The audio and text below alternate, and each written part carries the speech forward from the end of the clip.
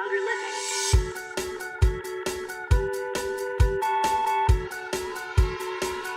I no longer live.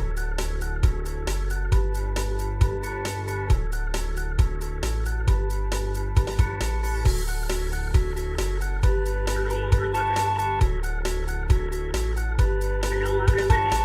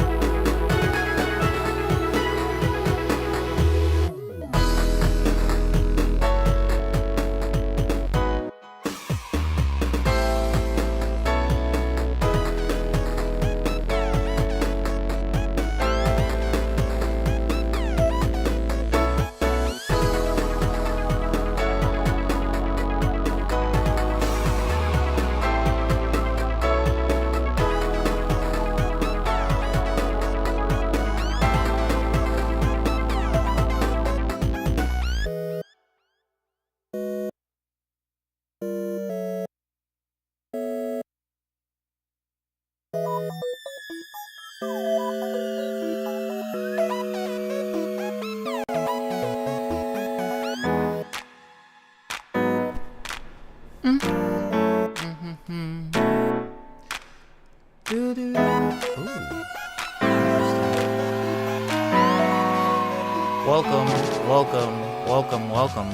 Hello, everybody. Welcome to another Wednesday check-in. Sound like 4D, if that makes sense. That doesn't make sense. I've never seen a movie in 4D. I have ridden California Soarin', though, which is advertised, I believe, as a 4D, if not a 5D experience. Yeah. But appreciate you, Beef. Appreciate you, Brief. Hey, what's up, Jesse? How you doing? I hope you're well.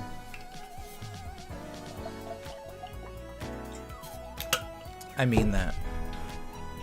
I hope you're well. It's been a wild. I didn't stream last week. It's been a wild couple of weeks, man. This is about to be a wild check-in for sure. But definitely a long one. Hey, what's up, Electric? Hey, Dar. I hope you're doing well as well. Hey, Donut. Hey, Ultraviolet. Hope everybody. Hey, King Birtle. Hope everybody's having a safe Wednesday. I'm in the middle of detangling hair, so 4D hit me. I feel you. I never detangle my hair at this point. I just chop it off. I give up. I throw in the towel. Check in from Beef came in really fast. Oh, God, that breeze feels so good. Guys, the heat wave is over. The war is over. We finally brought our boys back home, and it feels like it's amazing how resilient humanity is, that we just get used to terrible things really fast. We adapt so fast. I had adapted to the way of life of basically having Arizona temperatures in Los Angeles, and it was not pretty. Got a new job at a paint shop. Just got it today, actually. But I'm also going to help out with kids at after-school clubs. Oh, that's cool. Dang, that's sick. What kind of paint job? Like painting houses? Have you seen The Irishman, Beef? Jesse says, I'm super excited about getting logged soon, so I'll have just different problems. Yeah, true. Different problems, but, you know, change is good. It's hard for me to imagine my life without these bad boys. But there will come a day in the not-too-distant future where I no longer have them. I'm just preparing myself.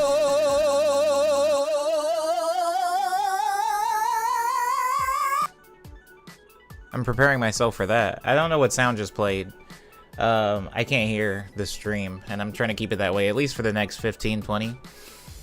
Dullix paint shop selling it? Slanging paint, as they say? Oh, you're selling paint. I see. Like Earl Shine or Sherwin-Williams, I think the name of that company is. Scuffed sounds only. Was it really scuffed? I didn't hear it. I don't know what the sound was, but hopefully it wasn't too bad. I thought it would be a good job in tandem with Bree's art stuff. Oh, that could be a good job. Yeah, you can give Bree the hookup, maybe? Sam, I hope you're well. I think about you every time somebody plays Bloodborne. Isn't that weird? Isn't that weird that I fused you with Bloodborne and also Little Nightmares? And a few other things that we don't need to get into, but it's nice to see you, or at least see your username in my chat. I hope you're having a good week. I hope that the heat wave was manageable where you are. I don't know where you are, but wherever you are, I hope the heat wave either didn't exist or was manageable. Take it easy, Electric Prophet. I hope you enjoyed the rest of your week, since this is probably my first and last day here this week. I'm gonna go ahead and start my check-in. I'm sure it'll be paused quite a bit. Hey, what's up, Aiden? How are you, Aiden? Oh, the heat wave was deadly, says Beef. Yeah, it was something else. King Bro says, I now imagine you can tell if someone all over the world is running Bloodborne based on if Sam pops in your head. Sam pops in my head quite often, so maybe there's a connection there. Maybe. Hi, I am Miyochi. Wow, it's a minute. It's been a minute? It has been. Welcome. Hi, how you doing? Welcome back. It hit just as we got to Vancouver for our vacation. Yeah, the heat wave was along the west coast. Pretty extremely. Call that omnipotence. Call that omniscience. First bit of my check-in. Guys, last week's work schedule was nuts. So, I do not work for Disney full-time, but I did work for Disney full-time for a weekend. I was there as an independent contractor, working for the Disney Marathon. For anybody that doesn't know what the Disney Marathon is, once a year, actually twice a year, Disney organizes a marathon in Anaheim, California. It's long in Anaheim, or a marathon's like, what, 26 miles? It's very long. But running up to the marathon, they have a 5K, a 10K, a child's fun run, and then a half marathon, and then a marathon. Because you run through the park technically, like all of the runs go through the park and through California Adventure, it means that, you know, the run has to start pretty early because the park opens at 8 a.m. So I had to get there at like between like 1 a.m. and 2 a.m. and I pretty much worked until noonish each day. And so my sleep schedule was pretty significantly chewed up. And also, the heat wave was causing, let's say, extreme heat fatigue. Also, my car doesn't have AC, so that drive home was rough. Also, my apartment doesn't have centralized air conditioning, so my return home was rough. And also, the heat wave was causing a lot of power outages, so general existence in Los Angeles was pretty rough for about 5-ish days, which, you know, I'll take it. I'll take it. I'm mostly chill about it because I'm glad it's over. That is the reason I did not stream last week.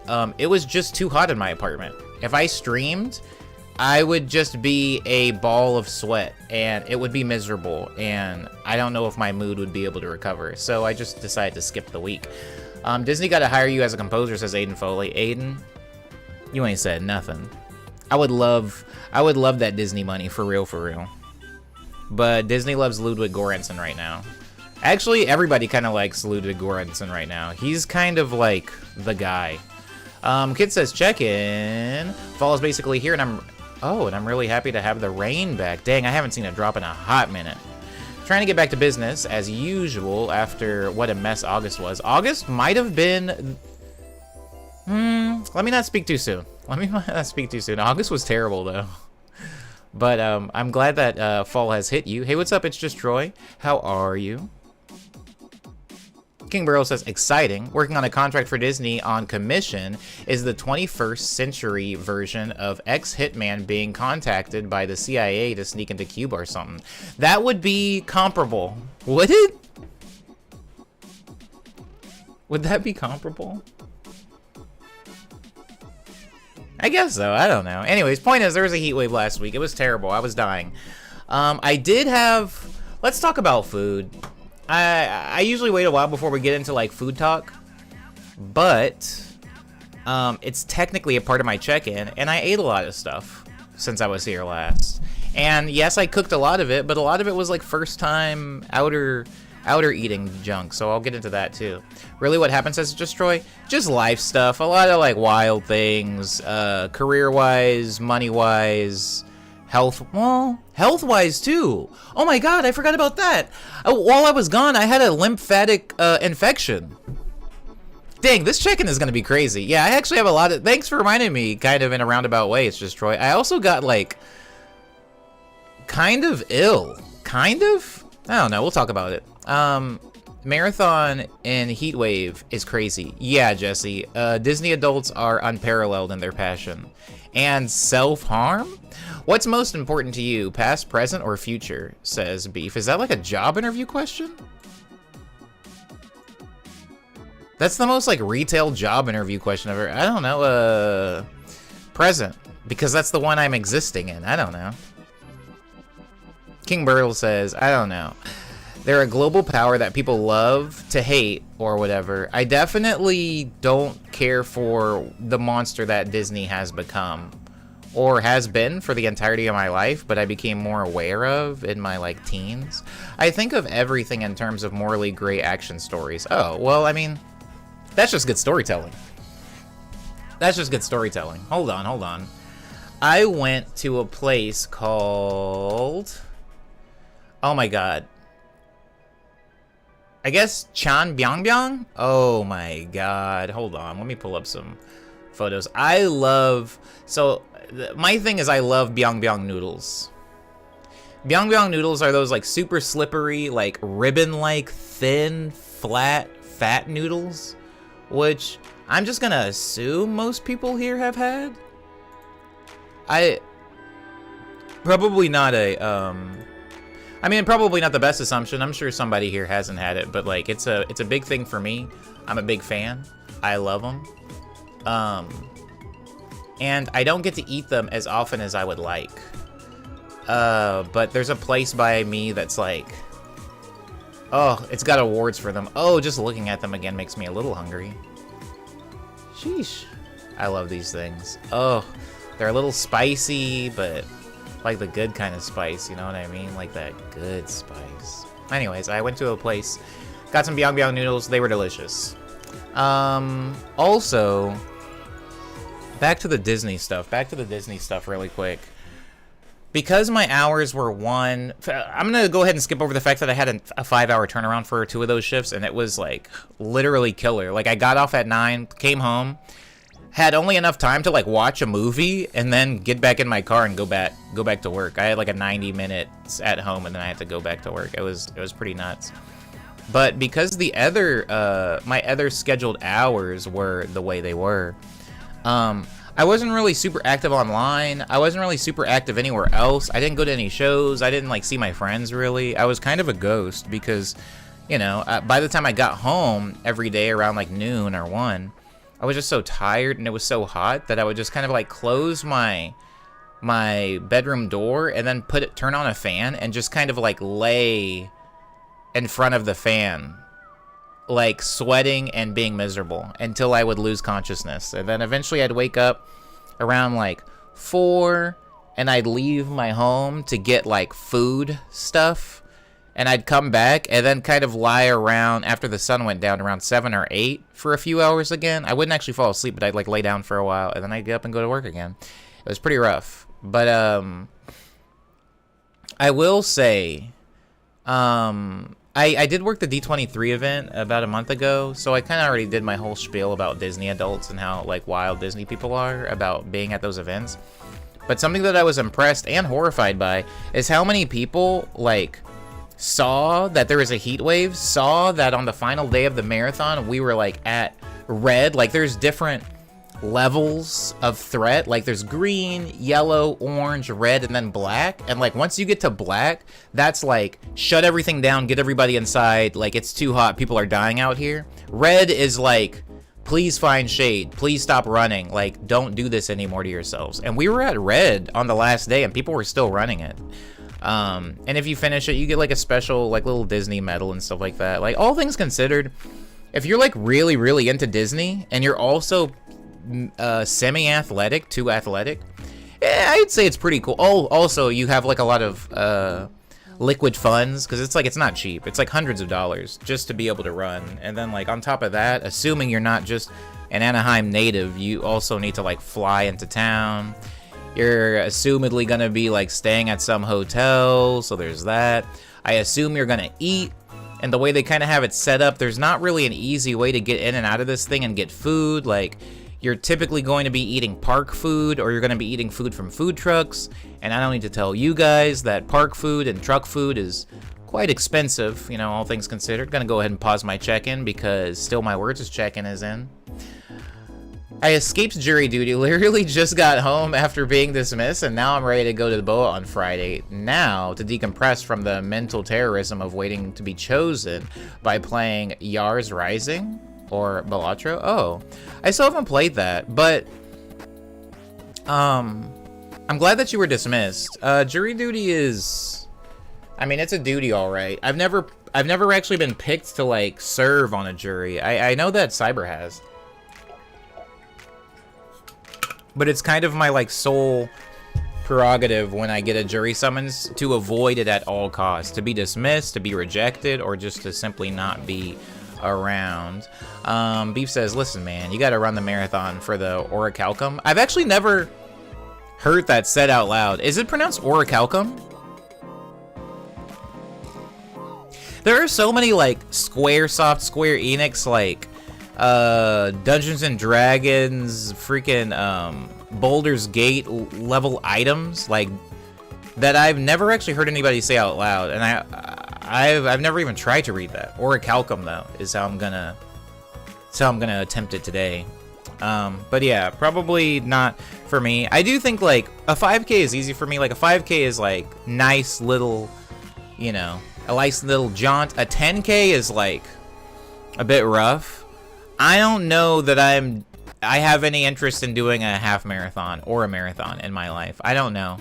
I mean, I love cardio as much as the next person, but I just think the level of training required to do a marathon versus the level of satisfaction and gratification that I may or may not feel afterwards might not be, you know, equal, at least for me. But it was really cool and encouraging and inspiring seeing so many other people that you would maybe assume couldn't run a marathon, like, really do it. They were really doing it. Granted, they're not, like, sprinting the whole time. Of course, it's a marathon. But, like, the amount of people that were able to do a marathon, there was, like, a dude that was there that had just had, like, he said he had just had heart surgery the week before.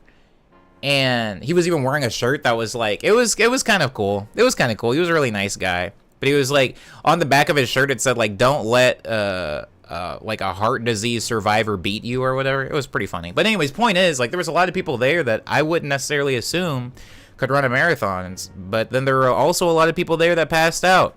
I don't know, not to bum anybody out, but we did have a man pass away. Like, he's no longer living. And I'm not a doctor, you know, so I'm not gonna say what could have saved this man's life. But I will say, yeah, running a marathon in a heat wave probably not the best move. But that being said, it was work, and I did work it. And Sunday was the last day, so I am out of that. Adamantite? Adamantite actually makes sense to me. I think because like I read a lot of Marvel comics, and adamantium is a thing in Marvel, and so reading Adamantite doesn't seem as foreign to me as reading orichalcum.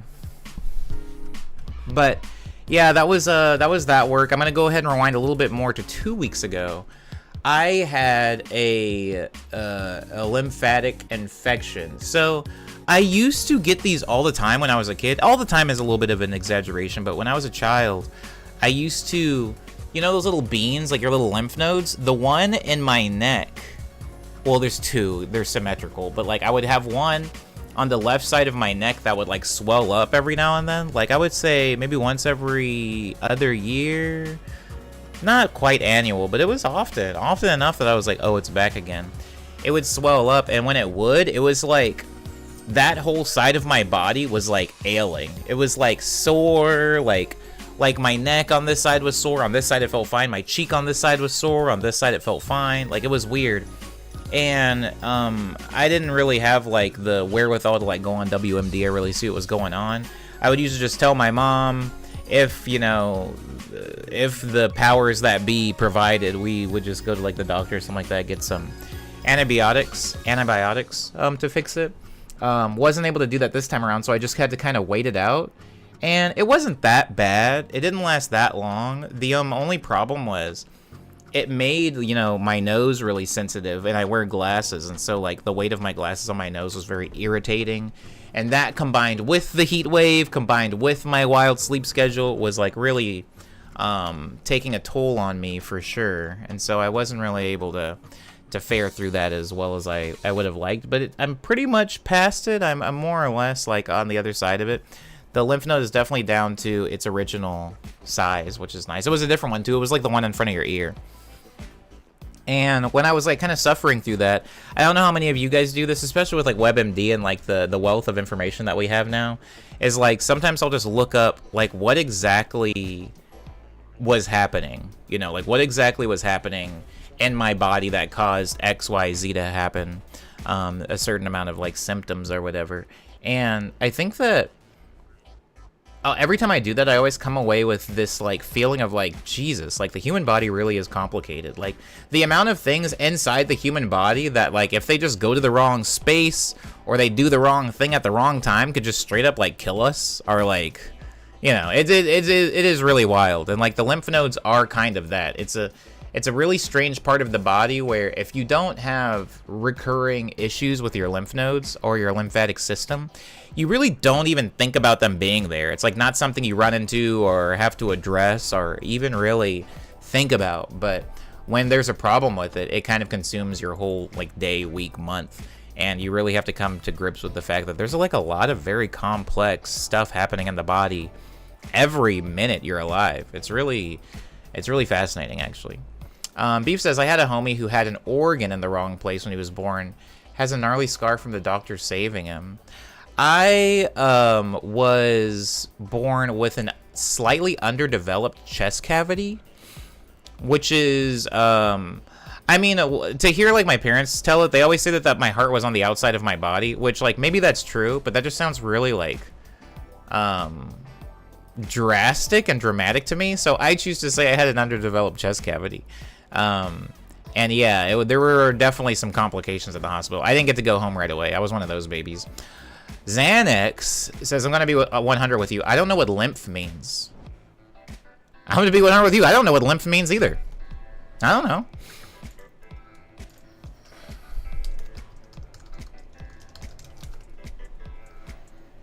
I'm sorry. I guess that it's not. Sorry, I had to like make sure that the diagrams weren't like TOS because of reasons. But lymph is a colorless fluid that circulates the body lymphatic system. A network of vessels, nodes, and organs derived in the end of... lymph contains white blood cells, proteins, and waste products. But, Xanax, your lymph nodes, those little beans, like filter out the waste products from the white blood cells and everything like that. And so if anything is wrong with those little nodes in your, like if one of them fails or it gets like overwhelmed or inflamed, then like that waste, the waste products that are supposed to be filtered out with your lymph nodes, like it really messes you up. And it's wild because it's like the amount of waste that'll get through a lymph node is like, for size comparison, it's like the size of maybe a pinky fingernail. It's like a very small amount of waste, but that much that just doesn't get filtered out, like it'll like genuinely like ruin your week, sometimes even your month. It's nuts. But that's what lymph is. I didn't know what lymph was either, Xanax, but according to Google, it's like, it's the fluid. It's the fluid. It's the clear fluid that goes through. Yeah. Yeah. It's like immune system type stuff. Now we both know. So it's like a mini kidney type beat. Exactly, like tiny little kidneys all throughout. Like, if you feel, I'm sure you felt them. I don't need to teach you how to feel your lymph nodes, but like, yeah, they're symmetrical little beans placed symmetrically on each side of your body. Welcome to Trich Broski, says Beef. Water nymphs or fire nymphs? I like this reference. But yeah, it was, let's say, today is Wednesday. I would say that I had really bad lymph node problems the Thursday before last. So it's been about 2 weeks, and I'm like on the up and up now. I'm on the other side of it. So that was like a little rough. That was a little annoying. But I'm very fortunate that like, even though I don't have like proper, you know, healthcare or like access to antibiotics and stuff like that, usually when I get sick or I feel like a little under, like I just, you know, you take it easy as much as you can. At least I watch what I'm eating to some degree. I try to stay hydrated. I try to get my rest, you know, really basic stuff that any like pediatrician or WebMD thing would tell you. You know, drink plenty of fluids, get lots of rest. I usually just like abide by those things, and eventually I do start to feel better. I feel fortunate that is an option for me. I did finish the book. I finished 2 books, actually, since I was here last. I finished this book called Recursion by Blake Crouch. Sorry, I have the hiccups, apparently. I recommend it. It is beautiful. It is so beautiful, in fact, that after I finished reading it, I went to Vroman's, which is a local bookstore, and I bought another book by Blake Crouch called Dark Matter that I didn't realize until I bought it was also adapted to an Apple TV show. This is incredible too. This came before the other one. Recursion is like leagues better, but Dark Matter is also very, very good. Very, very good. Some of the, you know, just some of the most beautiful novels I've read in a while. And so I finished both of those. If anybody is looking for anything to read, I definitely recommend Recursion. It is something. It's something beautiful. Honestly, doping up on many different vitamin supplements as possible is underrated. Yeah, vitamins are good. Definitely take your multivitamins and stuff like that. Speaking of, I haven't taken mine yet today. I might step away and do that in a few minutes. But again, we are in the check-in. Go ahead and hand me in your check-in whenever you like. But another part of my check-in is I started a new book. This book by China Miéville called The City and the City is... I'm about this far through it, so I don't know. Like, not quite half. But over a third? I don't know. 3/5 maybe? Point is, oh. I said not quite half. 2/5? No, that is about a third. It's more than a third. It's a third and some change. Point is, I've been really blazing through that book. It is so good. I've been on like a hot streak with books lately. Like the past three I've touched. Maybe 4. John Dies at the End was okay. But I'm just gonna go ahead and say the past 3 I've read have been incredible, incredible books. Everything I want to read has such long waits right now. Bury Your Gaze is next on my list. Thanks for the sub, Aang! How many babies is 43 months? Oh my goodness. 2, 3, 4 babies? Not quite, not quite. 3 in like a third trimester. It's 5 babies, says Sam. Sam's math is better than mine. Wait, 5? No. Didn't Aang say 43? 4 in a third trimester? 4 full babies in a third trimester? Anyways, Kit, I'm gonna read Bury Your Gaze after City and the City. But the City and the City has been... Oh my god. I feel like I'm in love again. 4.7 to be exact. 4.75 or something. Yeah. Yeah. 4 and a big one still inside. 4 and a big bean. Thank you for the sub, Aang. I really do appreciate it. And Aang, if you're looking for anything to read, I'm recommending The City and the City. We're talking about this book right now. Obviously, no spoilers for any of the books that I've read that I'm talking about. But a quick, like, non-spoiler Omni testimony. Blake Crouch's Dark Matter is beautiful, and honestly, as somebody that doesn't particularly gravitate towards or have the full emotional equipment to appreciate romances, this book might be the closest I get to a love story. And it's not one, but it's good. It's freaking good.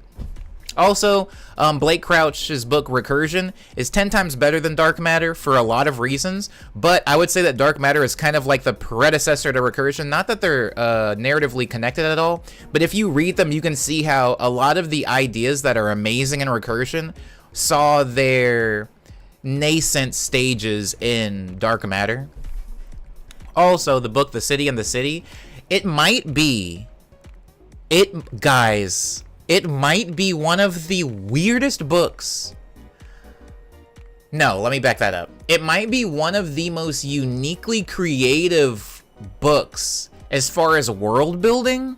The world building of this book is like so good. And it's so good, in fact, that I'm like, I don't know what the rest of this man's books are, but like, I don't know how any of them can come close to this specific world building thing he does. It's so interesting. I love it. I am eating it up. It's basically, no spoilers obviously, but The City and the City is basically a murder mystery.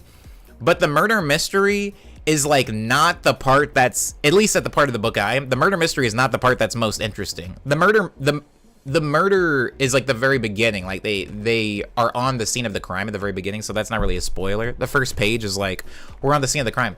But the murder mystery part of it is not the part that I'm most engrossed by. It's specifically the world building. The titular, the city and the city.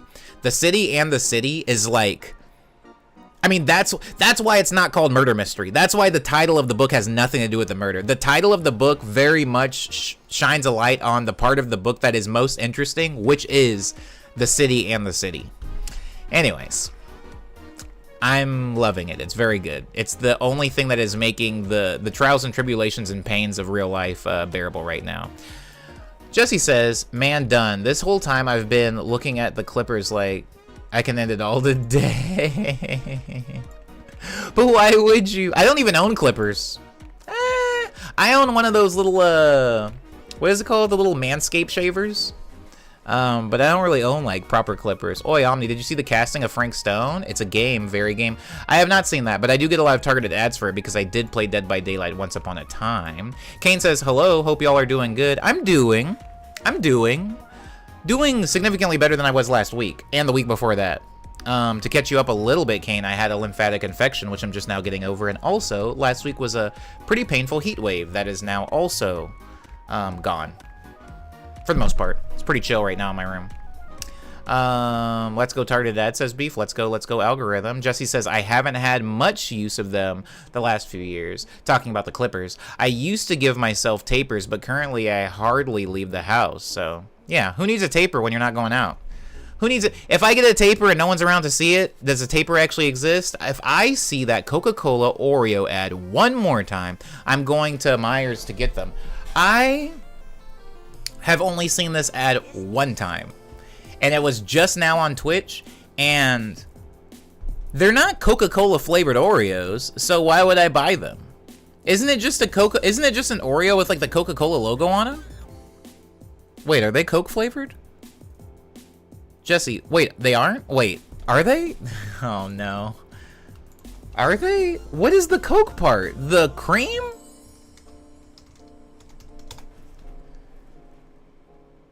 What do you mean?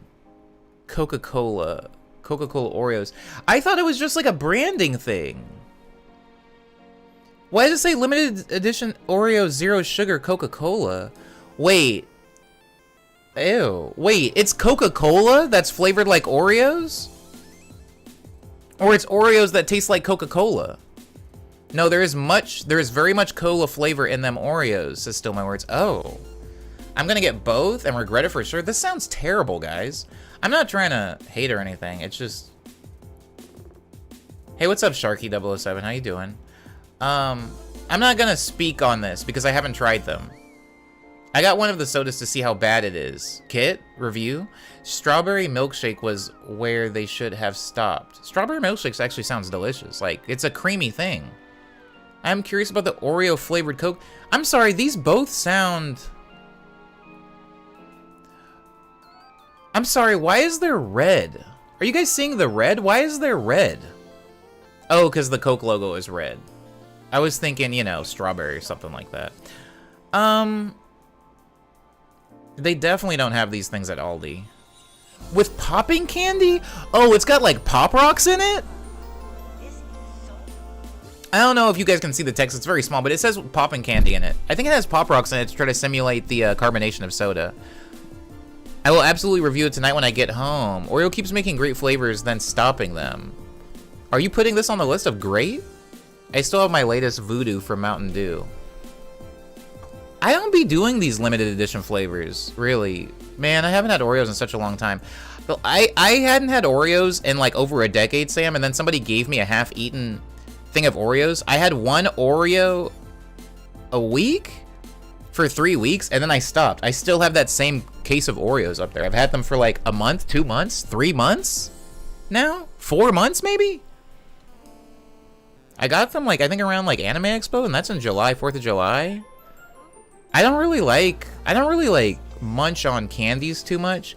I do like those fruit juice gummy type things, like Welch's Fruit Snacks. I like stuff like that, but like cookies, like potato chips, like stuff like that, I usually can't really attack with any level of vigor. That's amazing. I had I have to give them away. Milk and cookies get me every time. Dang. Cotton candy Oreos are really good. Word. Was the cookie chocolate or was it the vanilla one? I could see that being good if it was the vanilla one. If it was the chocolate one, I think I would hate that. Hazelnut Oreos are peak, says Sharky. You guys are naming a lot of things I don't know about. I'm really big on like Kit Kat custom flavors. Like you're probably not gonna name a Kit Kat I've never heard of, but Oreos I'm like really out on. I don't really know Oreos like that. It's not really my steez. Ace says, oh man, I used to listen to Gucci on repeat years ago. Glad to see you're doing well. You're awesome, man. Thanks, Ace. You're awesome. I appreciate you being here. I'm just doing a quick check-in stream. You can check in though. Ace, how's your week been? Were you in a heat wave last week? Cookie was vanilla. Okay, good. Pink and blue cream in them. That makes sense. I could see that being good. I like cotton candy like sherbet and stuff like that, or cotton candy gelato. I also have a drumstick flavored Big Cat sitting in my freezer, says Still My Words. How do y'all do it? I think it's because I really want macarons, but I don't want to pay $2-3 a cookie. I mean, Jesse, macarons suck for that reason. They're not worth the money. I know that they're more like labor to make, but like, come on now. I don't love myself that much. Matcha Kit Kats? Yeah, I had some matcha Kit Kats actually last month. Sharky. Ace says Florida hot as always. Doing good though. I was just in Florida a year ago. I was just there 11 months ago. Kit says, how is the pink lemonade Kit Kat? I've got one sitting in my pantry and haven't tried it yet. Do not like. I will say this about Kit Kats. I am a little bit, I like, even though I've had all these custom flavors, I'm not like the biggest Kit Kat fan. I just eat them because I live in a predominantly Asian neighborhood. So like all of the stores, including the 7-Eleven, are constantly selling like Japanese Kit Kat flavors. Young Skirt, welcome. Good evening to you as well. Radical is here. Says Omni. It's good to see you, bud. Give me a check-in, Rad. How's your week been? It's good to see you too. Bing, bing, bing, bing, what sound is that? What sound is that? Bing, bing, bing, I can't hear it. Jesse says, I think Kit Kats need chocolate. It was not great. Oh, yeah, that's kind of my take. A lot of the Kit Kats that are white chocolate kind of... And I'm not even a white chocolate hater. It's just like, you know... I don't love those.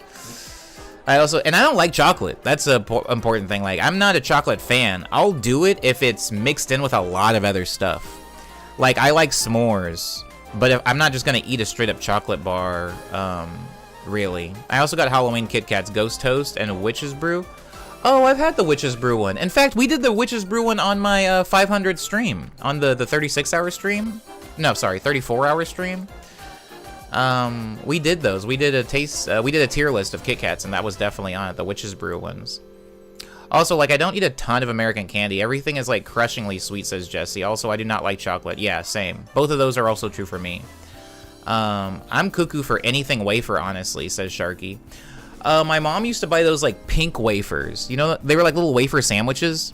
My mom was big on those. I kind of ruined it by gorging on them as a child, so I don't really like wafers anymore. They got a weird texture. For me. Did you see the marshmallow chocolate air fryer dip someone made? Sorry, let me read that again. Did you see the marshmallow chocolate air fryer dip? I think the words air fryer in there are confusing me. Are you saying it's like a... No, I don't understand. Chocolate marshmallow dip makes sense to me, but I don't understand the air fryer. Air fryer dip?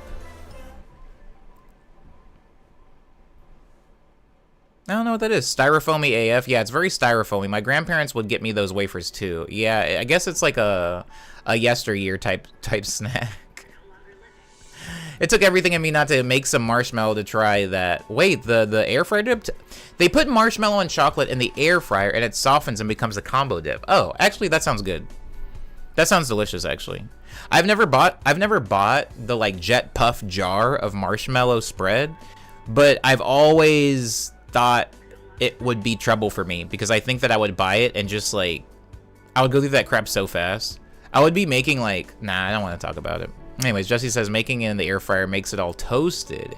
It's like if you put it under a broiler but drier. Oh, that's actually sick. Air fryer is a flavor. I actually kind of agree with that. If it's a cheap enough air fryer, it definitely adds a specific flavor to the food. It's nacho s'mores. See, I don't like that wording, though. But I get what you're saying. Functionally, it is nacho s'mores, but saying nacho s'mores out loud made me think of, well, like some freaking tortilla chips, cheese, and s'mores ingredients. I knew a guy in high school who would turn up every day with a giant package of those pink wafer sticks. Really? Are they alright? I knew a guy in high school. Is he alright? Did he graduate? I'm trying to find the vid, says Youngster. Is it like a TikTok? S'mores dip. Yeah, s'mores dip is better. Lay's would absolutely make that. We gotta be careful. I could see Lay's doing that. I mean, we have freaking Oreo flavored Coca-Cola right now. So what is safe? Yeah.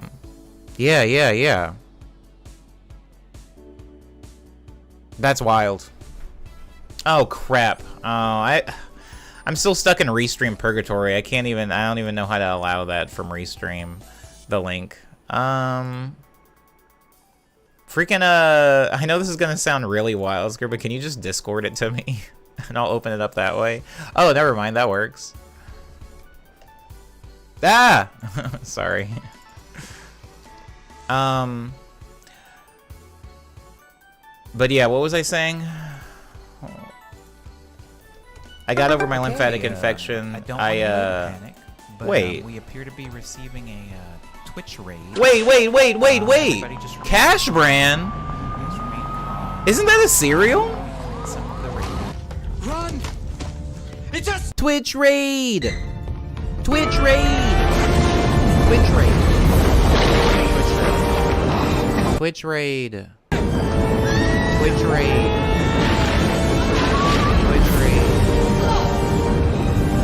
Twitch raid! A Twitch raid.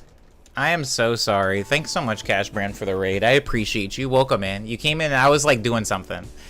But I appreciate you for being in here. I'm trying to do some research. Welcome in. No, it's me. Love this scene. Is Cash Brand a cereal, Cash Brand? Is it? Because I feel like I've seen that name in the store. Hold on. And if it's not, I am so sorry. And like, that's my bad. And I'll do better. I'll do better next time. I'm sorry. There's like a million things open. Oh, I need to be wearing my headphones. Sorry, I can't hear anything. Here.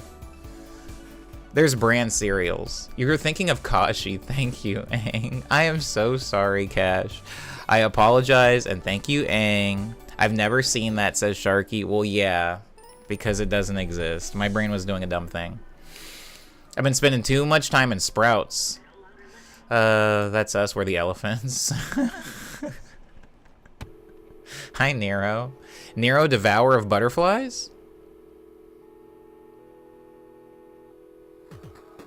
That's such a sick name for somebody like in modern day. I feel like we got rid of the name Nero just because one guy who tried to kill his mom one too many times ruined it for everybody. I love the Nero story. I meant the raid, says Sharky. Oh, okay. All right. Cash, please research Nero. That fool did. Hey, you probably know about Nero though. You know about like Am I thinking of the right guy? Did we give him a shout out? Cyber, did you give him a shout out? Can somebody give Cash a shout out? The Roman Emperor? Yeah, the very same. You know who I'm talking about, Jesse. How long did Speed Dream take? To make or to listen to? It's just Troy. Matricide, woo! No, I said he tried. Wait. No, I think he succeeded. Sorry, I'm gonna look at this marshmallow thing really quick, but I do wanna...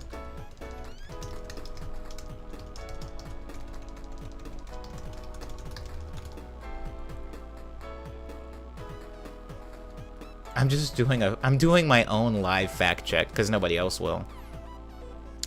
As Emperor decided to murder his mother, Nero's affair with inviting her to be, he had her set forth on the Bay of Naples in a boat designed to sink, but she swam ashore. Eventually, she was put to death on Nero's orders at her country. So he did try to kill her. He tried to sink her boat, but she just didn't. She knew how to swim, I guess. I don't know. It didn't work. She knew how to swim, but he was still emperor, so he just had her killed afterwards, so whatever. It's like those, you know, have you ever played Hitman where you try to come up with a really cool way to kill the your target and it fails, so you just like, you're like, screw it, and you just walk up and shoot him in the neck? I guess Nero pulled one of those. I thought their name was Cash Out, and I was confused. Cash Out's a sick name also. Cash Out's a sick name also.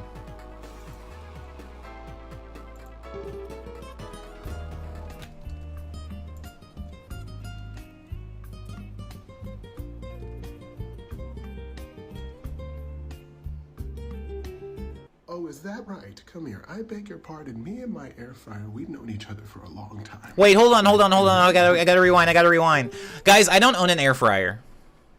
So I actually like I wasn't paying attention. I wasn't paying attention to what was happening on screen. Like, I'm sorry. I have to rewind it. Nero saw Caligula and was like, we can go so... Actually, yeah. I just saw like, yeah, woo. Agrippina had that grip. You can't kill mommy. Air fried s'mores, huh? I know everyone has air fryers to try to convert people, but they do go hard. Yeah, no, I think air fryers are sick. I have like a really unfortunate association with air fryers that I'll get over eventually.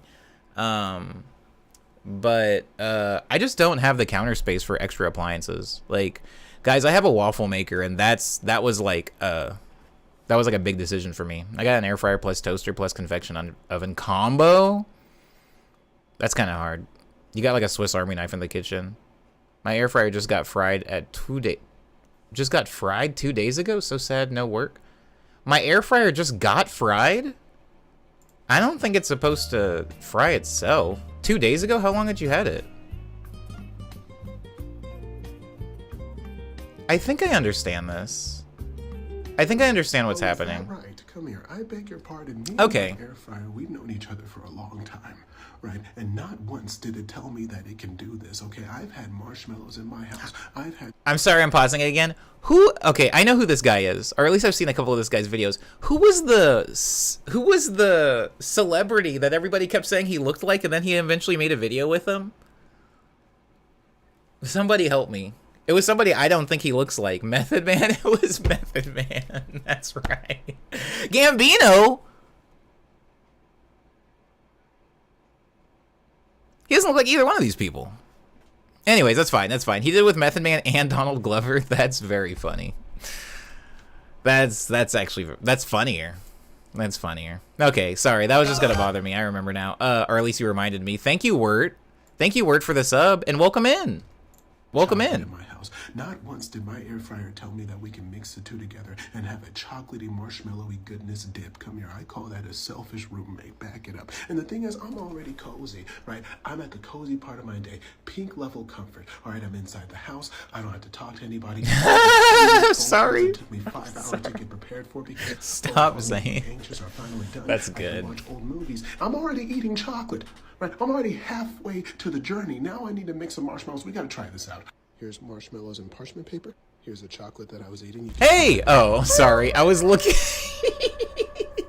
I was looking through OBS and I was like, I think I just got a pop-up. Like, that's what my brain did. I was like, I'm getting pop-ups? We air frying marshmallows? It's salted caramel. We're gonna put it in there. 200 degrees for 5 minutes. Now we wait. Oh, sweet goodness. Okay, let's give this a try. You can cook this a little longer than 5 minutes. I can't. Okay, that does look very good, though. Guys, stop it. He does actually look like... He looks like the meta version of Jordan Peele. Okay, I'm 27. I can't be having this much sugar. I know why my air fryer didn't tell me, but it's too late now. Oh, that's good. That's good. I would eat this. I don't think that's like a hot take or whatever to say, but I would eat this. Of course I would. Of course I would. I mean, I like s'mores. However, can somebody answer a couple of questions I have? I didn't know that an air fryer would be able to do like, why does... I'm gonna ask a dumb question. Because I don't own an air fryer. If I put marshmallows in the oven, will they not come out looking like that? Will they not come out looking like that if I just put them in the oven? Will they still? Nah, says Jesse. Why?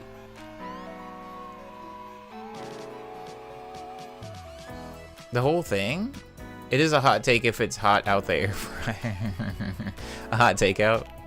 Air fryers have different settings and get for getting fancy. The airflow is the thing that makes the marshmallows do that. Ovens get hot and things melt. The airflow. You can try. We aren't cops, says. I don't know that, actually. If you microwave a marshmallow, they explode. That I know, but I just meant like the oven. Ovens get hot, things melt. Okay, so there's no airflow? I don't know. Air fryers are similar to convection ovens. They use a fan to move air around. Maybe a convection oven, not a regular one? Don't some ovens have fans in them? If you microwave an empty bag of chips, it shrinks. Guys, that's not true. Right? Not a cop, only a PI. Go crazy. I keep forgetting, Red. Thank you for constantly reminding me that you are a private investigator. Oh my god, that's still so strange though to me. That's how you get the crispiness and the heat. Some ovens do have convection settings. Yeah, the convection oven is one with a fan. So what is the difference between a convection oven and an air fryer? Somebody, please tell me. 100% true. I did that all the time as a kid. Oh, really? For my sister's dollhouse. Wait, word. But there's still chips in there, yes? What are you talking about? Do you shrink real food and gave it to your sister to play with? Please don't microwave a chip bag. I won't. I mean, I don't buy chips anyway. Hi, Adito. I see it all the time, and I always want to say arigato. Because my brain is broken from like anime and stuff like that. Omni, please find things around your home and stick them in the oven for science. My oven's already weird enough. I don't even use it to like cook food. Convection ovens usually are heating from the bottom and using a fan to move the air around semicircularly. They are also larger, so more time and effort to adjust for baseline humidity. Shrink the bag and the writing is still legible. Word, are you trying to get me to burn my house down? Bing, bing, bing, bing, bing, bing. I can hear them now. I can hear them now. I got my headphones on. So The City and the City. It's a good book. Again, no spoilers, but please read it. Just please read it. I read a lot of books. I haven't been watching a lot of movies. I did start Solar Opposites, that TV show. I don't really talk about like TV and stuff like that too much, but I did watch, in my media list, I did watch a movie called, hold on, god dang it, I've forgotten. Freaking straight to streaming movies are so forgettable, and I'm not saying that to like insult anybody who works on them, but like just the way I consume them, like going to the movie theater like kind of matters to me, and like if I don't have to, I don't form like memories of the thing I just watched. I know how silly that sounds, but it's whatever. Solar Opposites is kind of okay. I feel worse about it since Justin Roiland all over the land. Yeah, it's definitely sad about Justin Roiland, but Solar Opposites is very good. At least from what I've seen so far. I haven't finished the first season, but my take is that it's solid. Walking out of the movie theater with that inspired feeling, yeah, honestly, thank you. You understand. I'm gonna go to the theater to see Alien this weekend. You're gonna see Romulus? Enjoy it. I'm not like really big on Alien stuff, but honestly, I wish I was, because how long ago is this? I don't even remember how long ago this was, but I did date somebody who, I guess it was like 10 years ago. I was dating somebody who was like really into like H.R. Giger. Every time I ask you guys how to pronounce that, you guys tell me, and then I immediately forget, so I apologize, but she was really into that dude. And so she always like wanted to like collect alien stuff. It's like, if you ever see an alien thing or anything with a xenomorph on it, please like bring it back home to me. And I was like, all right, I got you. But I never personally got into that stuff. Jackpot. I watched a movie called Jackpot on Hulu. What else? I guess that's it. TV shows? I mean, I finished Shogun, but I don't really care about that. I guess I can add Solar Opposites down here underneath Curb Your Enthusiasm Season 5. I didn't finish the Season 1, but we're close enough. I'll just go ahead and add it to the list. Dark Matter by Blake Crouch. Yeah, that was the last book I read. We're still running very sadly behind on gaming this year. I apologize. I've only played 6 games this year, and that is unfortunate, but whatever. What are you gonna do? It's been a bigger reading year for me, for sure. Bigger reading year. I just finished the Daryl Dixon show, says Word. I hope it was good. I need to watch the last season of The Umbrella Academy. Says Still My Words. I mean, me too. I just don't care. And it sucks because it's the thing I like. Like, there's a few shows like Umbrella Academy. Like, Umbrella Academy is one of them. Stranger Things is another one. Like, every time I see promo for the final season of Stranger Things, I'm like, wow, I like super don't care. And that's rare for me. Usually I have like a very stubborn dedication to just getting closure from things and like seeing things through. You know, you got to see it through, my boy type mentality. But like, lately I've just been having a lot of like, Geiger? Oh yeah, H.R. Geiger? H.R. Ghetto, Getty, Gay? I don't know what that is. What is that? I'm still not big on it either. I can't remember the last time I saw an Alien movie in theaters. I want to be into it. I really like Predator. And I know they like technically share the same universe. I'm like really into Predator stuff, but not so much Alien things. But maybe that's because I never saw Prometheus, so the world wasn't fully built for me. Only you can give yourself closure. Sometimes that looks like just giving up, says Jesse. Ugh, I love that. So true. Wait, did I say that? You don't know about that, Omni. It's an old Bomani meme. Oh, word up. Spare me. Hold on, what the heck? It's already broken. I'm sorry. I'm sorry. Yeah, the Prometheus was the last Alien movie I saw in theater. I've only seen Alien and Aliens. I haven't seen... And then I saw, like, Alien vs. Predator, but, like, I think we all agree that doesn't count. What's funny about Stranger Things, says Still My Words, I literally binged the entire first season in one night, and then everything after was just meh. The first season was really, really good, to be fair. It was very, very good. I think Alien never worked out for me because the series feels tacked on. Like, the first one was just a movie, and then they were like, wait, sequels make money? I understand that. I do think after seeing the first Alien, I do think that that world was fascinating enough that I would have liked to have seen it expanded on. They just didn't expand on it to what I saw and the way that I would have appreciated, but maybe that's what Prometheus did. Again, I haven't seen most of the Alien movies, so I don't really get to have a take here, or at least a valid one, but I think that Alien builds a really cool world that I wanted to see more of. Ironically, Predator does not, in my experience. I didn't see Predator and go like, ooh, I wonder what their society is like. I didn't think that, but they gave it to me anyway. Now Alien is integrated into everything, says Jesse. Yeah, it's definitely integrated, you know. It's been kind of a slow year for like big movies for me, if I'm being honest. Like, a lot of the indie movies have been hitting for me, but big movies have been kind of like, whatever. They've been kind of lackluster. Prometheus is kind of booty, says. I do like booties, though. Still My Words. Like, a lot of dumb decisions on the parts of characters that lead us to the universe we have today. Oh, it's just got, like, prequel syndrome. Yeah. It's like Kingdom Hearts. It's like Devil May Cry. It's like, we need to establish the world that we've already made, so, like, we just gotta force people into certain holes so that this guy becomes bad. Or that this world needs to get destroyed, or these people need to end up over here. Yeah, sometimes prequels can fall in that. Honestly, nobody wants to hear it, but I feel like that's what Star Wars did. I know people hate on the prequels for a myriad of reasons, but one of the main reasons I find the prequels like a little annoying is because it kind of just felt like we need to figure out a way to get all these characters to where they need to be in Star Wars 4. And some of those ways are really cool and inventive and entertaining, and some of the ways are just like, oh, okay. It does feel like it was made because they had to explore the world. It feels like it was made because they wanted a big payday, says Jesse. It's that Mr. Krabs money meme. Yeah, for sure. I think it's for the Star Wars prequels. Lucas really, really, really wanted to keep telling more of the story. I have to be careful when I talk about Star Wars because a lot of people hate Star Wars, and I don't particularly like those people.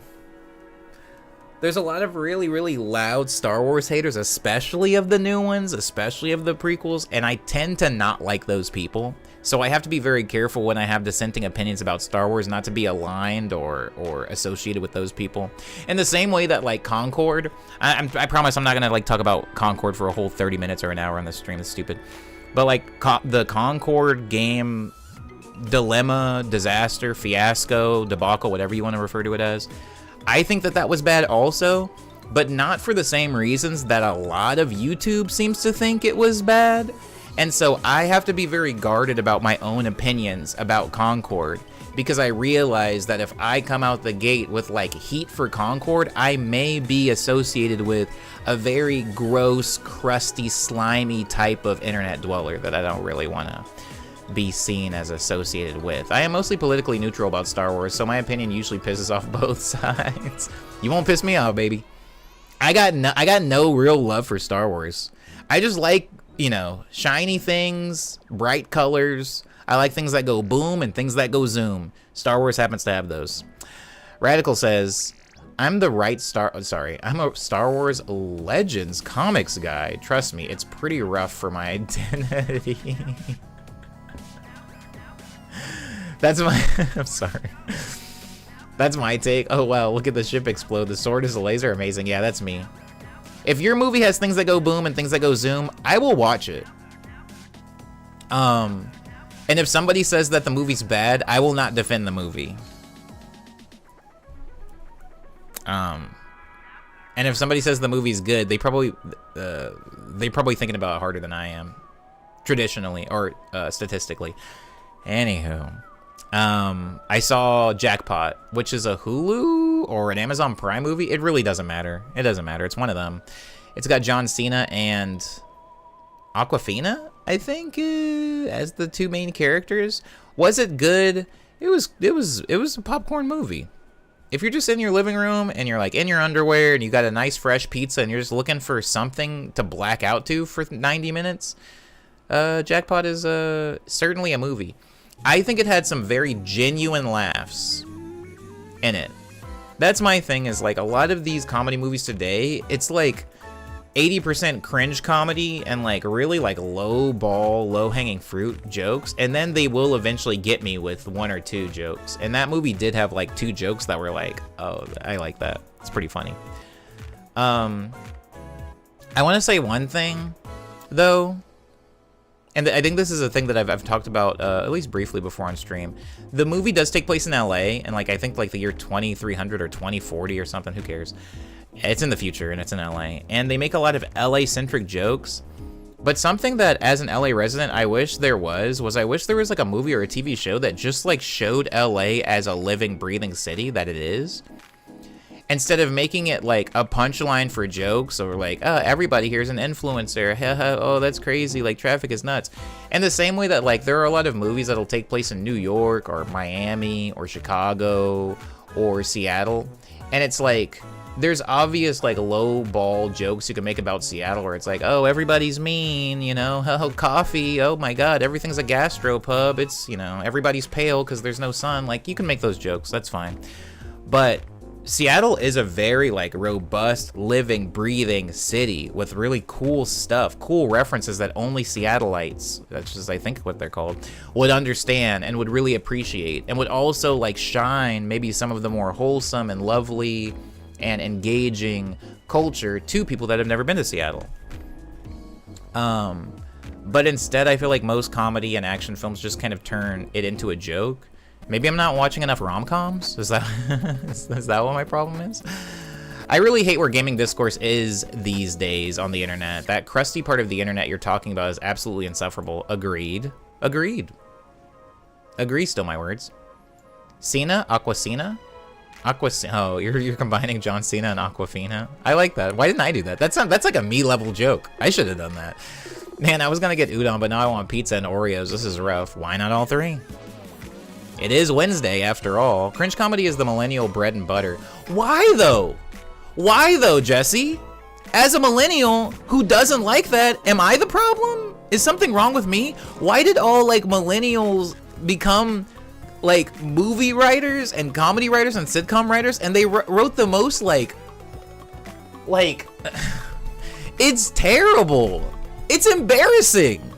These are my people. They're embarrassing me out there. I don't like it. Who's laughing at it? Zoomers aren't laughing at it. Boomers aren't laughing at it. Gen X isn't laughing at it. I'm not laughing at it. Anyways, write about what you know, says Cyber. I don't get that. I'm genuinely, I don't get that.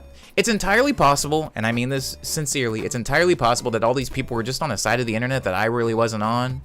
They were getting raised by like YouTube cringe comps, and I wasn't, so I don't subscribe to that brand of comedy. And if that's the case, that's just the case. But like, I don't particularly see the value in it personally. It's whatever. Ultraviolet says, we had you up on the big monitor while I was packing and loading in the car and stuff to move tonight. Glad your wild hours are over and you're feeling better from your sickness. Well, you're moving tonight. God dang. On the road, on the road. Jesse says, I think there is a very critical thing that happened and how culture diffused in our generation. Like how India used to be years behind on pop culture references. We were born when very specific parts of culture still traveled very slowly. I want to hear more. If you don't know nothing, then that's what happens. If you don't know nothing, is that an intentional double negative? If you don't know anything, that's what happens. If you don't know anything, cringe comedy happens? I would argue, and you know, you can fight me on this, I would argue that millennials were one of the most informed generations, and still remains to be so. I'm talking out of my, you know, my tuchus now, but I don't feel like millennials are a particularly, like, ignorant generation. I don't know. Also, let's be fair, most shows and movies and comedy is written by committee now. Stuff is unfunny because it's least common denominator. Not a whole lot of singular voices out there. Okay, that's a good take. That's a very good take. I have no rebuttal to that. That's just accurate. And if you didn't know about that, then I would hope you would have learned about that during the writer's strike, when that was like one of the primary things writers were complaining about. The Chinese food and pizzeria spots in my crib raised me, I think.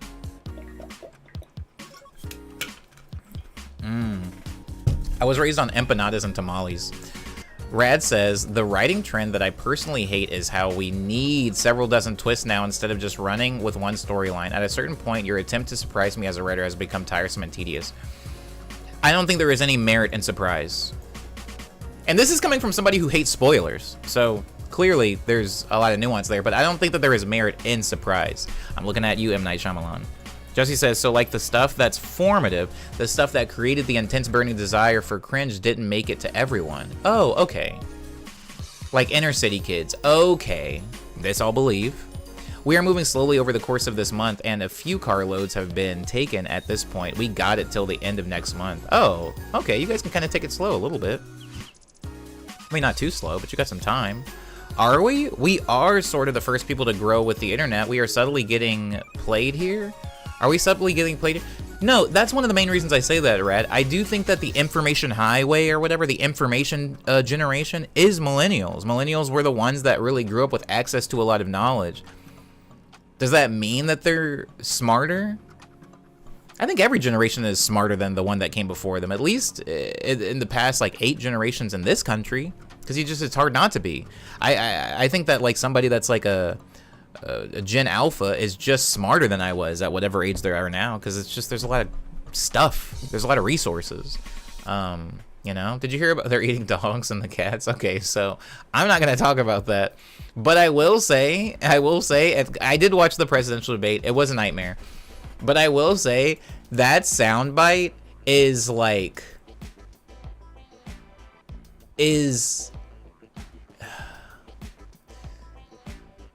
dang, how am I going to talk about this? I'll say this and then I'll move on.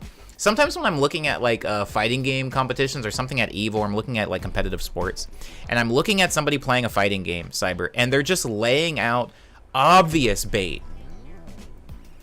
Obvious bait, like getting somebody to jump into a Shoryuken, like that is Street Fighter bait 101, like baiting somebody to jump and then punishing it. Baiting somebody to jump and then punishing their jump. Baiting somebody to jump and then punishing their jump. It's like the most, like 101, don't follow the leader in this situation.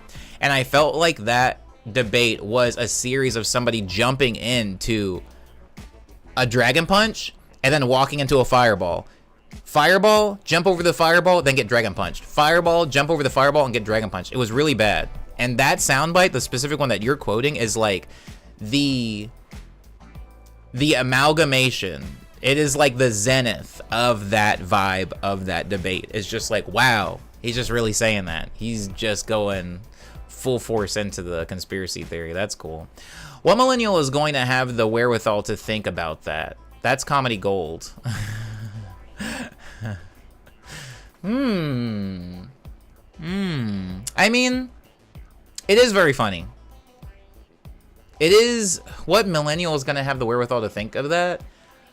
Personally, I think millennials are very funny. I just think, here's what I think. You want to know what I think? I think that millennials excel. I think that millennials specifically excel in humor that is like based in dark anti-capitalist rhetoric. Like, I think some of the funniest points about the movie Jackpot where it's anti-capitalist messaging. And I think maybe that's because I relate to it too much, or it's just that it's steeped in reality. It's not slapstick jokes, but it's like, hey, doesn't it suck that this is what life is like? And you laugh, but it's a laugh from pain. I think that that is what like the millennials like secret rope-a-dope move is, because of our, you know, material environment and like our upbringing and the world that we were looking at. Like, I think that that is a thing that they tend to excel at. And I say they as if I'm not part of they. So you have a bunch of kids. The ones making content mostly are elder millennials, and a lot of them who are making stuff had way more access to resources early on, says Jesse. Like, I have a certain nostalgia for old internet, but I also was in my teens when any of it was already available to me. Same for cable. That actually links back to my points. Who was making the media that you were watching growing up? Okay, this is huge. Actually, that's huge. That's huge, Jesse, because as somebody that wasn't really on YouTube, speaking of myself, most of the content I was consuming was not made by elder millennials. It like kind of wasn't.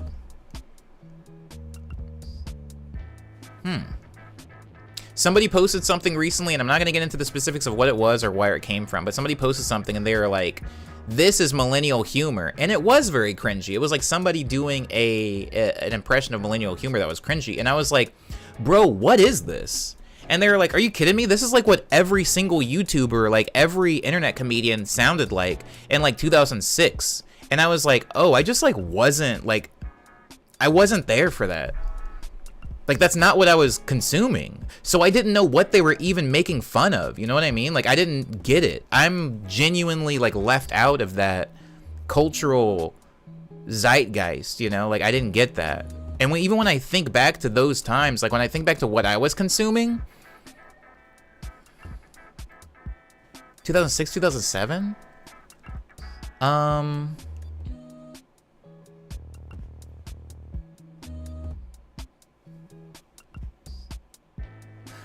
It wasn't really internet content. I wasn't really on the internet like that. You know, I wasn't really on the internet consuming media. I was definitely online. I was like playing freaking Gunbound with my friends and like MapleStory and stuff like that. But I didn't really consume, like I didn't have like influencers or like celebrities on the internet that I was watching. The internet was more of like a place for me to hang out with my friends. And then when it came to consuming content, I was like watching like Smallville, like on the CW or something like that. Like I wasn't really on the internet like that, in that way. And I do feel a sense of divide between me and other millennials for that reason. There's just a lot of references they make that I don't get. Yeah, that is a thing. Honestly, I do feel left out about it sometimes. Like, people talk about like old like YouTubers and stuff like that. So, like, I know a lot of like YouTubers are retiring now, and people are like, oh my god, I can't believe like Squeezy Twinkie is leaving the internet. Oh, all my heroes are retiring. And I'm like, I don't know who any of these people are. What do they even do? And it's like, it's me. I'm the problem. Like, I'm the one that's out of touch, you know? That soundbite over the Grandpa Simpsons animation is amazing, says Still My Words. What?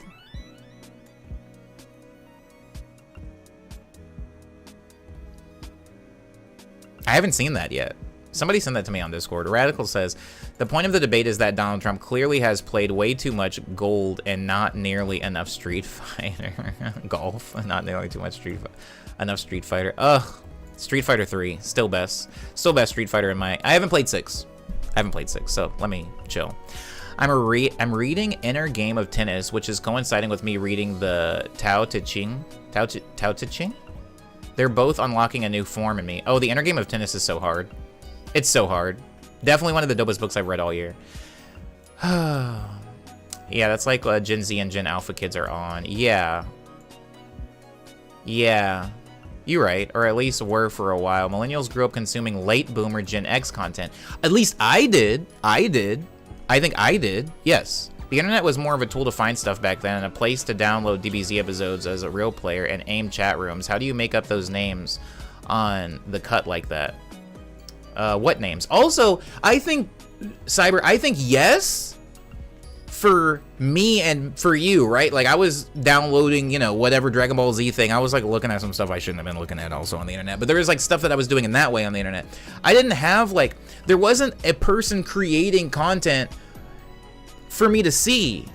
But I, and Cyber, for a really long time, I assumed that was because those people didn't exist. But they did. And a lot of people were watching them. I was looking at people that curated internet junk, like E-Bombs World and stuff like that. Like, I was looking at people who just had a website and were putting on random, like, Flash games and videos. That's what I was consuming. But there were 100% people that were, like, playing guitar on YouTube and stuff like that. Like, there were definitely YouTubers at that time. I just wasn't tuned in. It's not where I was, you know? It's like how artists aren't really paying attention to their peers, says Jesse. But they are absolutely paying attention to the generation before them. That's such a good point.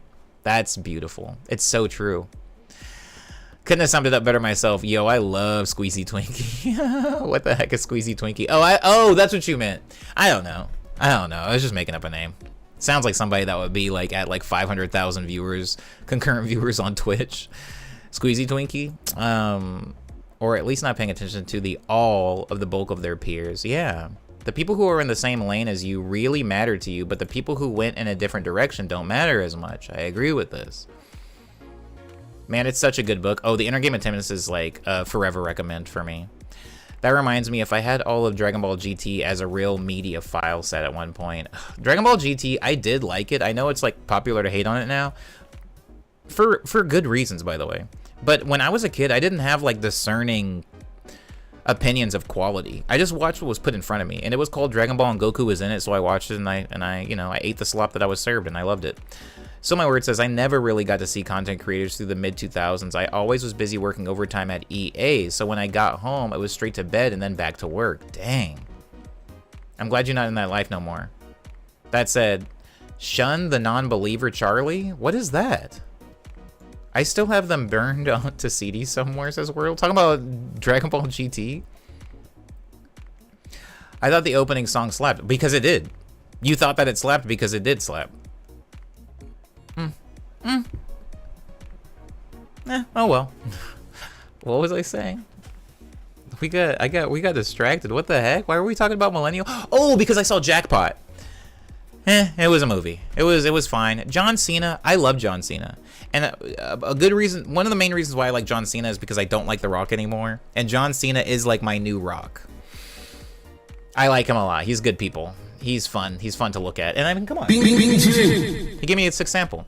You ever stumble across Heavy.com back in the early 2000s? It changed a lot throughout the years, but I used to have a sumo on the front page, and it asked if you wanted to load the skinny tube or the heavy tube based on how fast your internet connection. Also, Heavy is how I discovered Aphex Twin because they had that on the front page collab with him when he was released of the double album, Drux. I discovered Aphex Twin on a forum in the old internet days. Also, I have never heard of this website. But that's awesome that you discovered Aphex Twin from it. See, stuff like that, I love that. Before the algorithm? Oh my god! Art discovery before the algorithm? How quaint. How romantic. Oh, the kids will never know. The kids will never know. Anyways. What do you just run into? Yeah, I found some really sick stuff. I mean, I found some sick stuff and I found some like sick stuff, you know, on the internet back then. There's a girl who lives in Iowa who I saw in an AIM chat room way back then, and I still follow them to this day. I follow them on Instagram. freaking dope as heck. May never meet this person in my entire life. May die, and we may just be two piles of dust, you know, 2,000 miles away from each other. But there were some pretty cool connections that I was able to make in the old internet days. Anyways, John Cena's sick. I like that John Cena's just like a big baby, big funny baby. Although I do feel for people that are that big. I gained a little bit of weight last month. And one of my shirts, because I tend to wear like tighter, more form-fitting shirts. I usually wear a men's small in shirts because I just like that feel. I like to be like hugged a little bit. And that shirt doesn't like fit the way I wanted it to anymore. It's like uncomfortable. Maybe it's just because it was a heat wave, but it was like really in there. It was like really in my armpits and stuff like that. And I was like, oh, okay, well, we might have to hang this one up, y'all. I might have to like go to one of my like tiny friends and like hand them something. Heatwave plus getting sick, yeah. Heatwave plus getting sick was a real knockout punch for me. Yeah, other than that, yeah, I read The City and the City, or I'm currently reading it. It is one of the best books I've read in a long time. I think that I have such a very particular taste when it comes to novels that I very rarely read stinkers, and it's very, very easy for me to find new books because there are only so many. It's not like I just love like romances, and so now there's like 500 books that I could possibly read. Like the specific brand of book that I like to read really narrows it down to, well, a very narrow category, and this was a big win. I'm like, this is a big wreck if anybody is like looking for book recommendations. Dear Lord Jesus, it's so good. Did we talk about the PS5 Pro this stream? We did not talk about the PS5 Pro this stream. I don't really know anything about the PS5 Pro. I don't feel like there's enough games. I know that everybody says that, but why is that a thing? $700, very cool. $700, no games. Good to see you, Omni, says Sir Rev. Hope you're well. I'm alright. $700 is so funny. Like, dog, the economy is like not great right now. I was walking home yesterday from table tennis and I stopped in Joe's Pizza. Some of you guys know Joe's Pizza. Actually, wait, is Titanium still in here? Titanium, please still be in here, because I have a very important question to ask that only you can answer as a fellow Joe's Pizza consumer. But I went by Joe's Pizza, and Joe's Pizza is like my trusty slice. Is it a delicious slice? Solid. Is it an amazing slice? Not really. Is it a nasty slice? Absolutely not. It's just like, you know, it's like ham and cheese. It's just a good, trusty slice of pizza. And I've always paid about $2.90 for this pizza slice. And that pizza slice today, as recent as last night, is now $5 for a slice of pepperoni, y'all. $5 for a slice of pepperoni. And I was like, is this it? Am I saying goodbye to Joe's Pizza now? It was the affordable slice for so long. Like, that's what its whole thing was. But if I'm spending $5 on a one topping slice of pizza, that might be, and also it's like, if everybody else is charging that, I might not have a choice, you know, of what I want to spend on a slice of pizza. But like, generally, it's like, I don't know how much more of this I can do, y'all. Like, even when I see it's like a $5 slice of pizza, my brain immediately goes like, I can get a whole pizza from Little Caesars for that price. But that's also not true, man. Like, the Hot and Ready hasn't been $5 for years now. Dog, $5 buckaroonies for a slice? Omni, I tell you what, Omni, you ain't getting that money back. Exactly. It's like such a freaking, like, come on, man. Have a heart. $5? And it's not even a fresh slice, man. It's New York style, so it's like a slice that's been sitting up there for like maybe an hour. And then they pop it in the little oven. I don't have a problem with that, but I do have a problem with paying $5 for that, man. It's crazy. Anyway, it's not important. A $700 console in this economy is insane, but they can get away with it because they've won the console generation. They keep firing their game dev studios, so there's no games. And they can't depend on selling consoles at a loss and cover it with games, so they are passing the cost onto the consumer. Yay! I love it when the cost is passed on to me. I'm not buying a freaking PS5. I'm sorry, PlayStation? I'm sorry. I'm sorry, it might be it. I'm sorry, it might be it.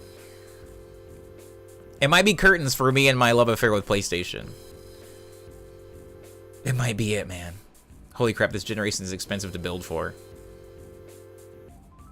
It takes 8 years to make Concord. I'm not talking about Concord again in this stream. It goes away in 2 weeks. But what I will say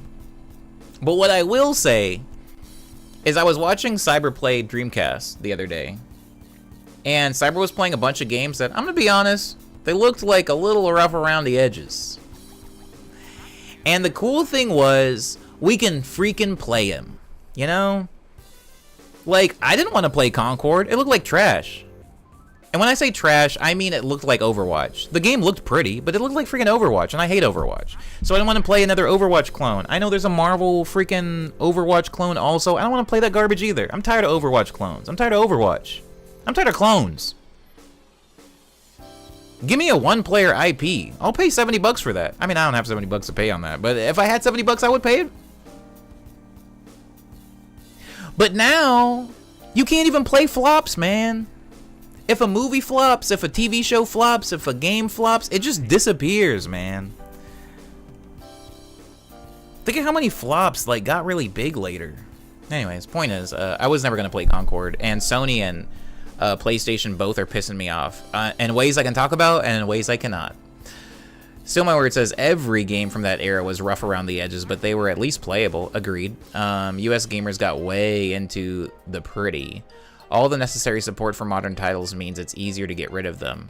I agree. Omni, whatever you do, don't watch second and third prequel movies. Full of You know what? You know what, Radical? If you give Samuel L. Jackson a purple lightsaber, I'll watch just about anything. I'll watch just about anything. If I saw that they were like remaking Twilight, but from like Edward's perspective or whatever. If they put Samuel L. Jackson in that and they gave him a purple laser sword, I'd watch it. Heck, I kind of want to watch the original Twilight movies. I didn't watch them when they were out. I feel like it might be a fun watch for me today, as a grown man. All the necessary support for modern titles means that it's easier to get rid of them. We are working on high-end PS5 targeting game right now, and it's legit terrifying. That sounds terrifying. Actually, incredibly base Star Wars take. Mace Windu content is a hot commodity. Yeah. Mace Windu is hard. All the Twilight movies are so bad, says Kit. I think I want to watch them with you specifically. It takes a great producer like me. I don't know how I'm gonna organize that, but I feel like that after the conversation we had in the museum, I was like, that's what flipped a switch in my head where I was like, maybe I need to watch these movies. Maybe this is something I need to dedicate some time to.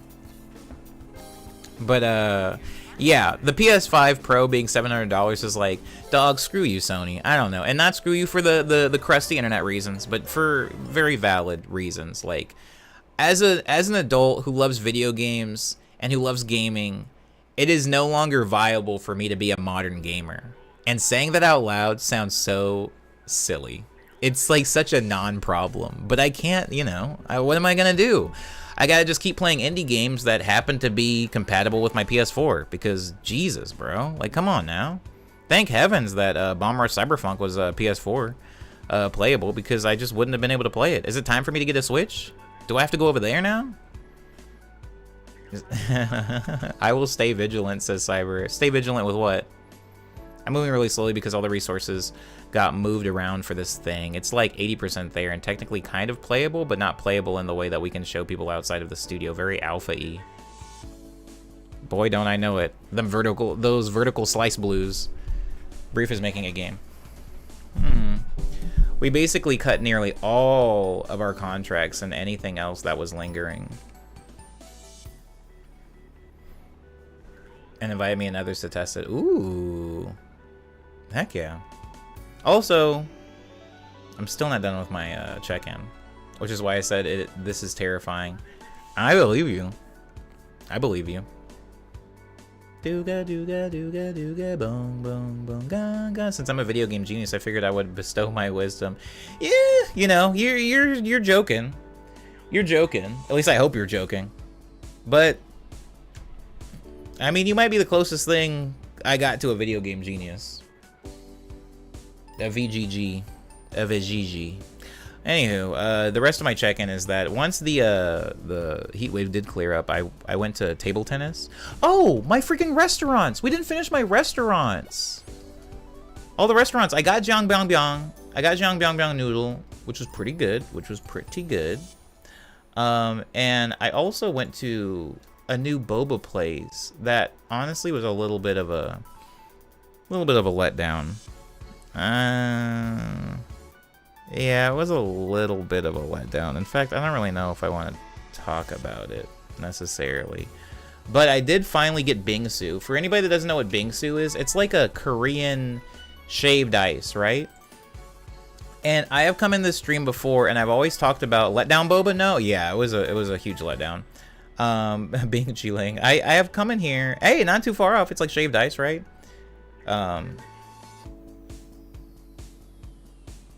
Bing Chiling. Bing Chiling. Bing Chi? God, what is ice cream in Chinese? Anyways, point is, it's not that far off Bingsu for Korean. But it's like a shaved ice. Everybody was like, oh, you're going to love the shaved ice. Right? You're going to love the shaved ice. That's what we make here. And I was trying to be, what's the word? I was trying to be like open-minded. That's the word that I'm looking for. I was trying to be open-minded about it. Because like, I like Korean food. I like most Korean food. Actually, I like more Korean food than I like Japanese food, which was surprising to me.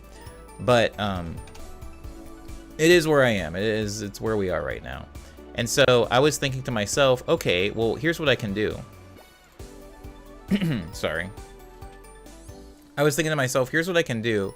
I can like go here and like share one with somebody, maybe, you know. Share one with somebody. Ow, god dang, that itches. I was like, I'll share one with somebody, so if I don't like it, they can still eat the remainder of it, no harm done, everybody's happy. And so there's this place that sells bingsu in Los Angeles called Okabing. Called Okabing. In K-Town, because of course it's in K-Town. And it looks like this. Like, this is what this stuff be looking like, right? And I really like a place. There's a place in Arizona called,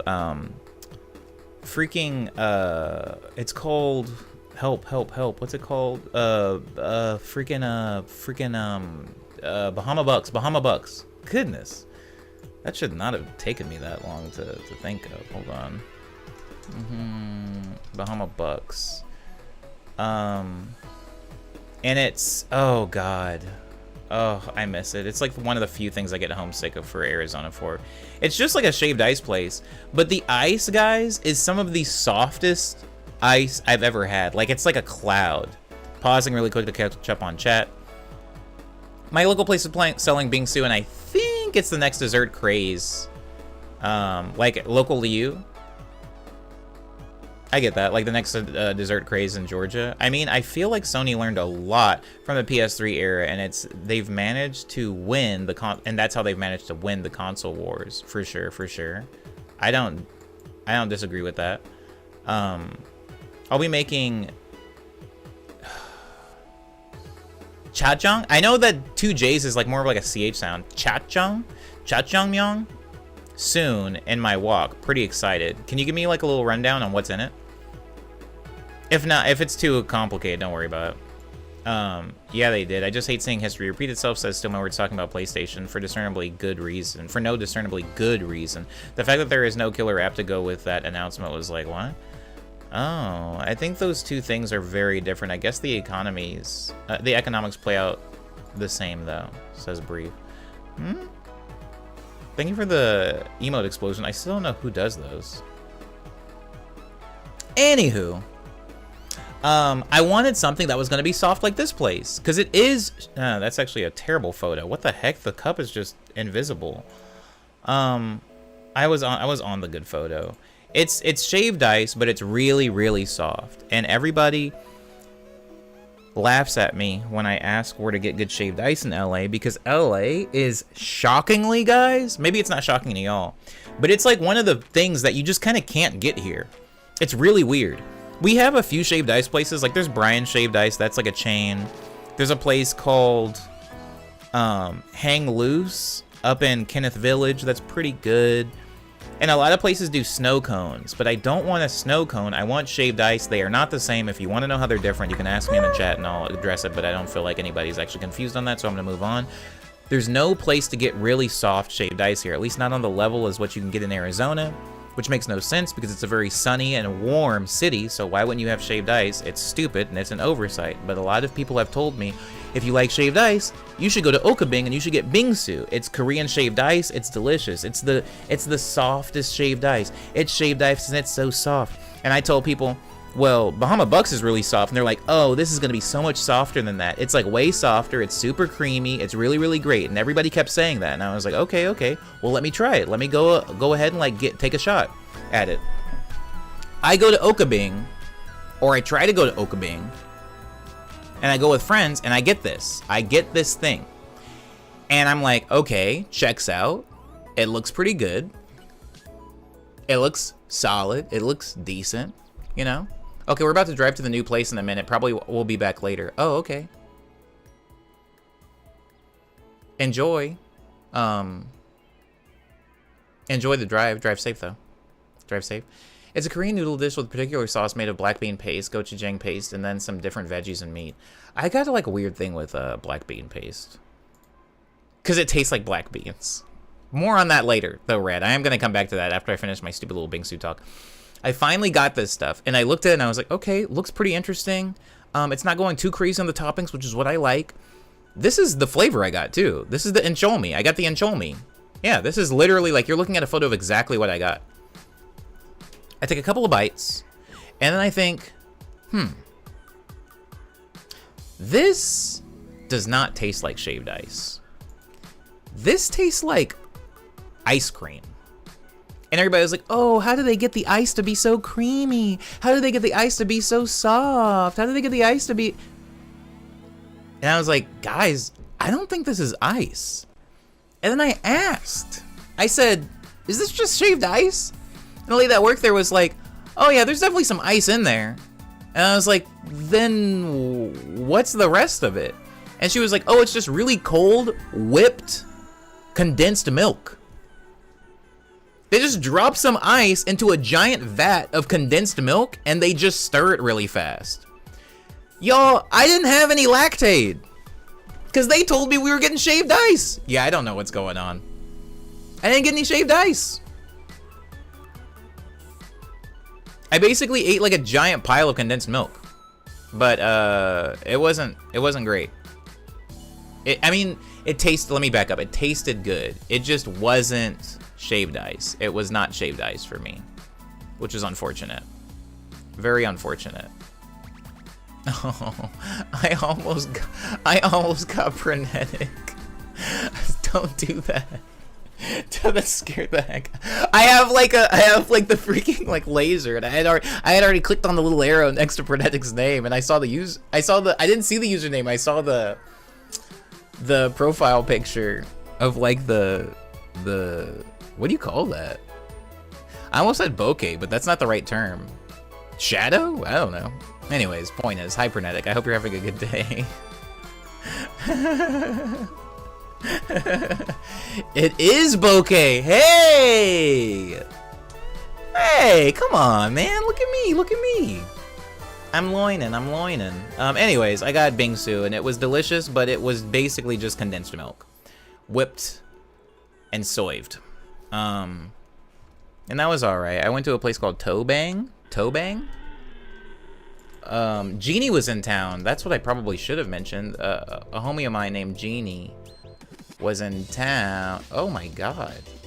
Sorry. A homie of mine was in town named Jeannie, who actually made that glove clapping animation that plays in the front of all my videos. She moved to Japan last year, and she came back in town for a wedding that I was not invited to. And We got to hang out for a little bit right before I started my like wild shifts, where I had to do the Disney marathon. But yeah, it was cool. Got to eat that. That was pretty chill. I'm blanking, but I also there was another meal that was like really quite good. Hold on. Oh my god, go away.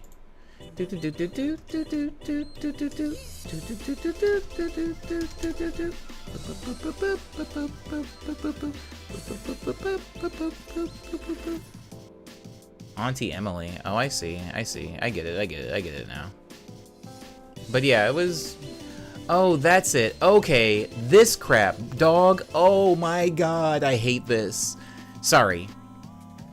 I'm not trying to be, like, culturally disrespectful, but I went to a place called Auntie Chui. And... Auntie Chu. And got what was, I think, supposed to be something called pork ball soup, but on the menu it was misspelled and said proc ball, and it was a big joke with me and, whoa, what the heck? Sorry, I'm trying to find the photo of it. It was like a big joke with me and the person that I was eating with, that, it was a proc ball soup, but it looked like this. And I discovered something, guys. I discovered something about myself that I would like to share with you. So this is what the soup looks like. I, as a lover of meat and a lover of proteins in general, oh, I love me some meat. I hate meat that is like soft and has been like boiled or soaked in water for a very long time. I do not like it. That is not to say that I hate soups. I like meat that is like charred. I love meat that has like grill lines on it. I like meat that like feels like it's like been through something. I don't like meat that is like a washed out color and looks like it's been chewed already. That's what it is. It looks pre-chewed. I don't like meat that looks pre-chewed, and so I got this soup. The broth was like pretty good, I guess. Fuzzy melon pork ball soup. The broth was okay, but like the freaking pork, man, pissed me off. I boil and then sear says, "Oh, really? Huh." I come back to pre-chewed meat. Hey, what's up, beef? Ami wants a steak well done. Okay, so first of all, I hate steak. Because I know that, like, nobody likes to hear that. Nobody likes to hear, like, oh, he wants a steak well done. He wants it cooked to a crisp, bro. You want to, like, ruin, bro. I bet you want your steak with ketchup. Like, I get that. I get that it's insulting that I want the steak cooked all the way through. But genuinely, I think it's just because I don't like steak. Like, I don't want steak. I do like beef, but I don't like steak, if that makes sense. I like... Oh, I don't really like big pieces of beef. If I'm gonna be having beef, it has to be kind of like mixed in with a lot of other things. No steak at all. Yeah, I'm not really a steak guy. Like my a homie of mine, when he stayed with me, used to make steak and eggs every morning. Hey, what's up, Leiwu? The meatheads ruin steak for me sometimes. Yeah, I don't really yeah, I'm just like not a steak guy. It's just too, like, I look at steak the same way I look at a giant Hershey's candy bar. It's like, dog, it's just chocolate. Like, it's just a big piece of chocolate. You're not gonna put like peanut butter or caramel or nougat or Rice Krispies or anything in there. It's just gonna be chocolate all the way through. That's how I look at steak. I'm like, bro, just meat? Just meat? You're not gonna like put like some bread, some veggies, like some sauce, you know, like a dry rub or something like that. It's just gonna be a big piece of meat. Like, I need things happening. I like Burgie more when it comes to beef, to be honest. Same. It's more of like an amalgam of stuff, you know? What about Giant Hershey's Kiss? The mythical Giant Hershey Kiss. That's crazy. It's okay, Omni. I hated steak for a long time because my dad loved it and always made it the same way. But recently I went to a beef binge, and when I went on a beef binge? Why? Anyways, went on a beef binge, and when I got to try a ton of different steak recipes and making it in different ways with different stuff, and now I love it. Oh, interesting. So maybe I've just had bad steak my whole life? I mean, I've been to a lot of really nice steak houses. Not my decision. That was a guess. Have you been to Texas de Brazil? No, I have not. Or is it Tejas de Brazil? Or any of those other steak places that do little shavings of hyper seasoned steak. Oh, okay, so that sounds. Now that sounds good. Can I have bread? Can I have rice? What am I eating it with? Do I just have to sit there and like eat until I get the meat sweats? Or is there like, oh my god, that actually sounds really good. Bread rice? Oh my god, they have bread rice. All kinds of, okay. Hold on.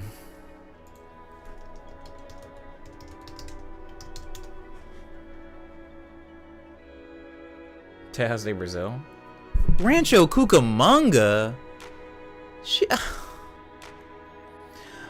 I'm not going all the way out to Rancho Cucamonga. Hold on. There has to be a closer location, right? Oh,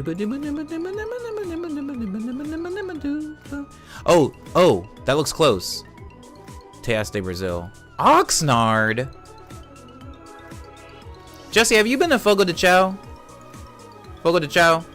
Have you been there? Is it the same? Is it comparable enough? Because I live closer to a Fogo. I have not, but that looks the same. Okay. I might just hit up Fogo de Chao then. Cause I am not. Actually, maybe I should go out to like Oxnard. Just make like a little field trip of it. Oxnard is like. Can I pull this up? Am I gonna dox myself? No, I can pull this up. Actually, hold on. Let me do some things first. Goo, goo, goo, goo, boo, boo, boo, boo, doo, bee, bee, bee, bee, bum, bum, bum. So I live like closer to like LA proper. Jesus, how do I get rid of all these?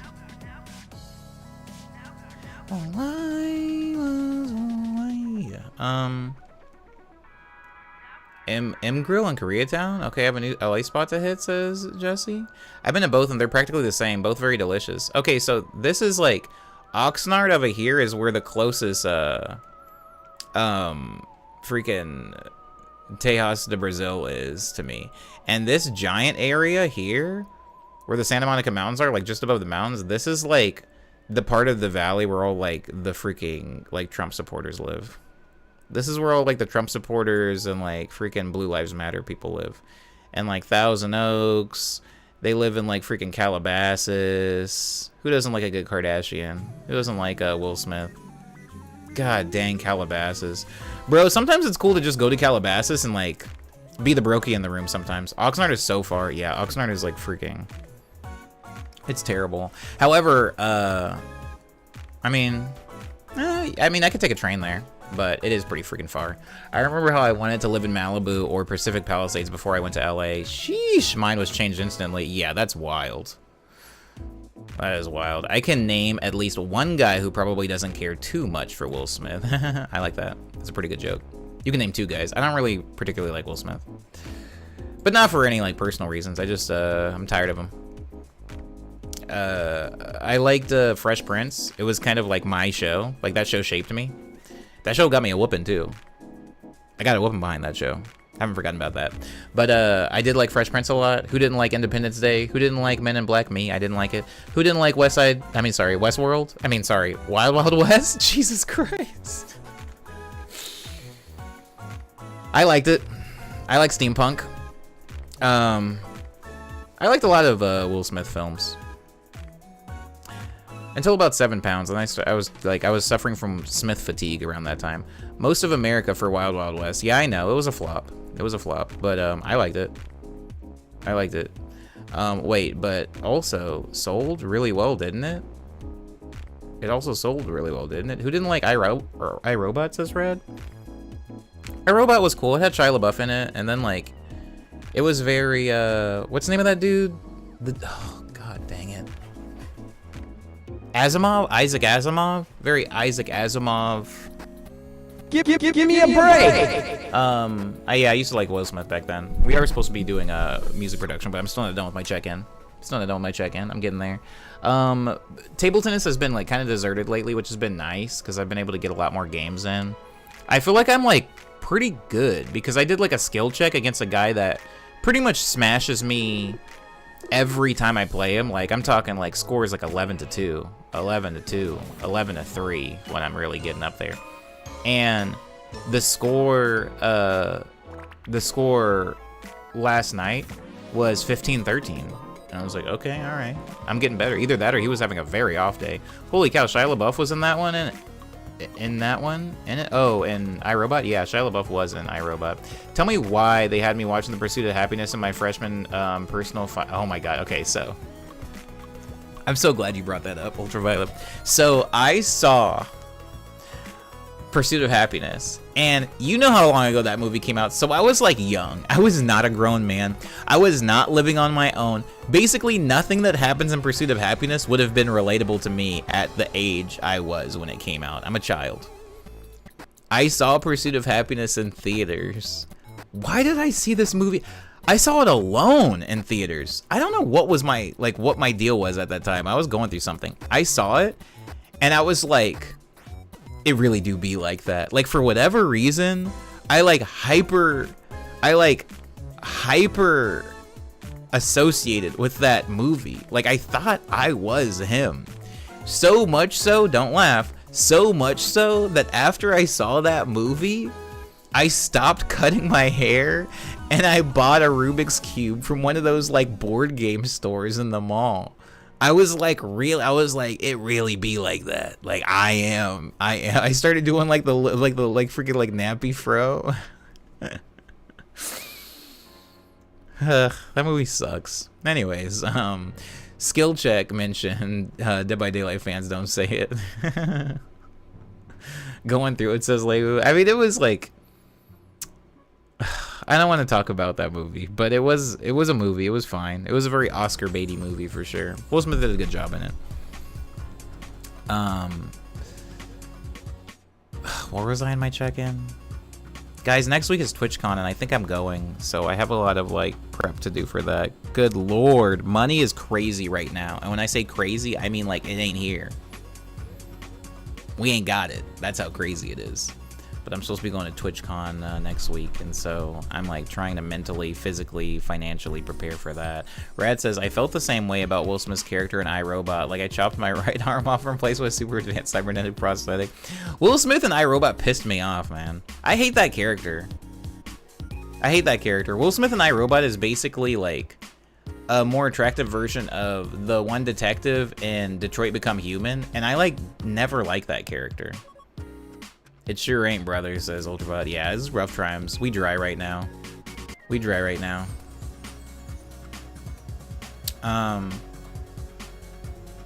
You get to meet an Eternal Enigma? Oh, do I? I don't know who that is. They're gonna be at TwitchCon? I don't know who that is. Honestly, I don't know who any Twitch streamers are. I only know my homies, and none of them gonna be there. Well, I guess Kiwi's gonna be there. I guess that's like the whole reason I'm going. But other than Kiwi, they used to be with Reliever. I have no idea. They broke up because of distance. I don't even know what that means. I'm just being belligerent now. I don't know what distance means.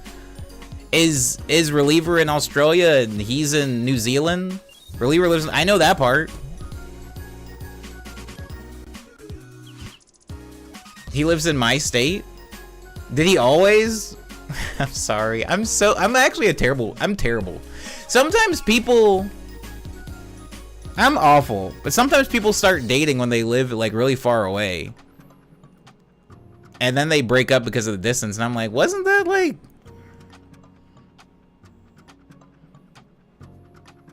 Wasn't that like at the beginning? Being a dad made it hard to meet up with them. But they were together for like 2 years. Being a dad made it hard to meet up with them. I thought you knew. You thought I knew what? Please tell me what you thought I knew. I can't wait to disappoint you. Disregard the last 4 minutes. The Connor slander is not appreciated, JK. Who is your favorite character from Detroit Become Human? I don't have favorites. The coolest character from Detroit Become Human was me playing it, and then like for a second thinking I wanted to be a dad. But a dad to like something that I... Never mind. And I'll just say it. A dad to like a freaking robot, okay? I just wanted to be a robot dad. That way, like when I didn't want to be a dad anymore, I could like toss it out. I could power it down, you know? I could plug it into the charger and close it in a closet and then go about my day. Who is your favorite character from chat? Me.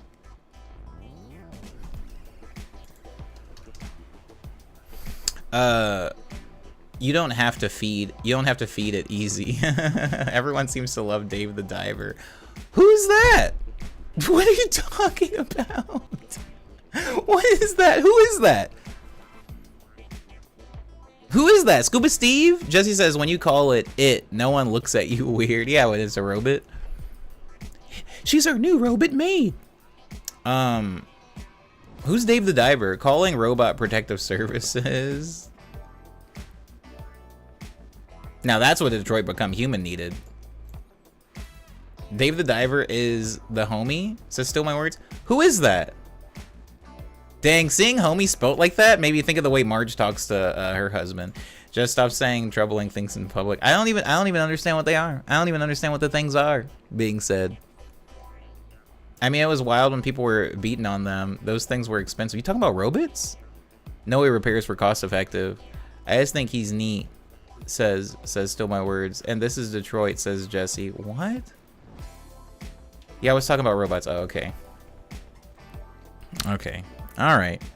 Why was I talking about Detroit? Ugh. Freaking iRobot. Yeah, iRobot was fine. It was a fine movie. Dave the Diver is famously a hoot in chat. He was the real choice you should have made, Omni. I don't know who the heck that is. Respectfully, I don't know who that is. Detroit what? Detroit Become Human. Who is Dave the Diver? Is the meme that Dave the Diver doesn't exist?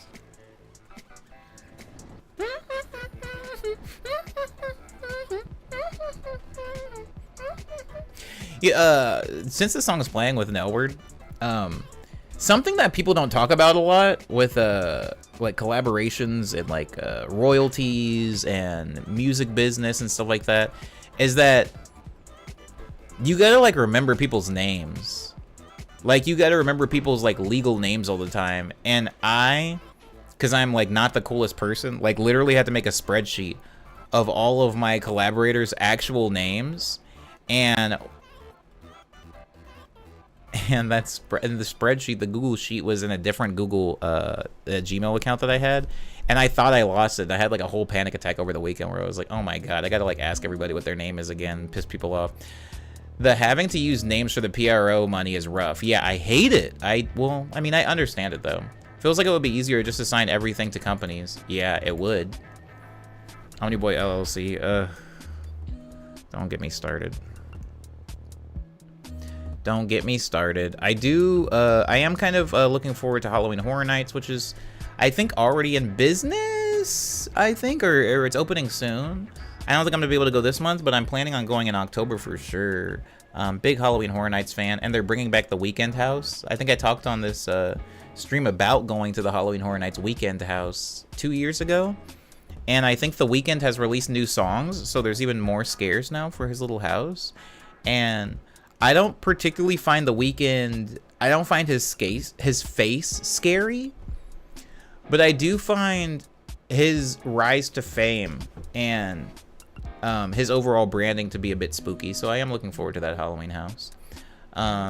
Means selling out is easier too. Heavens, for some of us for sure. Dave the Diver is the eponymous main character of the hit video game Dave the Diver. Oh, it's a video game.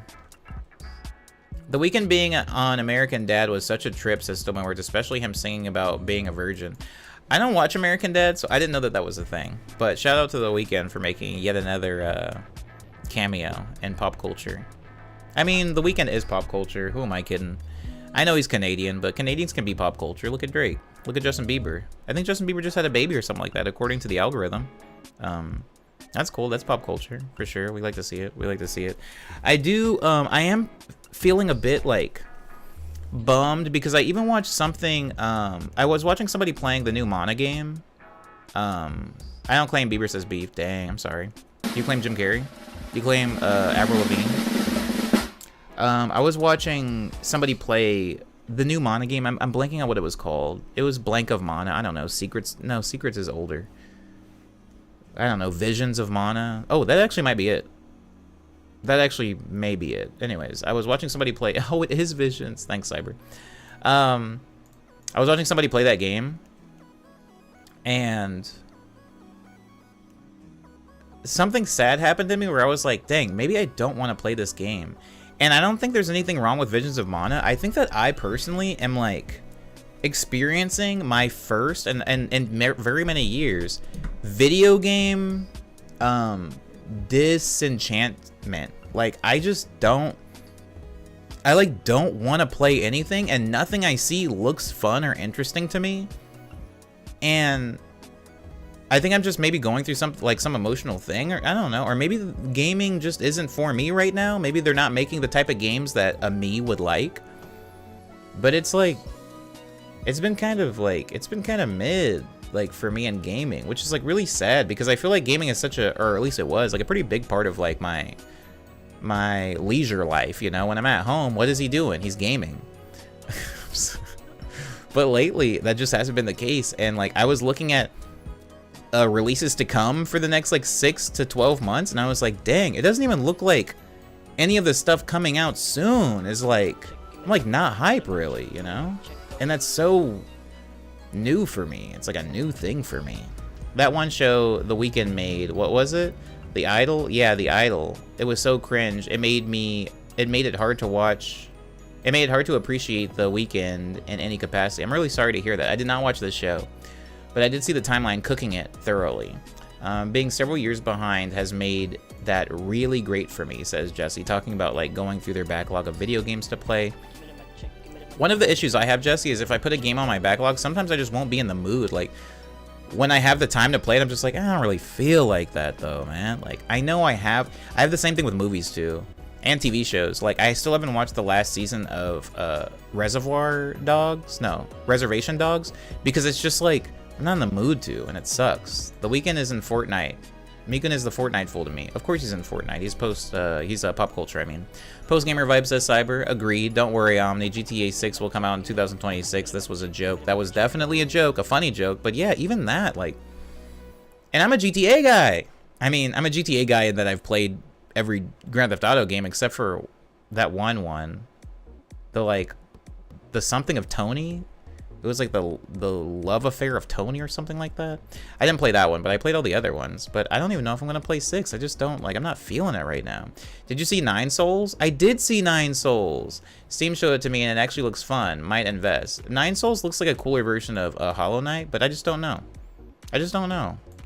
That's most of the stuff in my backlog, says Jesse. Listen, Omni, the backlog is the size of the Grand Canyon. You don't have to play new games. That's the solution to your problems. You have the power and foresight that you can play only the bangers. The thing you have to get over is the malaise. That sounds so delicious right now. Make time like how you make time for books and drinking your 73rd boba. However, Cyber, I do appreciate the joke, but like drinking a boba takes me, like, not even exaggerating, like 4 minutes. I'm one of them. I'm a guzzler. But like, games take significantly longer than that, and I just like don't have it. I like don't have it right now. And like books, the main reason, I've talked about this before on stream, the main reason that I can read as many books as I do is because I spend an exceeding amount of time on the subway. I don't read at home. I do not read at home. I only read 2 places: when I'm on the metro and when I'm somewhere waiting for the metro. Like if I'm at a bus stop waiting for the metro, I'm reading. But like no other time am I reading. I don't read at home. So it's not even like gaming would replace the reading time or the boba time. And it's like I do have a backlog of games that look good. Like, hold on, what's like a, let me pull it up.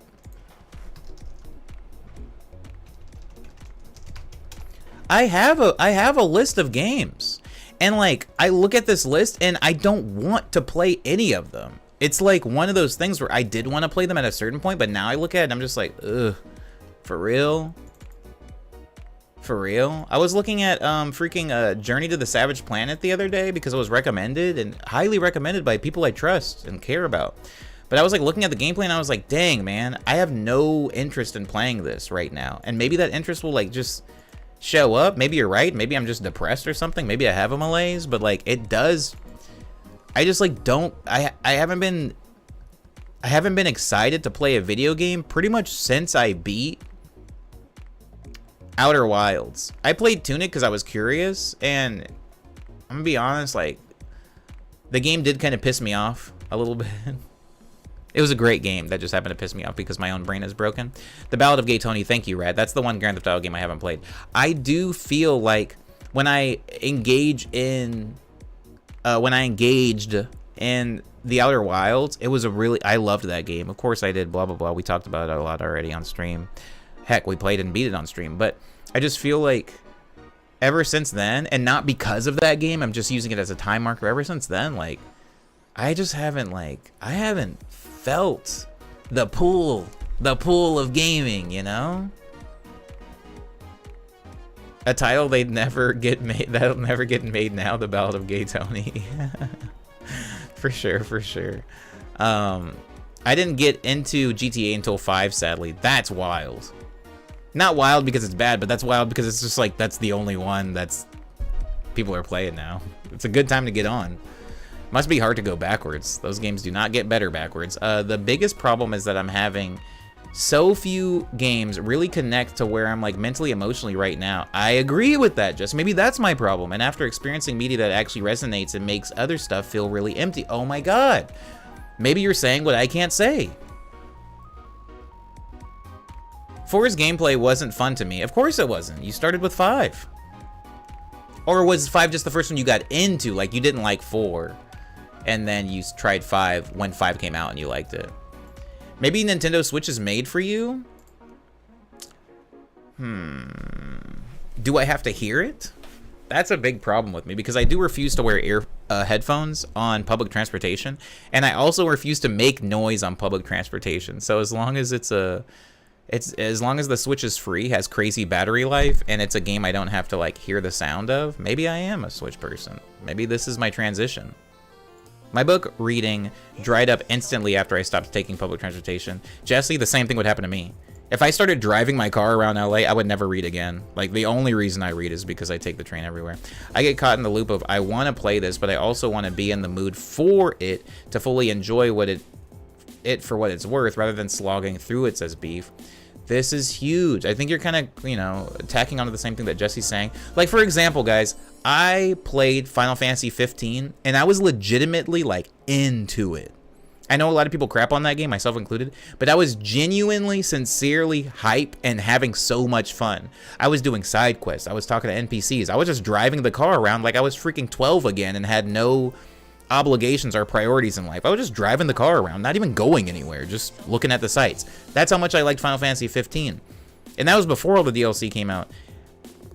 Going back and playing Final Fantasy 15 today is like so unappealing. I look at people play Final Fantasy 16, and even if I had the hardware in order to play it on, that game looks so unappealing to me. Like, and I think that there would have been a time where that game would have been appealing to me. I think I'm the problem. I don't think games are the problem. I think I'm just like, I'm like in a funk or something like that, like in an emotional gamer funk.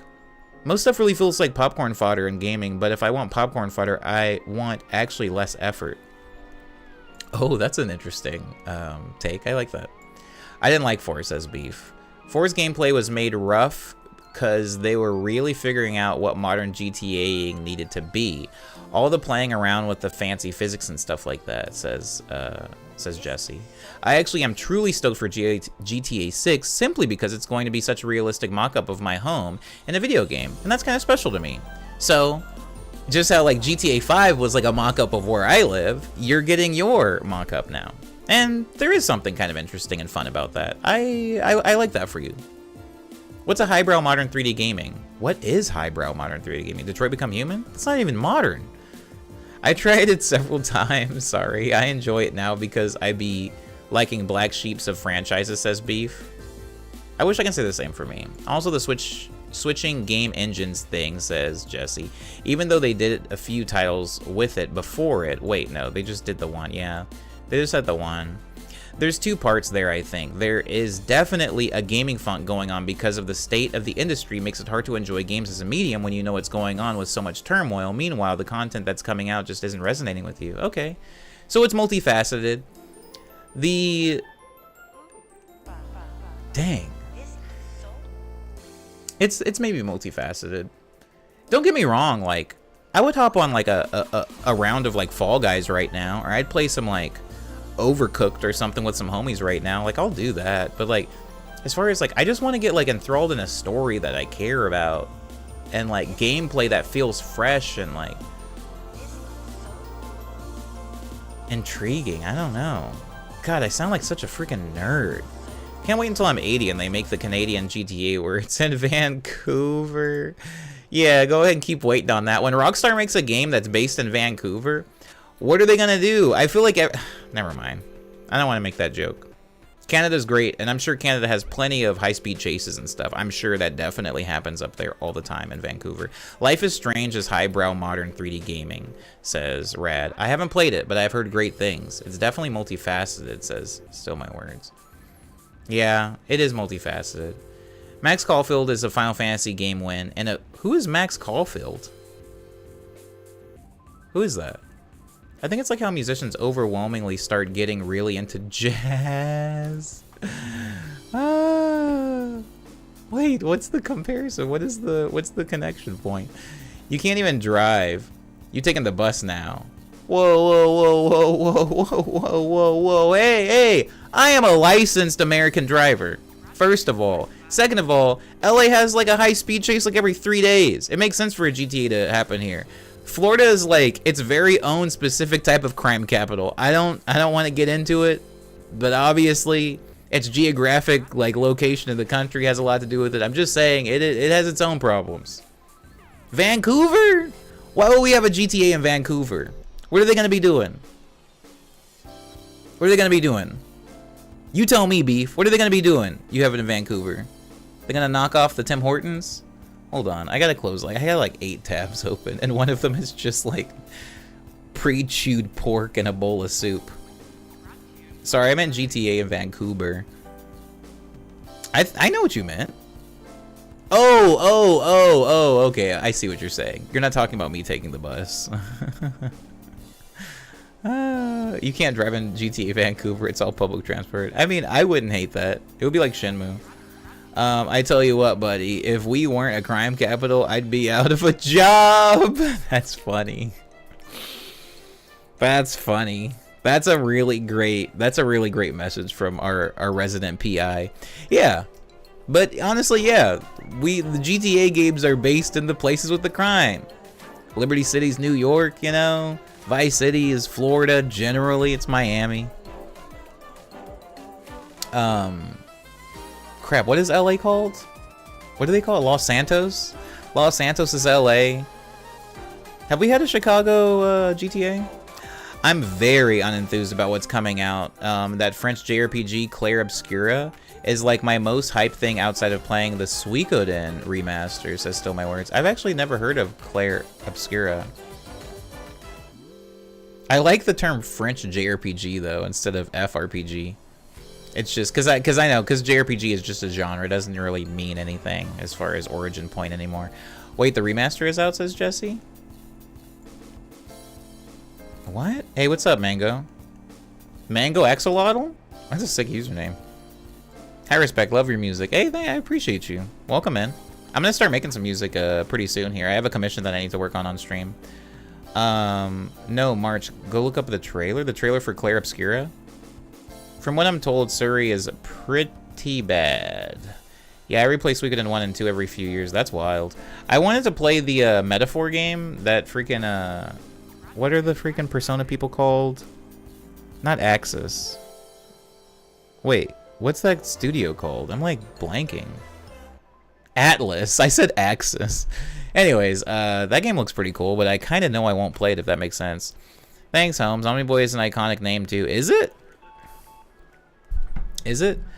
Sometimes when I introduce myself to people and there's like, oh hey, my name's freaking, I don't know, like Greg, and I'm like, oh yeah, my name's Omni, and I can see their there's a very specific type of squint they make, and I can tell they didn't get it. I can tell they didn't get it at all. Somebody called me Omi when I was at the they just like left out the N. It's like homie without the H. They called me Omi when we were at the Disney Marathon. I just didn't correct them. I was like, I don't care. I know who you're talking to. Oh, we're using fake names? I'm Spider-Man. Yeah, that's true. That's true. That's true. People do that. People do that. Not specifically with Spider-Man, but I have gotten that specific energy. I have gotten that. I've gotten that at my own shows, Jesse. Of somebody coming up to me and they're just like, oh, hey, like, I know it's Omniboy, but what do I call you? And I'm just like, just Omni. That's my first name. And they're like, oh, okay. If you don't want to tell me your name, bro, like, you don't have to tell me. Like, I don't care that much. I'll just call you Omniboy. And I'm like, all right, well, this was a great interaction. Thanks, man. That was very cool. I honestly get Atlas mixed up, guys, with that, with the studio that makes Guilty Gear, like Arc Systems or Arcsys or Arcworks. I don't know why, but I get those two studios confused all the time. It makes no sense. Mango says, yeah, sometimes I go back to your quarantunes and I never have to think hard to remember your name. Hey, I'm doing something right. The SEO is kicking. Thanks, Mango. I appreciate that. Next single should be a screen cap of your license of my drive. Yo, Cyber, you know what pisses me off? You know what pisses me off a wee little tiny bit? I'm not going to say who it is, but I told a friend of mine that I was going to do that. That I was going to post my license, obviously with certain things like censored out, like a black bar. And that was going to be, like, genuinely, before Gleam Dream, like, took shape, like, early pandemic, when I was working on a completely different project, like a different, it wasn't a Dream Series project, but a different, like, album idea. That was what I was sending the, art director that I was working with at the time, not Julia, a different art director that I was working with at the time. And I was like, I wanted it to be this. There was like a whole theme I was going with it that I won't get into, but that was what the cover art was going to be. That art director ended up working for another artist that actually lives here, and like, we're cool actually. In fact, I might be working with her soon. But anyways, the art director ended up working with her and doing her whole package of like her album art, the inner cover sleeve of her vinyl, and all of her press photos. And her album cover is her driver's license with the things blocked out. And I was like, granted, this was fine because I had already kind of given up on that idea because I got really into Gleam Dream after that. And I was like, oh, I want it to look like this. I changed everything up. But I did see her thing come out and he gave her the idea. And I was like, dog, I gave him the idea. That fool stole my idea. Which is like, I'm sure like tons of artists have done that. It's just really funny that I said I wanted him to do it for me and then he ended up doing it for some random other person. Jesse says, man, I'm really conflicted about this remake. Some things are like, wow, pretty. Other things are like, boo, no. Yeah, ain't that the truth with remakes? I guess everyone doesn't have Squeenix money. Yeah, this is true. Because Konami doesn't deserve the money. Yeah, it's definitely not a 2D2H quality. It's definitely not 2D HD quality. I mean, you've made music on streams and given that to clients, no doubt. Allegedly, supposedly. Yeah, for sure, for sure.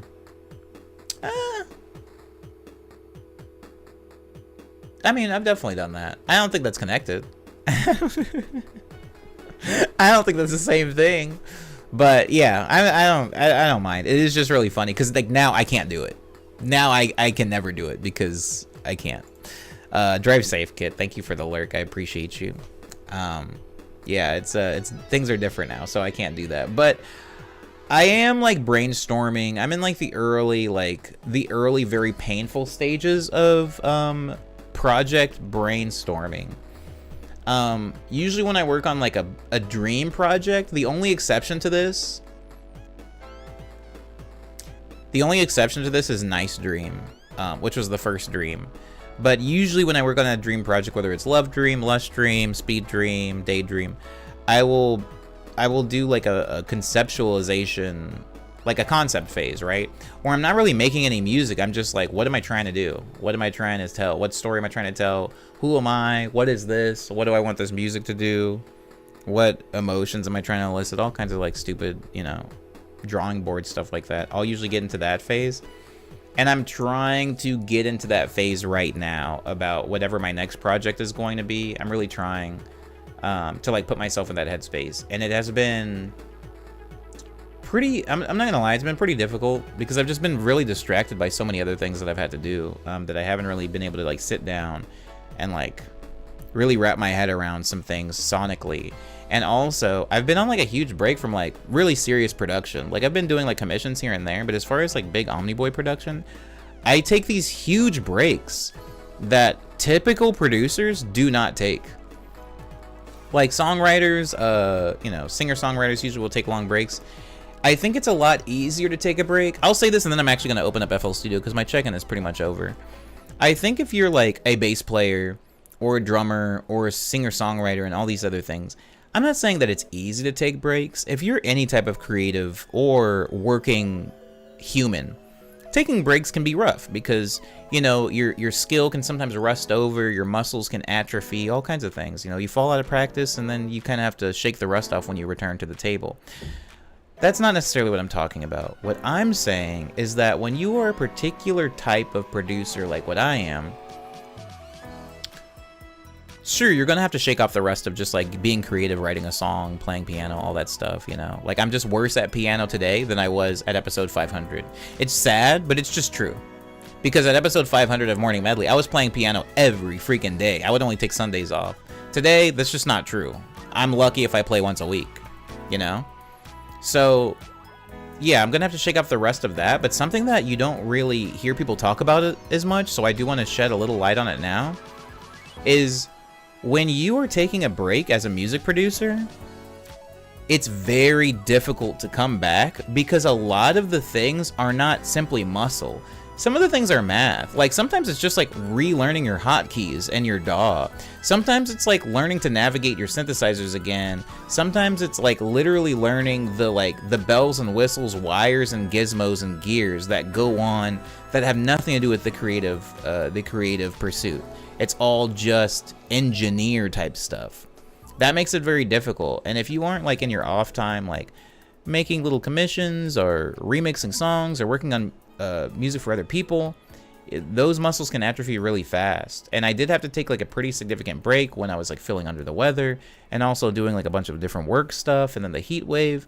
And so I haven't even like put out like a Diddy diary in a while. I haven't like really made anything in a while. So trying to come back into that while also doing concepts for what my next project is going to be has been like kind of like it's been an uphill climb for sure. I was talking about how obtuse improving on production was on the phone to someone. It's very Hey, what's up, Kaiju? Welcome in. I hope you're having a good one. I was talking about how obtuse improving in production was to somebody. Was that a sub? Sorry. Did I just say welcome in? Like you just came in and didn't sub? Thank you for the sub. I appreciate you. I hope all is well in your corner of the country. We're all just country corners. You know, I'm in a corner. Kaiju and them, Prenetic, they're in a corner. Titanium's in the other corner. Cyber, Radical, these people are in the other corner. All of the middle parts of the country. Wait, is Ultraviolet gone? Is Ultraviolet still here? All those middle parts of the country, they're just not real. They don't exist. It's all water as far as I'm concerned. All right, guys, I am going to open up FL Studio now because I do have a commission that I need to work on. And one of them is, I'm holding down the corner for you, buddy, says Rad. Yeah. The other corner. I'm on the edge of Canada. All Canadians are kind of on the edge of Canada when you think about it. How come y'all don't go up there, huh? How come y'all are down here with us? How come y'all don't go up there a little bit more? Every time I look at the population breakdown of Canada, it's like, dang, man. How come y'all don't get up there a little bit more? How come y'all don't taste the ice? I am fortunate, though, to live in a country that, for the most part, is, like, pretty inhabitable. You know, like, there really isn't a lot of no man's land in the United States. There is, but not a lot. Not really a lot. It's mostly habitable. All Canada up there wasted, but when the climate wars hit, the former tundra is gonna go hard. True. What ice? It's gonna be gone soon. Stop, guys. Come on now, come on. Don't bum me out. Let me close Discord. Bing, bing, bing, bing, bing, bing, bing, bing, bing, bing, bing. I don't remember making this song. These songs are officially old, and honestly, it feels freaking good. These songs aren't new anymore. That tour was a year ago now. It was a year ago next month. How does it feel, guys? How does it feel? Why would I invade the north? The land here is rich and fertile. Ugh.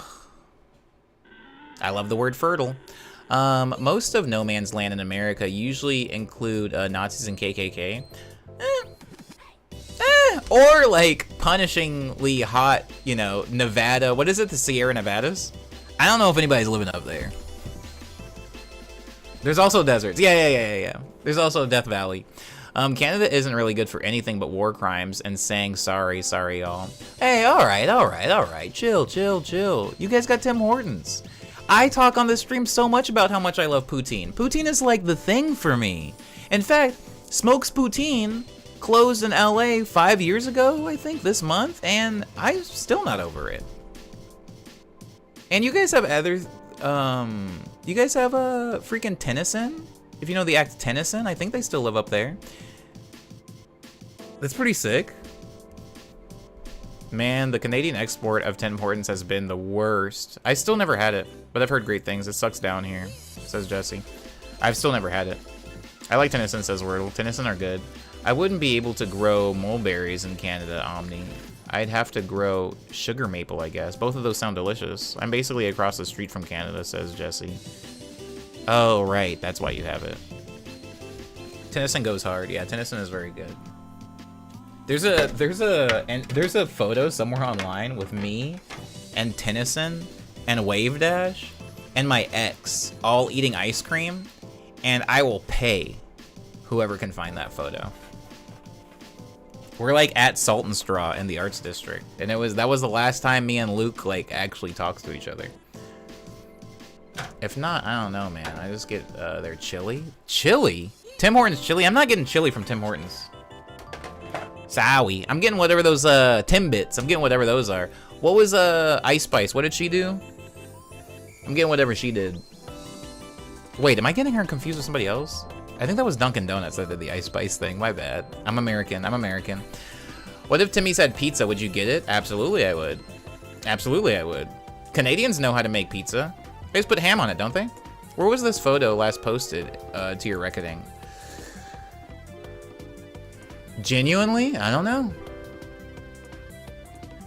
Genuinely? I don't know. Twitter, Instagram? Definitely not Facebook. Timbits are a staple, but I don't care for them. That's fair. McDonald's is a staple, and I don't care for them either. Man, usually I can find stuff, says Jesse. I believe it. I can't even imagine Canadian pizza. It's got Canadian bacon on it. Beef, tell them. I can be wrong, but I believe it's some flatbread stuff. All pizza is flatbread. What are you talking about? I guess hams? It's just, yeah. It's just Canadian bacon. Sorry. Hey, do you know what a bacon buddy is? I believe it's spelled bacon buddy? Does anybody know what that is? Because I've been craving one. And I feel like Canada might be the place I can get one. I want French toast bits now. Is that what Timbits are? I think Timbits are donut holes, actually. Can we tell me the year that you took it? This was 2017 or 2018. Nah, it was 17. It was 17. Because I know, because I wasn't freaking dating in 2018. Alright. Like the thing that you used to make bacon in a microwave. It's just a bacon sandwich. Yeah, it's a bacon sandwich, but there's like... Wait, what? Oh, bacon buddy, like B-U-D-D-Y. Sorry, I have to focus for 2 seconds because I forgot how to open FL Studio.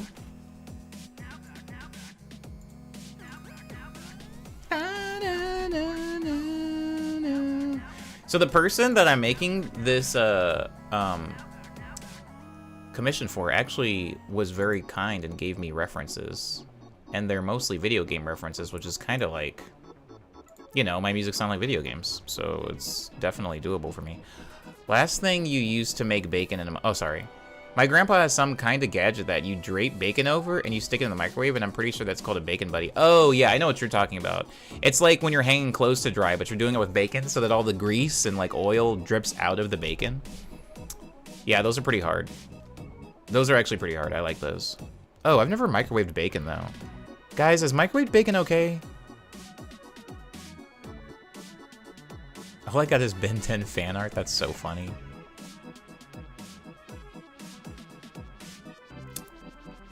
Microwave bacon, it's not good, but it's okay. Microwave bacon sounds rancid. Yeah, I mean, I've never done it, but like, why, what's so different about it? Dang, one of the references of songs he thinks, like, the type of music he wants me to make, it has Denny Chimes in it. That's really awesome. He put Denny Chimes in. I'm like, I made that song, so that should be, I kind of have that in the bag, maybe. Chewy and salad. Ew. I'm sorry, chewy and sad. Ew. That's also gross. I just got a microwave after years of not having one. I have a microwave and I've never used it. Oh no, that's a lie. I've used it. I just don't. Like, I haven't used it really since, like, pre-pandemic times. And I always want to throw it away, but I always think to myself, you know, there might be a day, there might be a time where I definitely need it. It's on top of my refrigerator. Not even a little crispy. Oh, that's whack. Okay, never mind. Yeah, I don't want anything to do with that. Yeah, I still haven't used it. Screw microwaves in general. Hold on. Let me pause this. First...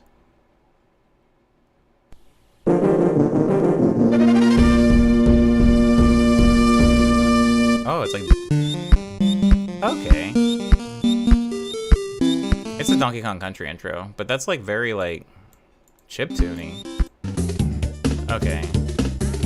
Chill, chill, chill.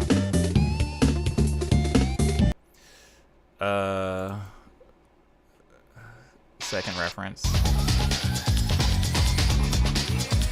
This is crazy. I don't play Tekken, so I don't know Tekken music.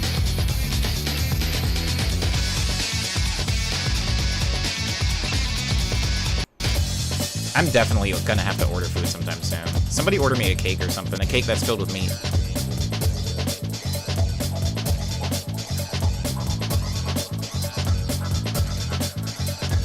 Sometimes I just wish I could be in the room for like those like older Japanese composers when they were making like fighting game music. Or just like any music. Like some of them were just making music that was so freaking... I just had to be in the room. I had to be in the room.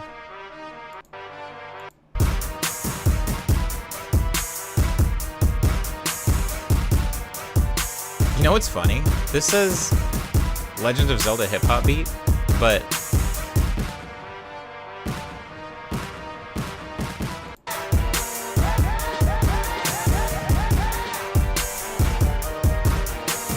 hey, what's up, Cut Yellow?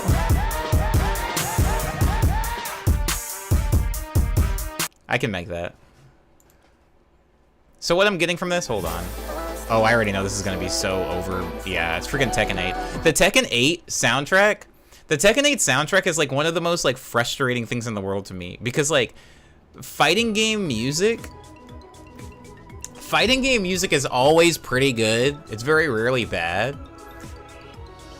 But like Tekken 8 music is like, bro, it's a fighting game. Relax. Like every single song in Tekken 8 is the most like high effort, like, bro, just like chill. Just make a loop and go home. Tekken 8 is basically EDM full blown at this point. It's nuts. There's a particular, I can't think of whose theme it is or whose stage it is, but there's a stage where you're fighting on like a boat. You're like on a boat, and I think you're on the Seine. So maybe you're in France or Paris? The Seine is in Paris? I'm pretty sure you're in Paris, but like the song is like insane. The song is so good that it's just like, this song should be $70. This song should be like $40 DLC for the game. It's so upsetting. It makes me mad. Anyways, this would have been easier if I knew what Tennyson looked like. It's two people? Yeah, it's a brother and sister. Can't wait to do that Waffle House level. Yeah, same. I'm gonna listen to this even though I know it's just like gonna be freaking...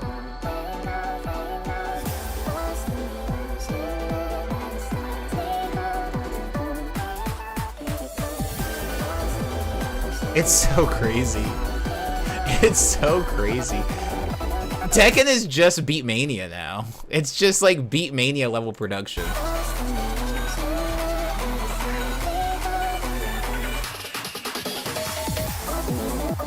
Like, that's crazy. Why would they do that? It's so sick. Knows what the people want. If he knew what they wanted, he would have given them Waffle House about 5 months ago. He gave me Big Man. He gave me Big Man Titty. But can he give me Waffle House?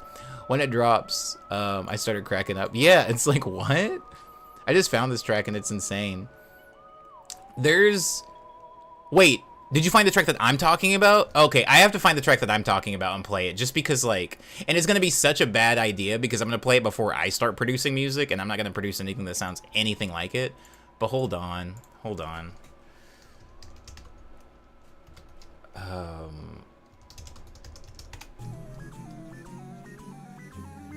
Celebration on the Seine is literally what the name of the song is. That's so funny. This song... Oh my, hold on. This song is so upsetting, and it's like,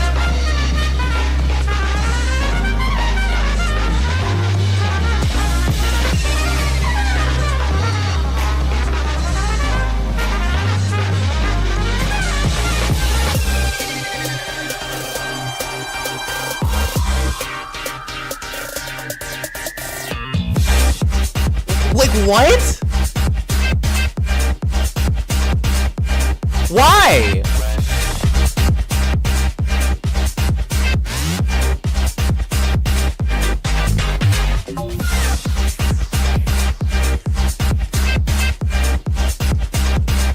This isn't even the worst part. This isn't even the worst part, Titanium. Watch. It's so upsetting. Hold on.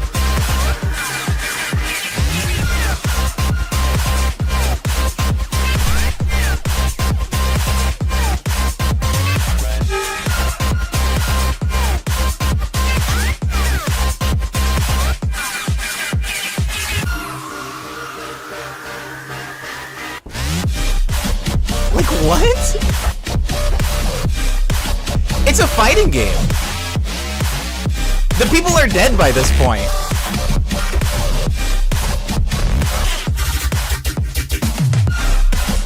So stupid.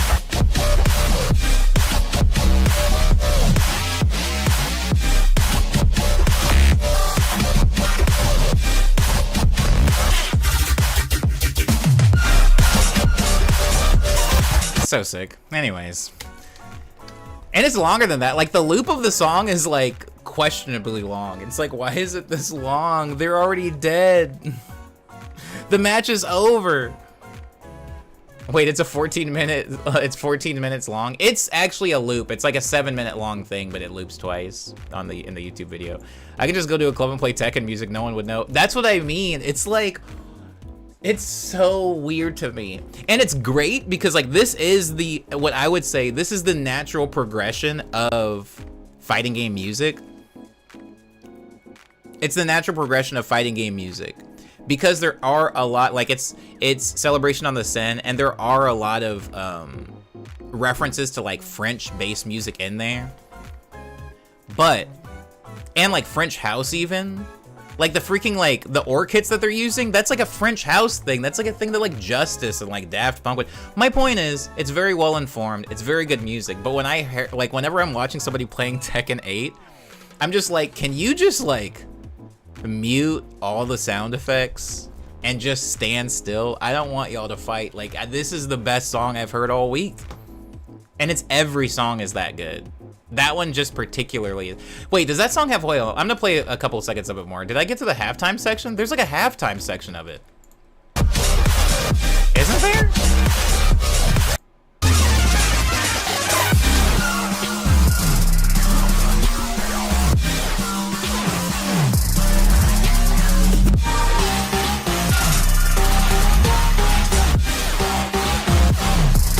So stupid.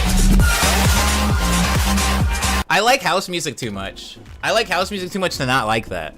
It's so clean, but so rich, right? It's so, and like, this is for no one but you.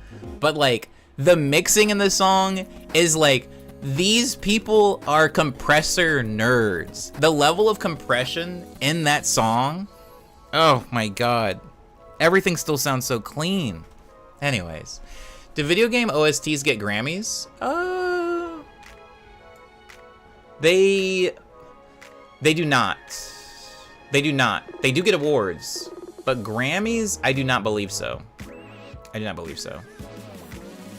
This gives me Yakuza, like, a dragon vibes. I'm criminally under a rock, though. I haven't played any of those games, but they look like a game that I wish I was into, if that makes sense. Like a Dragon games and Yakuza games look like games that I wish I had gotten into maybe 5 or 10 years ago, because if I was into them back then, I would still be playing them now. But it just seems like a thing that's hard for me personally to get into now. I mean, let's be honest, Japanese music production has only gotten more and more hard in recent years, and it's just the way it is now. Loudness war is infected games. I mean, absolutely true. Absolutely true. I'm not gonna argue that. They're so fun, says Wordle, talking about the games. Yeah, I know. They look really fun. Real talk, I've never noticed the music in Tekken. Oh my god. Oh my god. Cyber, what's the song? Oh, Cyber's gonna know the name of the song, because I'm not. Cyber, what's the freaking Tekken song? What's the Tekken song that's like... And it's like a little house beat? Oh my god. That... So, Titanium, I didn't notice Tekken music either. I think it was like Tekken 3 that song's in? It's not too late. Maybe Tekken Tag? But like, there is a song in Tekken that when I heard it, like, I'm still not over it. I'm still making music based off of the way that song sounded, if that makes sense. Like, it's one of those like eternal well springs of inspiration. And yeah, I didn't notice any Tekken music before. Oh my god, hold on. I gotta find it. I gotta find it.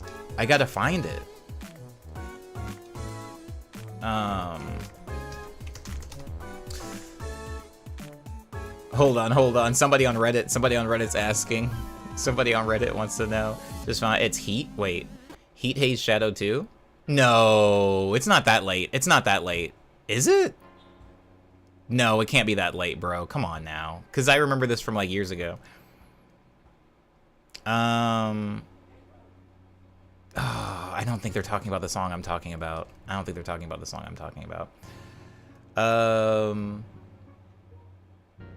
Hold on. And then I promise I'm gonna start making music. I promise. This is just... I'm not gonna be able to move on.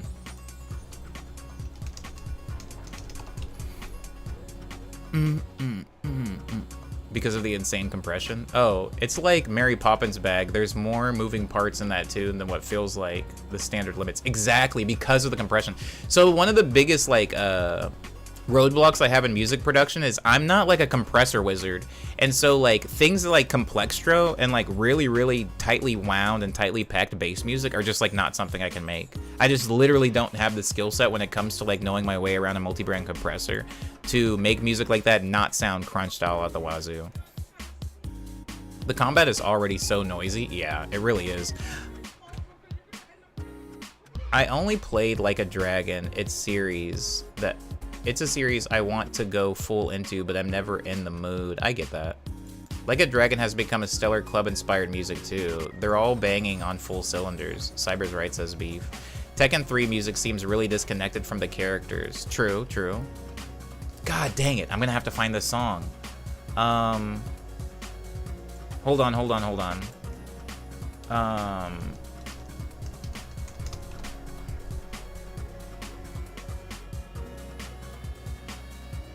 I'm gonna find it. That's not it. Oh. I'm starting to get mad now. Help him, he's getting mad. Maybe, okay, hold on. Maybe it was Tekken 7 and I'm just like, I'm losing my mind.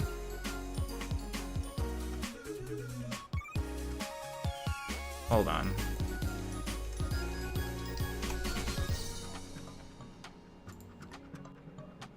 Do. Is this it? Did I find it?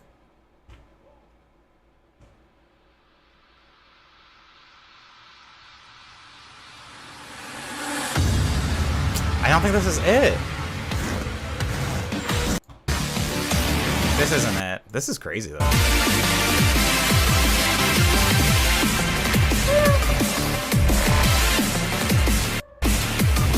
It's so weird how we kind of like made a whole new genre. I mean, I guess that's how every genre is made, but like, It's kind of weird. It's kind of weird how, like, that's like a genre of music that I guess you could hear at like a base stage at like an Insomniac festival, but it's like I associate it more so now with like video games and anime than I do actual like real life events. The unk went hard during that song. I guess it's backgrounded, recognized in the first second. Oh crap. You found it? Tekken 4 Beach. Okay, thank you, thank you. How did you find it?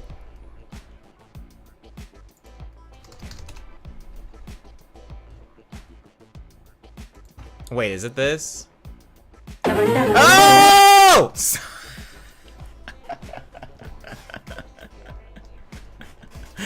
It is. Oh, bless your heart, Jesse. That song, there is no Gleam Dream. There is no Gleam Dream without that song. There is no Gleam Dream without this stage music, this Tekken stage music. Oh. Yeah, man.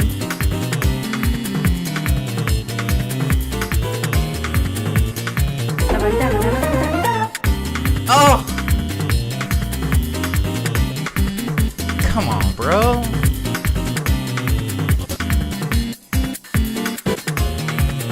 Yes, Brad.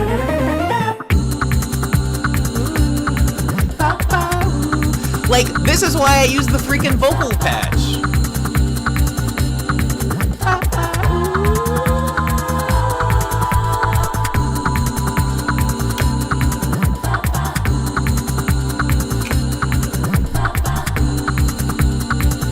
So good.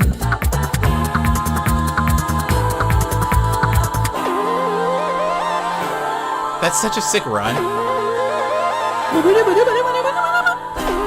So sick.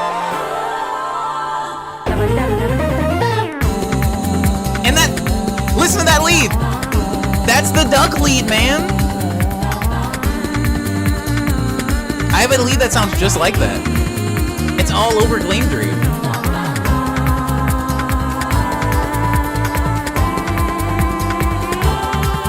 Those chords, man. How can you beat somebody up to music like that? Tekken music has never made sense now that I think about it. It's never made any sense. Anyways, were they on sticks or was it a cup or a cone? It was on sticks? No, it was a cone. It's Salt and Straw. Dang, maybe somebody had it in a cup. Crap, I guess that Salt and Straw's been there for a really long time. I remember this song says Kaiju. Yeah, that was... So, Titanium, to address the thing you said a million years ago, I didn't notice the music in Tekken ever until that song played in Tekken 4, and I was like, what? Like, there has to be a way. And then that just got stored in my brain for a while, then way later in life, you know, Katamari happens, then a little bit later... Fantastic Plastic Machine happens, you know, and that's why I'm like really stuck on that jazzy scat vocal. Like I can't get out of it. I'm stuck. Anyways, feels like everyone is chilling at the seaside resort, but then the jocks and the kids, the wrong side of the tracks get into it.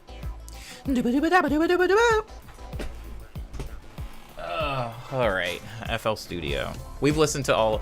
I am sorry, what a tangent. It was because one of the references that the commissioner gave me was from Tekken.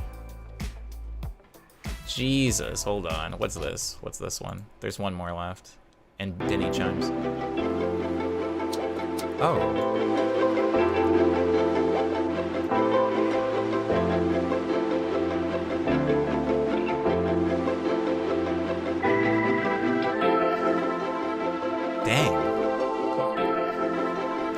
Commissioner Gordon. FPM goes so hard.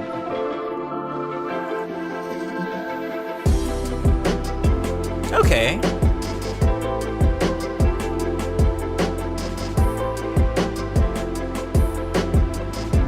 Okay, so what I'm getting is like chill with a beat.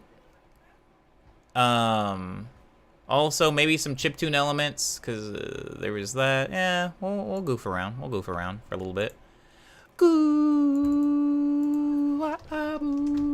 Oops, what is that? Collab?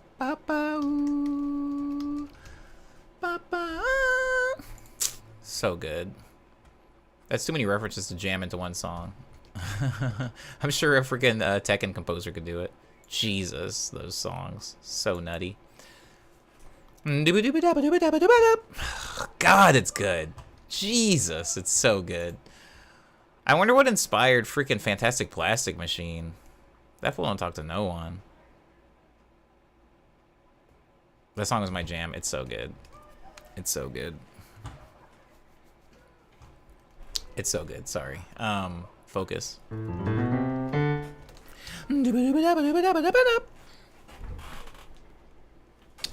Gonna make a new directory though before I get started. Oh, I made a song called Wedding Crashers last stream. I almost forgot about that. Well, I did forget about it. I just saw it again.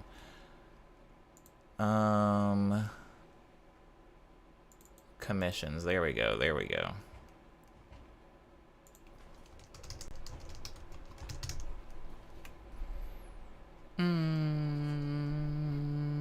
Papa ooh. Papa ooh. Papa da, da,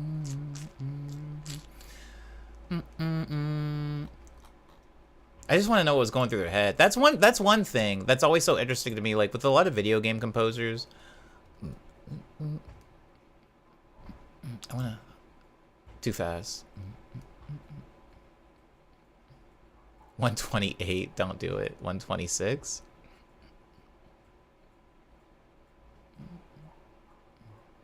I'll try 126. I might change it a little bit later. Something that's always so interesting about like especially a lot of those old classic game composers is like with most like producers and musicians, like you at least have a semblance of like, oh, they're like this is their brand, this is how they dress, this is how they tweet, this is how they eat, this is how they move, this is how they look, this is how they sound, and it kind of creates an overall personality. Jesus Christ. It creates an overall personality and identity to match with the music. But with a lot of like game composers, they're not like really like out like that. They're not really like public and around and accessible the way a lot of musicians are today. And so it always creates this really weird mystery behind like who on earth made this thing I'm listening to. Like this thing is really cool, but who? What is their mind? What are they eating? What are they listening to? And I feel like I have that with Fantastic Plastic a lot. Like obviously a lot of those guys were listening to like Brazilian music and stuff like that. There's like if you're just going off of like a sonic fingerprint, like it's very Brazil coded, a lot of their music. A lot of it has like ooh, sorry, I'm starting to build a freaking samba beat because I'm talking about Brazil. There's a lot of like Brazil coded things in their songs. So you can kind of like, you know, piece some things together, but ultimately it's like who knows? Who knows what Fantastic Plastic was listening to? And today it's like I actually don't know what that fool is making, you know?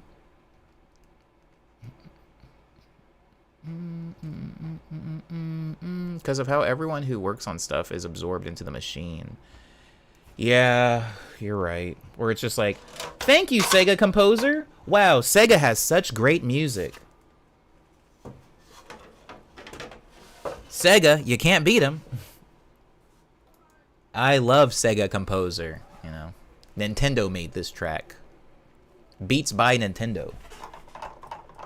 What the? I was actually joking about that with Fortnite the other day, how there's like a lot of people, how a lot of people are, because like Fortnite has a lot of music in it, but there are some songs that are just credited as like Fortnite All-Stars or something like that. I'm like, dang, fool. Like somebody definitely made that. This song produced by Sega, written by Sega, featuring Sega. Yeah, exactly. Sega is consistently goated. Yeah, but it's like there's people there, you know? Like there's somebody's name, like, you know? Like that stuff. I know it doesn't bother most people. Most people will just be like, oh, sick, Sega has good music. Like, look at the Sonic soundtrack. Whoa, Sega. But like, and maybe I was like that too as a kid, but at a certain point I was like, I would very much like to know who actually made this. Like, what is their name? Because I know their name isn't just Sega, you know? Like, I want to hear about them. I want to hear what else they worked on. I want to hear why they made these creative choices. And I don't even think that's parasocial. I think that's just like me appreciating the art and wanting to know more about the person who made the art. Oreo flavored Coca-Cola is big nasty. I'm sorry, hold on. None of my stuff is plugged in.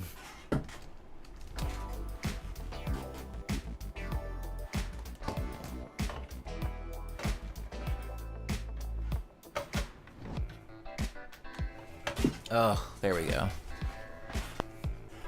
Epic Games. Yeah, exactly, actually.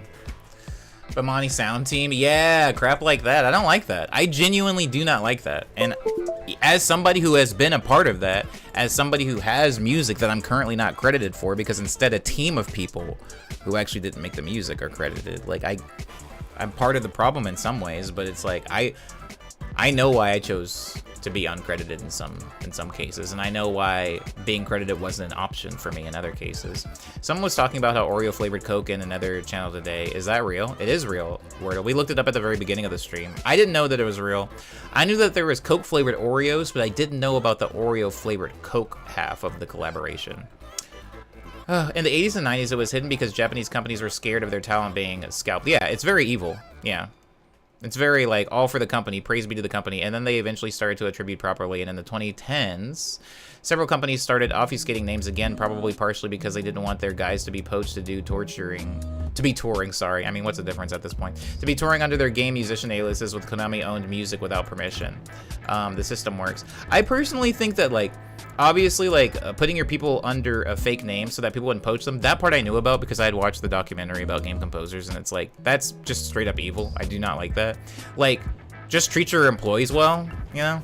Treat your employees really well, and then maybe they won't get poached, you know? If another company is like, hey, want to come work for us, maybe treat your employee well enough to where your employee won't want to go to another company instead of literally hiding them. Kind of whack. As far as the whole, like, obfuscating names because they don't want people to go out and play Konami-owned music without their permission, stuff like that, just, like, have them sign the appropriate contracts to prevent that from happening, you know? Just legally prevent it from happening, then still give the credit to the people's names. I mean, obviously, it's just like, I'm a music maker, and so I want to connect with, even in a one-sided way, other music makers, and it really bums me out sometimes when, and I'm not even talking about just games. I'm not talking about just Fortnite. I'm not talking about just, you know, Sega games or whatever. It, like, bothers me, even in, like pop music sometimes. Like, yeah, most of the time you can get who did what in the liner credits of, like, an album, but sometimes, like, you'd be surprised at how many producers and songwriters just aren't credited on the tracks that you listen to that they made. And sometimes I'll really love, like, I'm just gonna throw out a name, this is not actually accurate or, you know, real, but it's like sometimes I might really love, like, a Sabrina Carpenter song, and I'm like, dang, why does this song not sound like any of her other songs? Who produced this? And I just can't find out. And it's, like, you know, annoying sometimes. There's a song by there's a song by Kylie Minogue. If you know who Kylie Minogue is, shout out to you because she's dope. But, like, there's a song by Kylie Minogue that's produced by Calvin Harris, and I loved it, and it didn't sound like anything else that she had out at the time. And it was really hard to find out that it was produced by Calvin Harris at the time. Today it's a little bit easier, but, like, at the time it was really hard to find out. And it, like, bothered me, because as much as I love Kylie Minogue, I was like, you're only half of the story here, man. Anyways, can't get her out of my head. I like that reference. I used to give Yuzo Koshiro a hard time for putting his name on the title screen of games he composed for, but I respect it after he told me his mother told him to do it. Yeah. I mean, even if his mother didn't tell him to do it, that's just smart. That's just smart. Y'all need to be putting your names on everything. Y'all need to be having the most obnoxious, like, producer beat tags. You guys need to be screaming because nobody else is going to scream for you. If anything, I don't want to get too personal, but I'll just say, ain't nobody, like, championing me, even for the work I did for them. So I have to, like, come out of the woodwork and go, hey guys, I actually made the music for this. Hey guys, this was me. Hey guys, I produced this. In my, Ehi put out an album called Jolt Jacket, and it's like, I'm a producer on there. And I was loud about it. I was like, hey, I produced this song, guys. I produced this song. I was in the chair. I was over here. I had a song that came out, 3 weeks ago called Pollen. I was like, yo, I made this. I was here. I was in the room. I was plugging the tunes. Because, like, typically nobody else is gonna be loud about that kind of stuff. Back when I was in Two-Tone Disco, it was me that was having to scream all the time and go like, I made this, look at a video of me making this, look at photos of me sitting at my desk making it, I made this song. Because otherwise, you know, people are either gonna take credit, refuse to give credit, or try to share credit, you know. Put your name on stuff, for sure. I'm a big fan of that. Sounds like Yuzo's mom was very smart. The System Works says, Jesse, I think we are only starting to get it now because now you can use them for marketing. I have a doctrine that I live by, and it is not foolproof. Jesse, Cyber, Wordle, everyone else. The doctrine that I live by, especially today, especially in America, is that nobody, especially companies, maybe exclusively companies, nobody is doing anything for me out of the goodness of their heart. Whenever somebody does a favor for me and I go, oh, thank you, Mr. Company. Wow, good looking out. It's never for me. It's usually, always, exclusively for their benefit or to avoid some type of bad situation or penalty or lawsuit.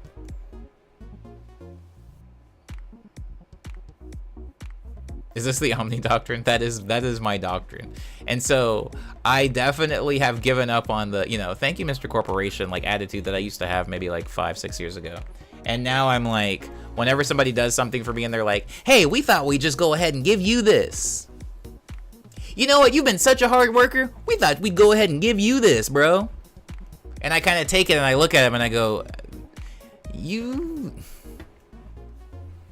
I don't know what's going on behind the scenes, but I don't think this is for me. Anyways, if line goes up, they are doing it. Yeah, exactly. If line goes up, nobody's going to let the line go down on my benefit. Line go down is way worse than line going up. It's so funny to read. I remember F you pay me. Yeah, that's my thing. That's my thing. That's the thing. It's just like, hey, man, nobody's doing it for me at a loss to them. If somebody's paying me, it's because they're making a lot more money than they just handed to me. Can you guys hear that? Oh, of course you can. FL Studio's muted. Sorry. They're making a lot more than they just gave me. Period. End of story. Add filter group. So what I want to start with is a Magical 8-Bit plugin because of course I do. Oh, that's loud. Okay, hold on. Let me turn that off. Oreo flavored Coke or Coke flavored Oreo. All right, I'm gonna run and get Oreos and pizza. Wait, if you buy an Oreo flavored Coke, okay. Okay. If you buy an Oreo flavored Coke, I just realized that it doesn't come with a Coke flavored Oreo. You probably have to purchase them separately. Oh my god. That's so ridiculous. That's so stupid. Am I right? Oh my god.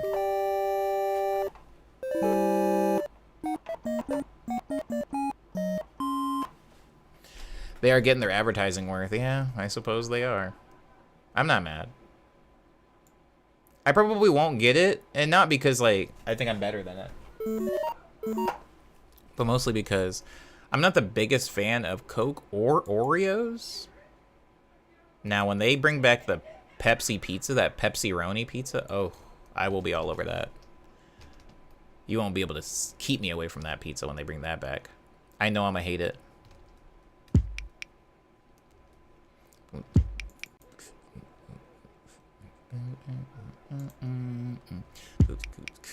Oh, maybe it does need to be faster. Ooh. Boom. Boom. Boom. Boom. That's what I want. Boom. Wait. That's really slow, though.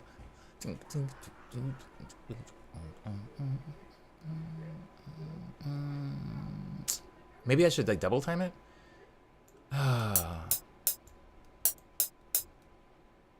Oh my god, I'm overthinking it. Go back to 120. 120. And then just, like, maybe, like, full 4 on the floor. And then we can go to, like, halftime later.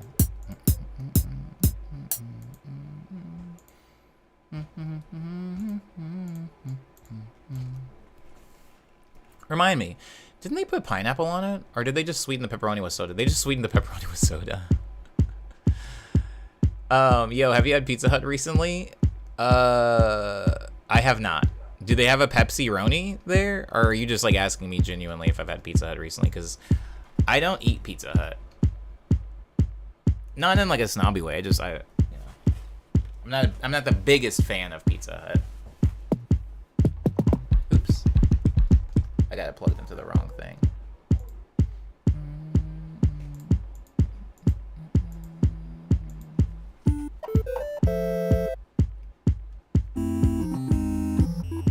I want to run it through that thing. This is like, bro, my secret sauce for M8B is a destructor with uh-oh, did he forget? Did I think I forgot? No, it's a destructor with telephones. Wait, is that right? That sounds wrong. Oh, it's just turned down.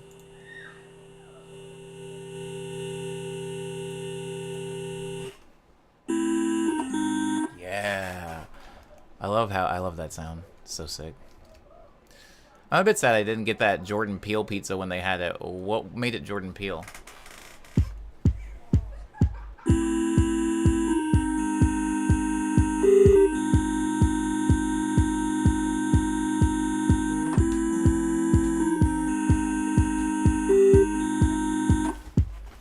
Hold on, switch chairs.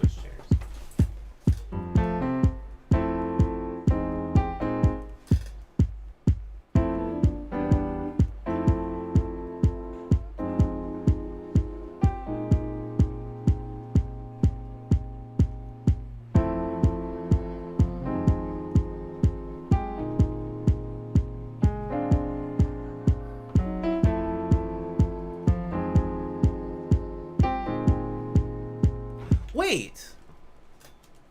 What does Denny Chimes sound like? Denny Chimes is like glitchy as heck.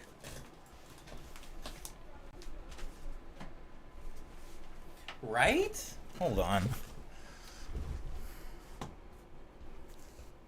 He was just on all the ads. It was supposedly super spicy. What? How does that make it Jordan Peele? Maybe he just likes spicy food?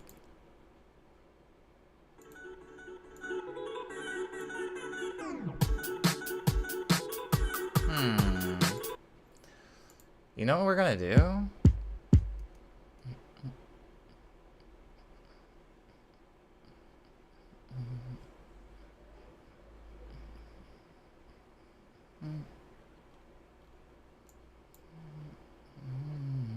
Sorry, I'm like composing in my head. I realize that's like really annoying to watch, where I'm just like sitting here like staring at the wall and like whisper humming to myself.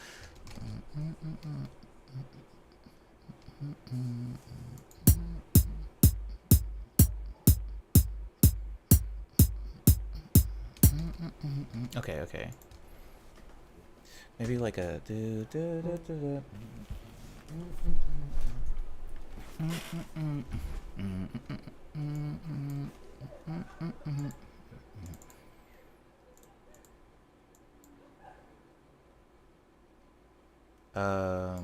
yeah.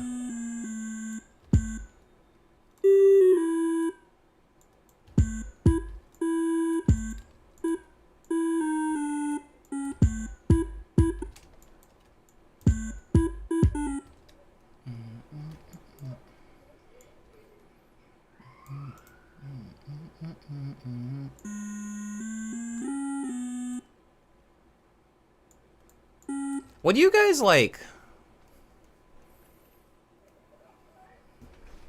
I have a question.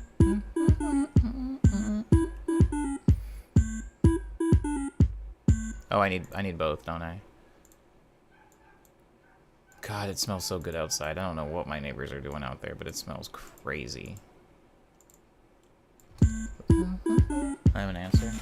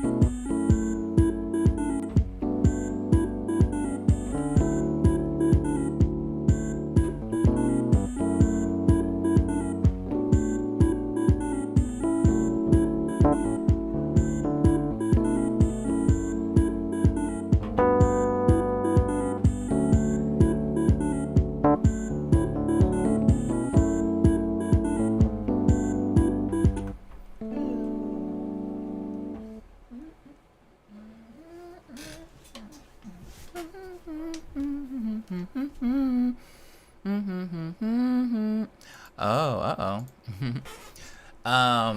Oh, what was the question I was gonna ask? Okay, so there's a person. What's white whale? Hold on, let me Google white whale before I say something crazy. I just typed in white wale, which is also a thing. An objective that is relentlessly or obsessively pursued but difficult to achieve. Maybe not quite a white whale. Maybe that's not quite the term. But like sometimes there will be people that are other artists, they could be an actor, they could be a singer, they could be a musician, they could be a painter, an animator, whatever.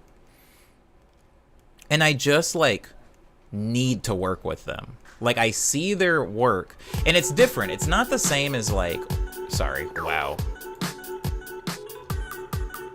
Turn that down. It's not the same as like when somebody else is like, oh, I feel like you should work with this person. I feel like you'd be, I feel like you'd be able to make something really cool with this person. It's not quite that. What I'm talking about is like when I personally see somebody and I'm like, I already am imagining the things we can make together and I want it, but I can't do it alone. Bucket list collaborator? What is that though for you all? Like what is that? Because that's not what you would say.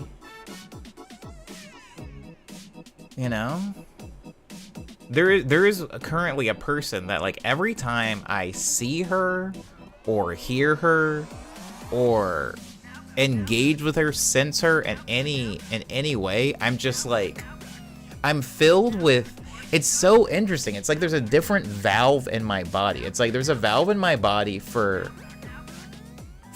whatever platonic emotions you can have.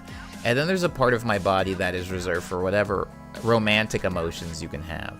And then there's this other, there's more than that. There's not just 3, but there's this third one of maybe like 10 that's like specifically like a love / infatuation / yearn or desire. And it works both ways. It can also be a repulsion, a distaste, a disdain. But like, it's specifically for being one artistically with another person. It's so weird. It's not a feeling I had when I was younger, even as an artist, but it's something that I get a bug with it. Somebody, obviously Ehi is like a really big one. Like when I remember the first time I saw Ehi like perform and we were hanging out, I was just like, I don't know how I'm gonna make this work. And that's the thing, it's always really hard to make it happen. It's like maybe your music styles are very different, or your personalities are very different, or you live on opposite coasts of the country, but like I remember like I was like, I have to work with Ehi. And it's not always mutual, obviously. Sometimes it is. But it's like, I have to work with this person. Like, I know that we could do something, and the thing that we do together would be great. And it didn't happen for a pretty long time. But when it finally did happen, I was like, yes, this is it. This is exactly it. And it was great. Like, not quite a muse, but something more. Yeah, because a muse is more one-sided, where it's like, I want to use you for inspiration. Whereas this is more collaborative, where it's like, I want to be inspired with you and create something beautiful together. The Dream Blonde rotation feeling? Yeah. Yeah, that. Dream collaboration is what I would say. Yeah. There are, and you know what's funny is like a lot of, because like the thing is when people talk about dream collaborations, here's where I'm making a thing. Okay, here's where I'm drawing I'm sorry, I will make this song. This will get made today. But like, here's where I'm drawing distinctions where it's like when somebody says, "Oh, who's your dream blunt rotation?" and then somebody's like, "Tina Fey, Travie McCoy from Gym Class Heroes, Axl Rose," and I'm like, "Oh, that's cool. You don't know any of those people." You know, like that's never gonna happen, dog. It's your dream blunt rotation because it's not gonna happen. It's only in your dreams.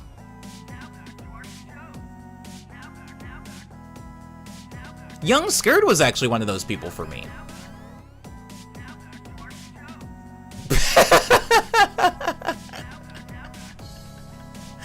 It's kind of a K-pop-y Asian inspired, but it seems appropriate. What? Wait, what did you say? Sorry. Oh, dream collaboration? You'd say that that's like, okay. When you think you can work with someone to make an awesome thing. Yeah, what's that term? I just came back to you being like, you're never gonna know Axl Rose. Yeah. Like, you're never gonna know those people. So that's why when people are like, oh, your dream collaborations, if somebody's like, Omni, what's your dream collaboration? I'm like, I don't know, Quincy Jones, Corey Henry, like a bunch of people I ain't never gonna work with. But what I'm talking about is like somebody that you've seen and you're like, no, this can't happen. And this probably will happen. You gonna work with Corey Henry, watch? Oh my goodness. That'd be sick though. That would be sick. But what I'm talking about is like, for example, you know who I really want to work with? But it will like not. I'm not saying it's not gonna happen. I'm not just calling out an L right now. But you know who I really want to work with that I kind of feel like. I feel like it's all emotional and nothing professionally or sonically makes sense for me to work with this person. My OTP for Omni is to work with Thundercat and not have Omni feel like the dude hates him. Wow, that is an OTP. That's dreamcasting. You're wish casting for sure. I want to work with Willie Crooks.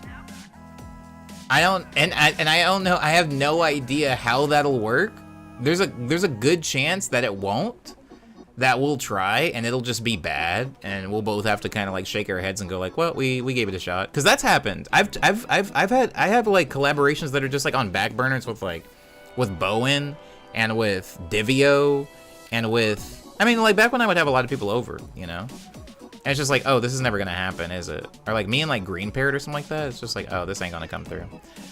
Me and Billy Reimer, drummer of Dillinger, and Grayson Necrutman.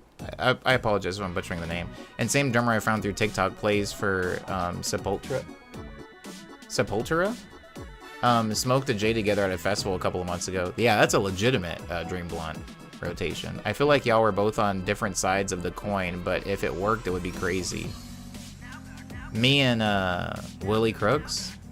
If it worked, it would be crazy. I feel the same way. If it worked, it would be crazy. But, and I was with him like, I don't know, like a month ago, whenever he was here playing that show. It's just, I have that with a few people, and there's a girl right now that I'm like, I know it can happen, and I want it to happen, but I also like need to be on my, you know, I need to be on my business before I even approach her, because right now I'm in a little bit of like a writer's slump, you know. I'm not really like working hard right now on music, and when I approach her, I do want to like really come with like the full like freaking Omniboy arsenal, you know. I would have said you and Danny Elfman since he's approaching. Since he's approachable enough, but homie is in hot water right now. Did I tell you I met Danny Elfman? Little girls. I can't sing his songs because they're, I mean, I can't sing his songs because somebody might clip it. It's incriminating. But anyways, I think that Danny Elfman is, let me not say what I think about Danny Elfman, because I don't know what he's in trouble for right now. So maybe, I don't want to get dragged down with him, but I did meet him before. And homie is like really, really nice. I don't want to work with that fool, but I love his music. Didn't he do the Nightmare Before Christmas music? Didn't he do freaking This Is Halloween, This Is Halloween? That fool's a genius. He did Beetlejuice. I was at the Disney Marathon, and it's Halloween themed, and they kept playing the Nightmare Before Christmas cover that Panic at the Disco made, and I was just like, wow, what a world. You and Day Mouse win. Honestly, Wordle. Honestly, Wordle, Day Mouse, like, yeah, what Cyber said. Day Mouse likes me as a person, but I think the only way Day Mouse is gonna work with me is if I am a Japanese girl. I miss my Japanese boy. He does collabs, but not many. You know who's... Also, I feel like me and Day Mouse might be too... No, that's not true. We're not too similar to work together. But yeah, that would be cool.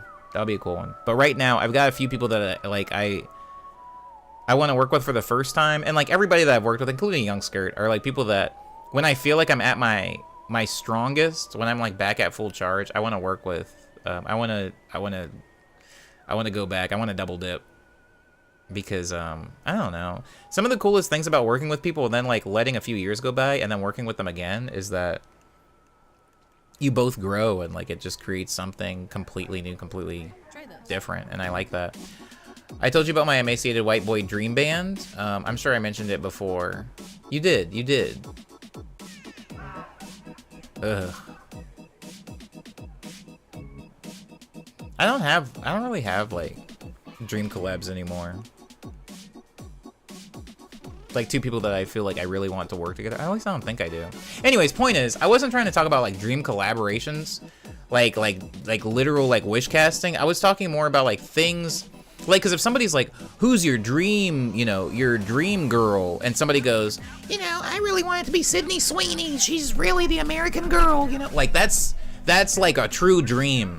But if somebody was like, who's your dream girl, and it's like, oh, like freaking Samantha that works at Subway, like, that's a little bit different in my brain, because Samantha at Subway, maybe that could happen.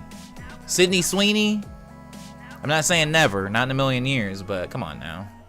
Adam Neely on bass, Lewis Cole on drums, and Bill Wirtz on keys.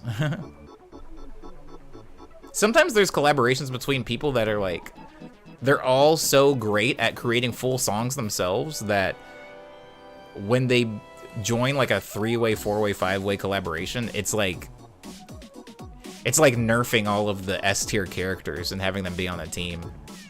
But I see where your head's going. It'll be cool. It'll be cool. Lewis Cole is definitely goated. Well, the thing is, I don't think most of us have an idea who you know and who you don't know. So maybe some are parameters would... Oh, no, that's fair. I don't know anybody. I know Young Skirt. And I know Ehi. I know Zeph on a good day. You know who's a Japanese producer that's actually really good? Wait, hold on. Let me make sure this fool's Japanese. Jesus Christ. I just called this fool Japanese, and I've never seen this man in my entire life. So, probably could not even be a man. Oh my god. I don't know how many of you guys know this person. Sometimes I'm like, reluctant to bring up certain producers in this chat or in this stream because I'm like, I kind of sound like this fool sometimes, and I don't want to be like seen as like sometimes I feel like I exist in a small enough pond where I get to be like somewhat my own, you know? But there are a lot of fools that are very much like not sounding like me, but they have pulled from the same elements. They're doing the same direction of the thing. However, when I pivoted, they didn't pivot. I'm obviously talking about Snail's House, where like Snail's House never pivots, where I constantly pivot, and so it melts a little bit of that connective tissue, that like connective membrane there. But he's actually Malaysian. Who's Malaysian?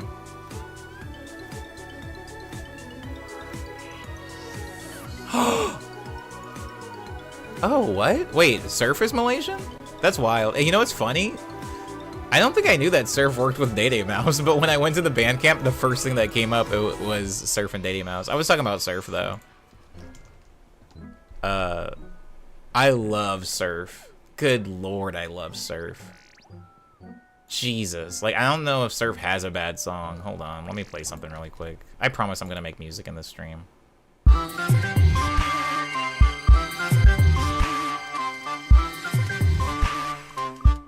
This isn't...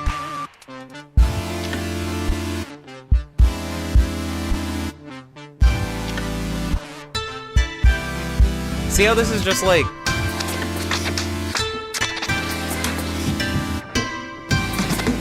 See how it's just like... It's like Nice Dream era stuff. Like, this came out... When did this come out? This came out in 2022. Like, Surf sounds like...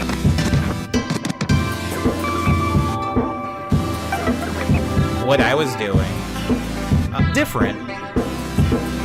But... That's crazy, bro.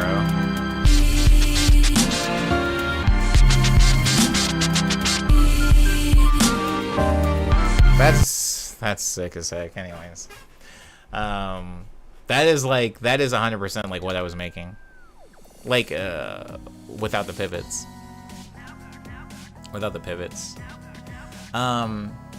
I do want to say one more thing about pivots, and then I'm gonna pee, and then I'm gonna make this song. Ujiko has the same problem, quote unquote, that Camellia does. They have a quote unquote release first, think later mentality, and they end up flooding the net with their music, fishing for hits. It's an effective and probably a necessary tactic for music in the 2020s, but it's definitely hard to follow artists when they do that. I think that there are just like several different types of artists, and like, I hear what you're saying. Ujiko is one of those acts that... I mean, I would say that's just like a modern musician. Ujiko is one of those acts that has like so much music that if you are an Ujiko fan, it's great because you could just make a full playlist of nothing but that dude's stuff. My thing is, I personally, the way I make music, it's not... Because I always talk about pivots, right? Like, I definitely pivoted away from the type of music that Ujiko makes, because it's also the type of music I used to make. I pivoted away from it, and when I pivoted away from it, it wasn't because I was like, oh, I want to be like more of a well-rounded musician, and Ujiko wasn't. The reason I pivoted is because the second I sit down, and maybe I gotta stop like adding editorials to my own speech, but like, maybe this is, a problem. But the second I sit down and I can immediately just like spit the things out, I get like a not great feeling. Like when I sit down and I put out, I start making a I start making a I start making a plunderphonic song that like sounds kind of like Just Believing, or sounds like Picture This. Like, as fun as that is, and as much as I love the muscle memory of being able to do that, I honestly, if I do it too much, I will start to like feel not great. Like, it doesn't feel good anymore.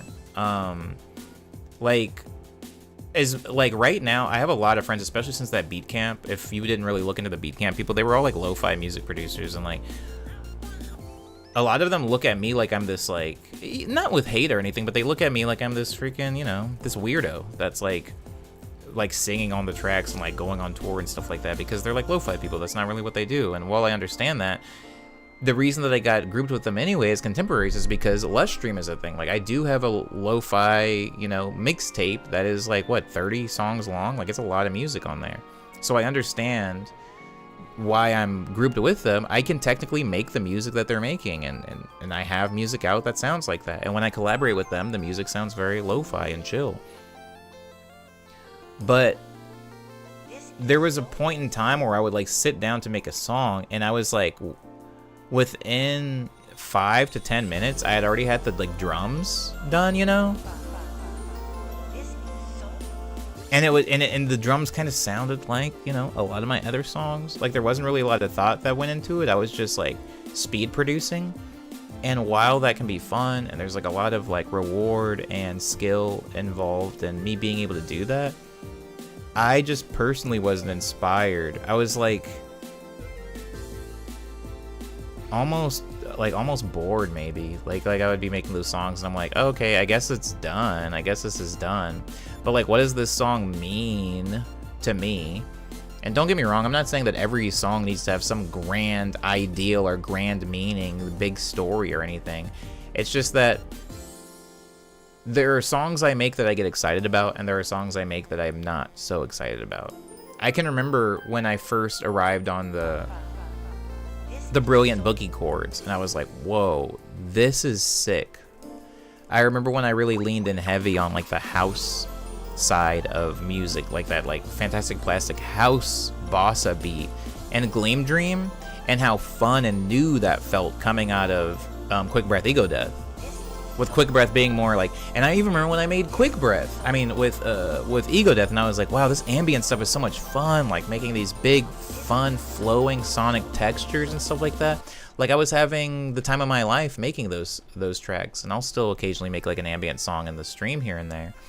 But like the level of excitement I had when I made this song, the song I was playing in the background, like Zoom Out.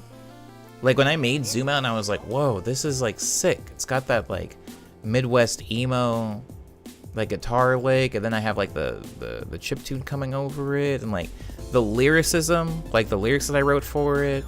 The chorus, even when I went on tour and I got to play that song live, and like just the feeling of physically playing it live, like being up here on the keys and then going up and doing the like the little chimey part on the microchord, like it was exciting to me. You know, there was a lot of excitement there. And when I was making Nice Dream, just like whatever you want to call that type of music, I'm not really gonna get bogged down with the genres right now, but you know what it sounds like. When I made Nice Dream, I did sound closer to what Surf sounds like, and what Day Day Mouse sounds like, and what like some of these other Japanese producers sound like. And it was fun until it wasn't. And I envy and admired a lot of my contemporaries, like Ujiko, like Day Day Mouse, like In the Blue Shirt, like Surf, like I guess Taime, you know, like a lot of these other people, like Tamagugugu, because they stayed the course and just continued to dig that trench. And I do think that if you release a song that sounds like lo-fi hip-hop, for example, and then you release another song that sounds like lo-fi hip-hop, and then you release another and another and another for years and years, you do dig a trench. And that's really what our existence online and in the world is. We're digging a series of trenches. You dig a trench that is the lo-fi hip-hop trench. And eventually, when people decide they want to get into lo-fi, you will have a pretty deep trench, and that is cool and beneficial in a lot of ways. I think that pivoting, as I have done, causes me to restart the trench every time. Like I dig, you know, a little ambient trench, and then people are like, this is nice, and I'm like, cool, enjoy. And then I go and start digging like a freaking like beat swap trench, and then I'm like, cool, that was fun. And then I start digging like a breakbeats trench, and then I start digging a house trench, and I'm moving around because it's exciting to me. That's how I keep the excitement fresh. But honestly, when I look back at a lot of my old contemporaries from like 5, 6, 7, 8 years ago, I see a lot of people that did stay the course, and I see all the success and all of the lack thereof that can be a result of that. But just saying all that to say that I do really like a lot of those people that were making kind of similar music to me back in the day. I like and appreciate a lot of them. But even for my own music, I do think like whenever I make my newest project, I'm gonna be honest with you guys, it's probably gonna be a little bit of a, not like a grand departure, but it's gonna be a little bit of a hop from what Gleam Dream sounded like, and it's going to be a little bit of a hop even from what Panorama Obscura sounded like. It is what it is, because I want to be able to come back to these songs. I want to be able to come back to Zoom Out. I want to be able to come back to Ghost Town USA and be like, dang man, that was like a chapter in my catalog. That was like an era, that was a time and place in my career that I'm no longer in. I want to be able to do that, even though it comes with a lot of growing pains. That being said, I'm gonna go ahead and open FL Studio and actually make this song now that I've like freaking vamped. It's 7 o'clock. Actually, I didn't start at noon today, so it being 7 o'clock doesn't really mean much of anything. It's not actually, I haven't been live for that long. Let's go ahead and get back in FL Studio. See, now I've been away from this long enough that I don't like it. I think I think I'm gonna open a break. I think I'm gonna open a break. Heck, the next project might be very break heavy. I feel like Obscura was pretty break heavy, if I'm being honest. It wasn't. It definitely wasn't break averse. That's for sure. No. No. Dang. High pass? I don't like it when samples come with their own. Hey. Beef? That's good. Beef? That's really good. That's sick. That's sick. We don't have the same sense of humor, but that was very well timed. It was very well executed. Cyber says, yeah, but you make drafts and craft them, and they have no issue releasing the same day they started composing. Ooh. Oh, yikes. I haven't been that guy since freaking Lush Dream.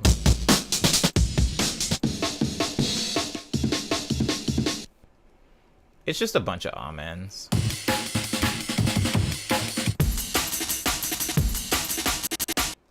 The thing that's upsetting with like samples that come with effects built into them, it's like, bro, I can do that part.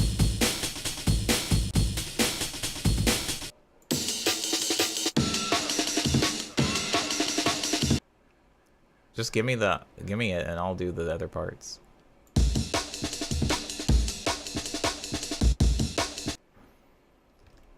It's only occurring to me now that I have no idea what the BPM of the Amen break is. I've never thought to look it up or ask. I mean, it's obviously faster than 125. Seems it might be 157? No. That's not true. Maybe it's like... Whoa. Hold on.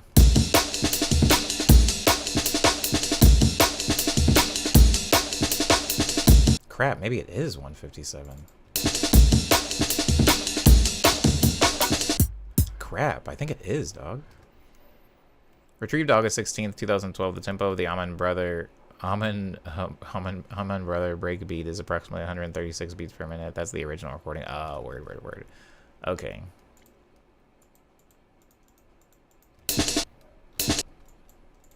We're gonna take you, send you to a mixer channel.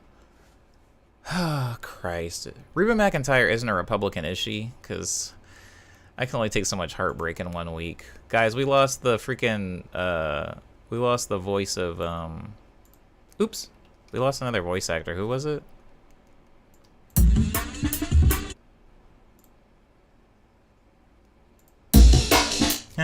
Nice. Sorry, bro. Chances are probably yes. Sorry, bro. If she was, then we'd be Reba McEntire.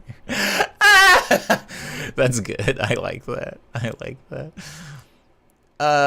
Hold on. Man, okay, I might actually not finish this song.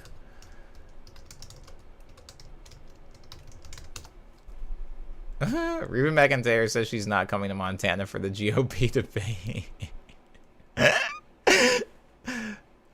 Throughout my career, I've stated I do not get involved in politics, and that remains true today, says Reba McEntire.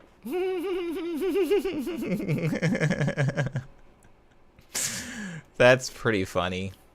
All right, Reba, you can live one more day. Whoa, Shamana is here. What's up? How you doing? Dang, should I actually I'm gonna put it in the fruity slicer. I'm gonna put it in the fruity slicer, and we're gonna slice it ups. How are you doing, Shamana? How's your day been? Did you have a heat wave where you were? Are you still alive? Oh, I didn't even ask you, Skirt. How was the heat wave for you? Was it manageable? Do you have like pretty good AC that like I know I got a few friends that just got good AC and so they're like, oh, it was fine for me, bro. Like literally no problem. I could do that in my sleep. I could do it again. I could sleep through it. For me, it was a little bit more how you say painful. It was a little bit more painful for me, so I wasn't exactly like having a great time here. I don't have AC. I mean, I have like a little wall unit, but like, come on, bro. I ain't got AC. In other words, I ain't got AC. $400 power bill? Oh, for 2 months. $200 power bill? No. God dang. My power went out for 4 hours one day. Yeah, mine went out for 4 hours several times. Well, the final time was only out for like 45 minutes. I'm being fair.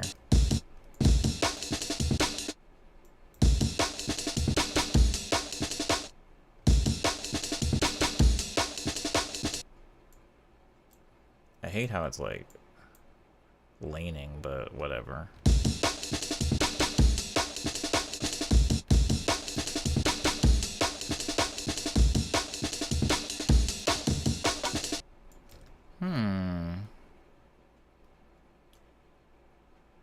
Hope y'all are okay, says Shamana. Did it not get you, Shamana?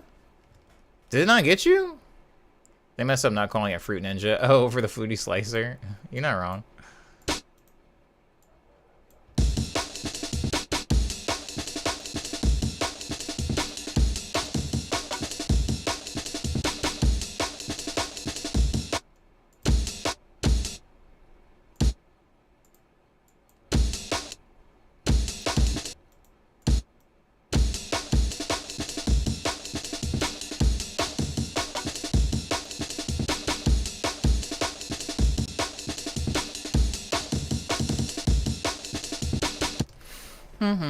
No, I'm all good. Dang. Envy. I mean, we're over it now, so it's cool. Everything's, like, fine.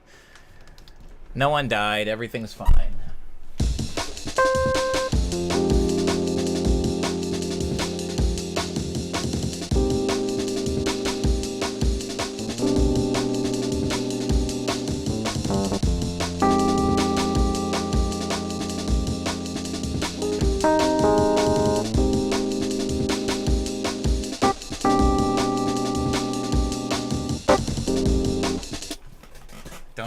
Don't overthink it. I guess I'm just gonna use those chords. They're the first ones I hit.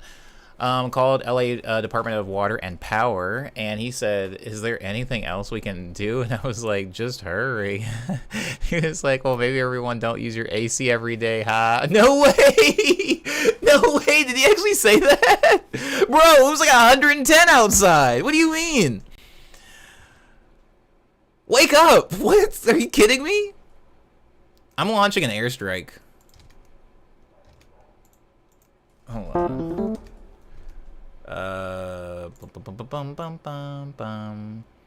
See, this is what I mean. This is what I mean. I haven't used FL Studio in so long, I almost forgot how to arm the track. Give me a count in, I guess? Oh, give me a double and then give me a count in. Because I do want... Nah, give me a quadruple. Whatever, I might mess around.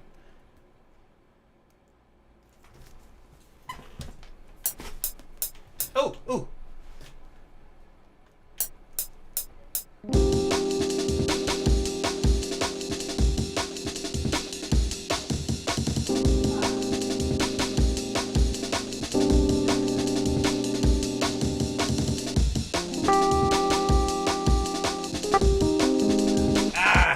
I didn't like that. I didn't like that. Oops.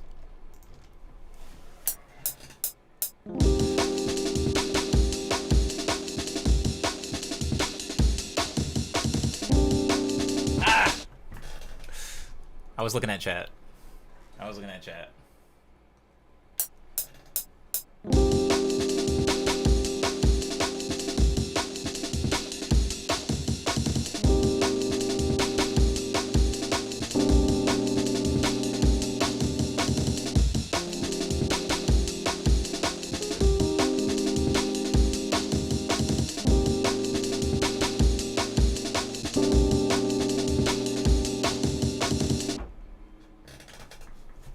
Ooh ah ooh ah, ooh ah ooh ah.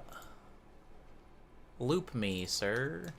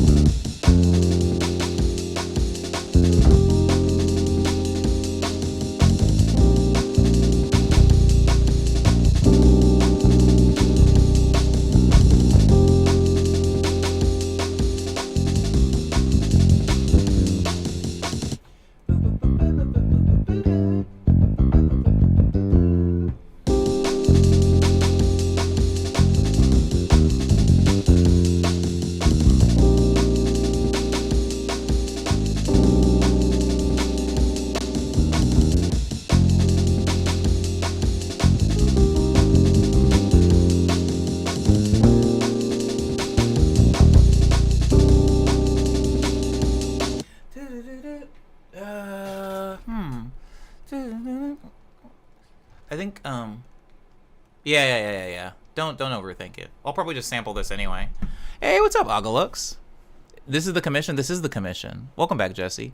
Yeah, like I did a little raise in vocal octave to be like, I'm just playing, and he, and he even did it back. Actually, I mean, I do like the back and forth of that. I do like that he had a sense of humor, but also it's like, bro, come on, dog. People out here dying. People in the streets always dying. Baby, little baby mama always crying. If you practice what you preach, you can try turn down the heat. Wait, maybe if I actually do... Should I do it in MIDI? No, I'm just going to do it. I'm going to do it the wave. I'm going to do it with the keyboard. I'll do MIDI for probably the pads that I do over it.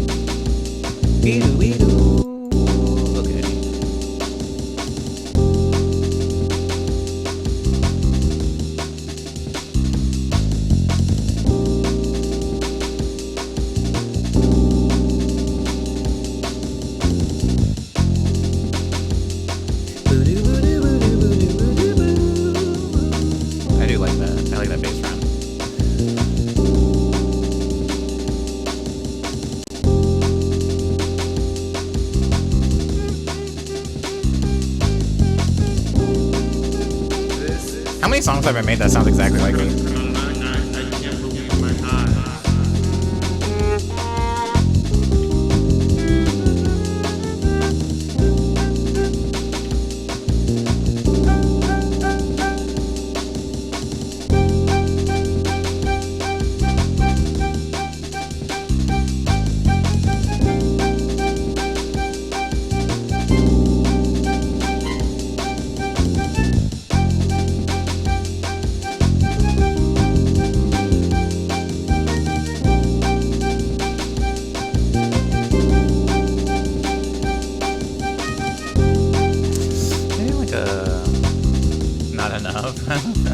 I appreciate that.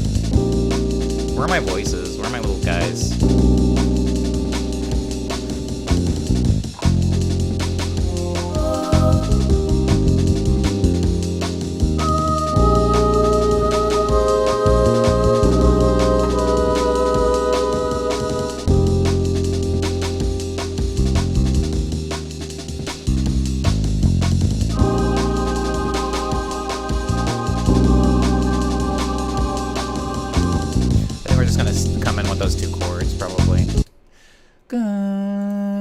I want to do like a ba-da-da, like that.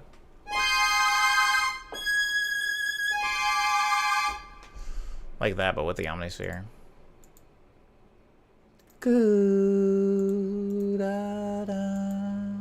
And this is just going to be like one phase of it. There is going to be like a whole like beat switch at a certain point.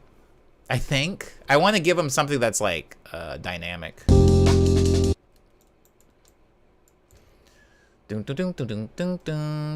Man, how are people living where they can take a year-long cruise around the world? I don't know, rich? I'm sorry, if you try to put me on a boat for a year, when you see me again, I'm going to be the captain of that boat. I'm going to be the captain of that boat. Half of the crew is going to be dead. I'm going to be the captain. And we're going to be stranded. I'm the captain now. Look at me, look at me. 274 days. That's crazy. What do they do with all the poop? Are they making stops in town? Are we legally pooping in the ocean? Are they just dumping it off? Oh, of course they are. That's so awful.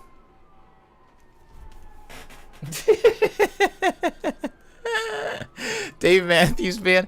Yo, Dave Matthews Band has one song I really like. That goes... God dang it. It was like something about becoming a man or being a better man or something like that. You know the DMB poop bus, right? No, what?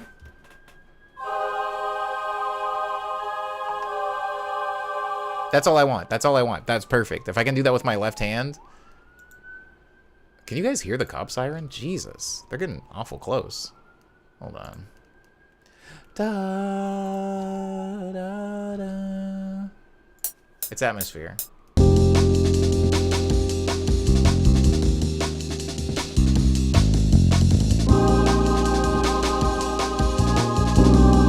Yeah. That's nice. Did it record? It did. Wait. Huh? Oh, I guess that is what I hit. Looks funny when it's all stretched out like that. DMB tour bus. And the floor was graded and all landed on a ship going under. Dude. They let all their...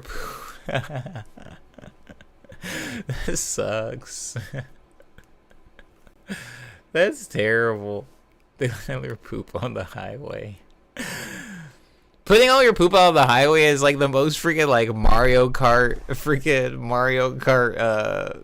defense weapon. That sucks, man.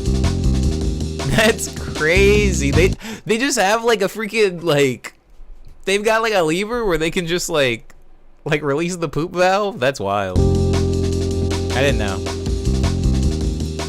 That's awesome. What the heck?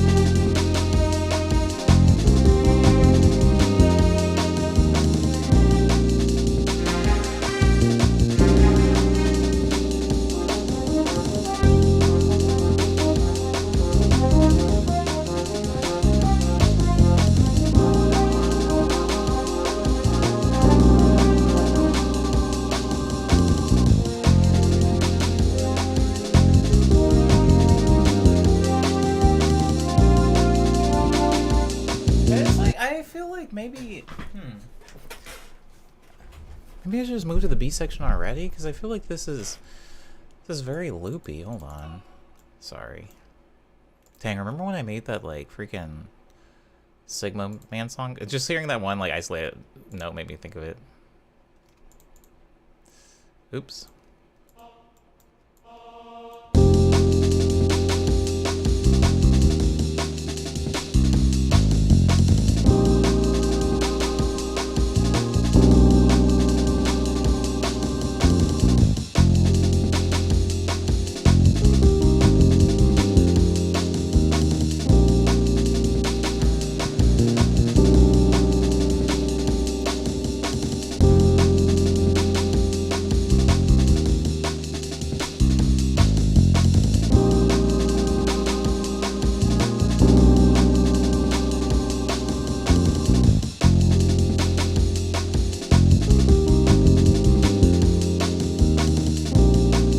Maybe do it on the second one. I mean, that's what makes more sense, honestly. And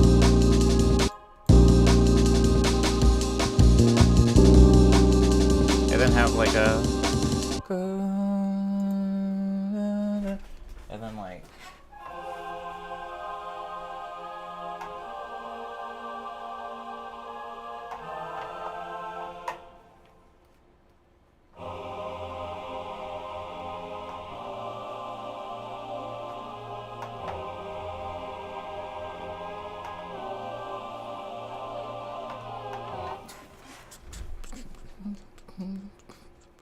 Is that still in the same BPM?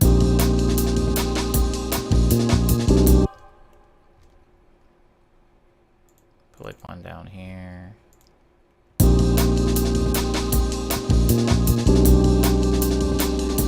Oh, oh, whoa, whoa, whoa, wrong.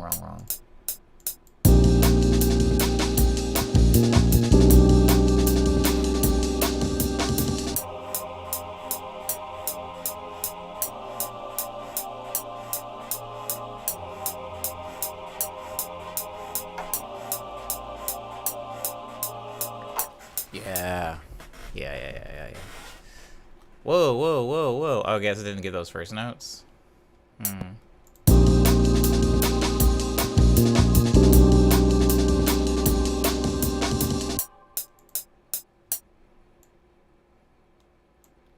Whoa. Oh, okay, I see. I just have to take these.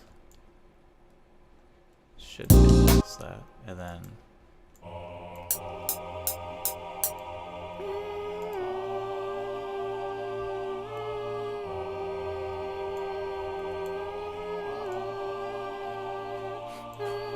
Oh, okay. I'm hearing it.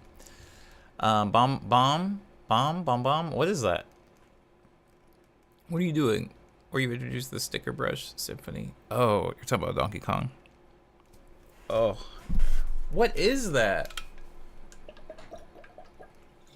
Do you guys ever have that thing where like something, is that post-nasal drip? And like you feel something like in your throat that's like, I don't even know how to describe the sensation. It's like not, it's not burning, but it's just like, oh, it's like rancid or something. It's like, it's immediately I need to drink. And it's just like in my throat.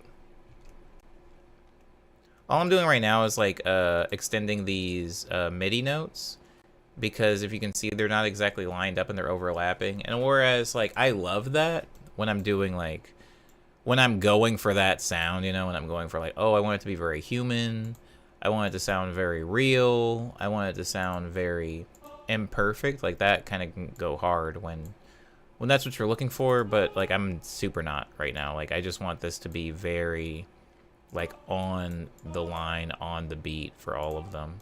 And so I'm just going through and cleaning up, doing a little bit of cleaning of the different, I mean, I'm pretty sure there's like an auto tool to do this in FL Studio. There's like a quantize, wow, okay, sorry, wow, knew that sounded weird.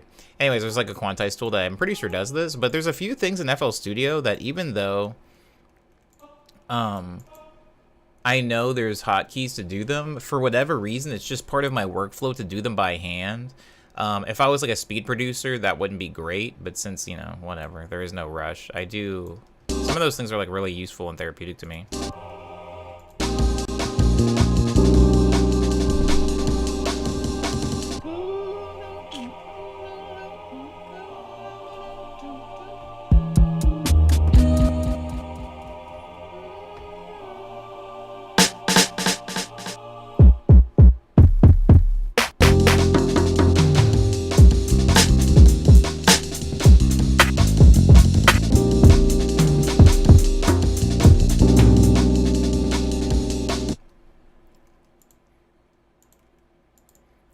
Oh, crap, that wasn't on my 404. That was on my KO2. Huh.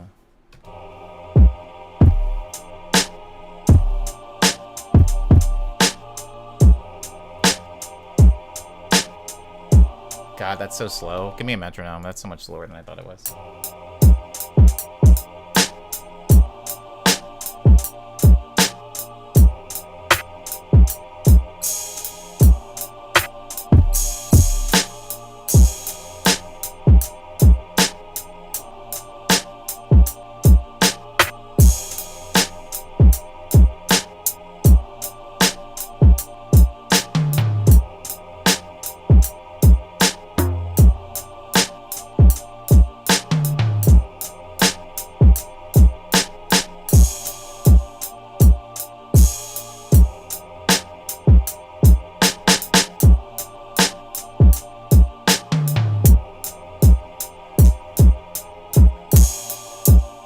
Wait, what is that?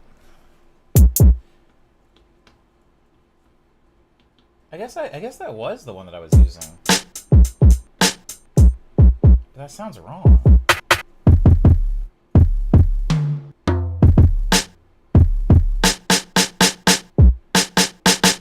Hold on.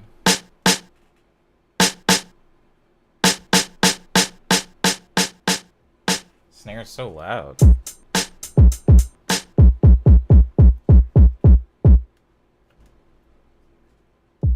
Oh.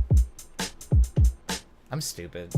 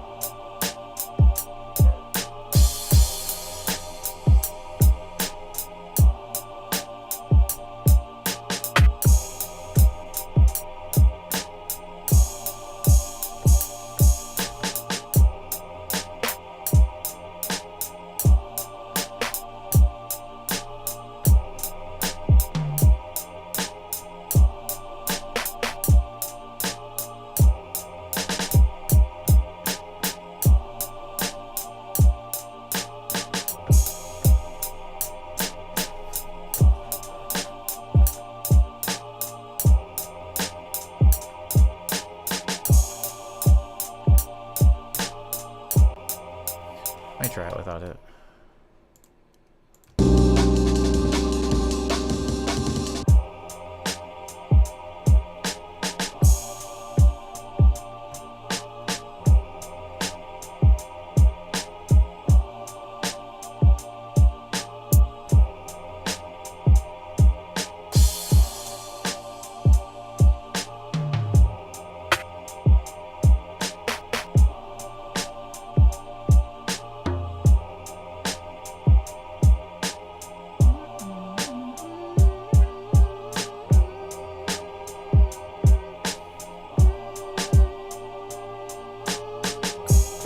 Ooh.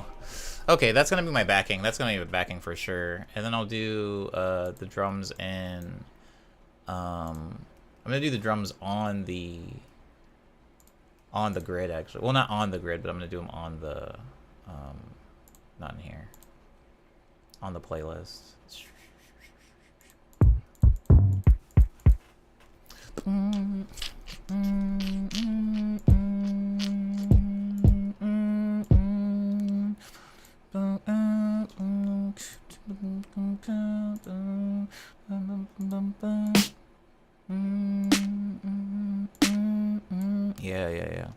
I'm using the same drums from that Metronomy remix. Oh my god, guys, that Metronomy remix is not coming out for a while.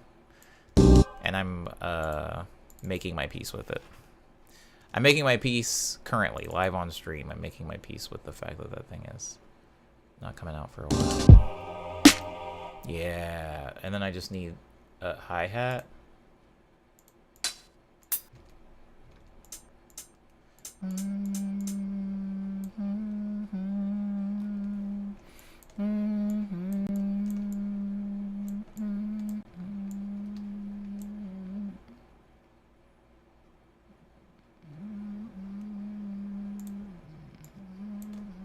Should I do it early or late? Ooh, I didn't mean to do it that many. That's sick, though. I'll have to remember to do that for the double time part. Yeah, a little late. A little late.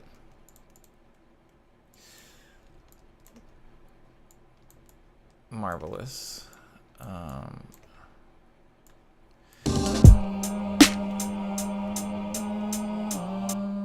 How did I pick the same kick and snare as I did last time?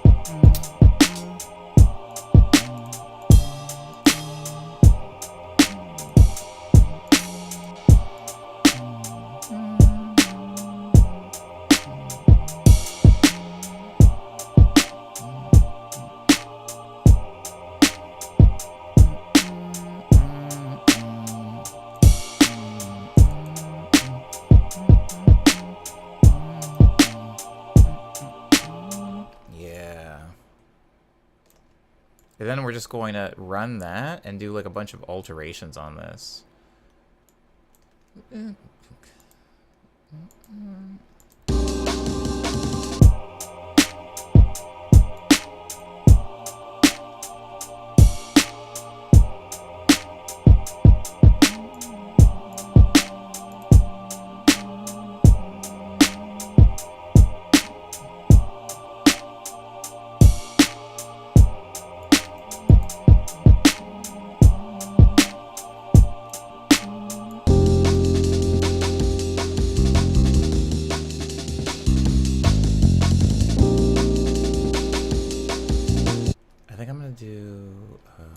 Saving this and then exporting it out.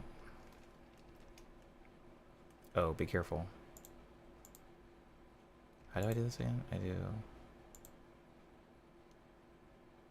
consolidate from selection start.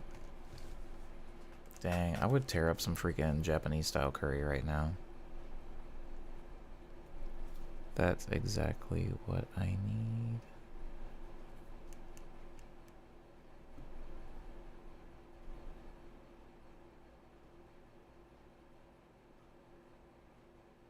Okay, alright. That's not too bad.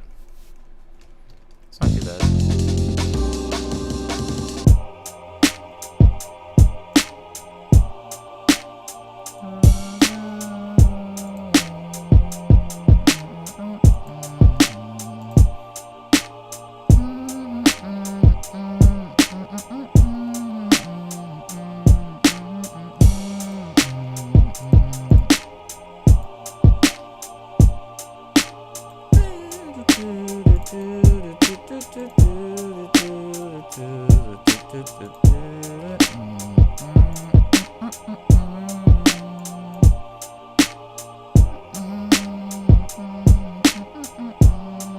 And then we're gonna put like a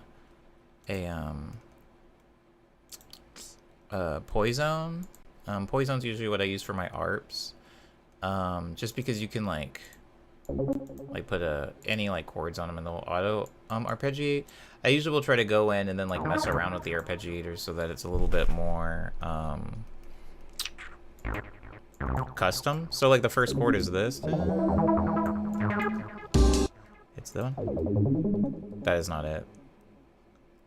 I'm messing up something here. It's this.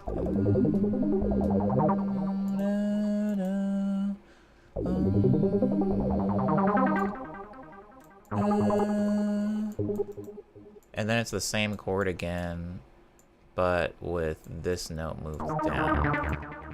And then the same little bite up. And so we're going to take all that and we're going to move it an octave up. And then we're going to take off the LFO and take off the chorus and then take off the unison detune. Like that.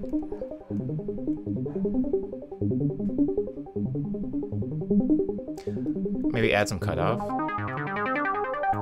It sounds so sci-fi.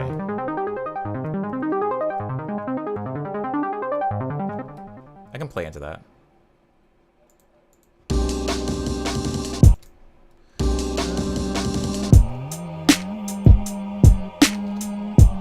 Thanks, Cyber.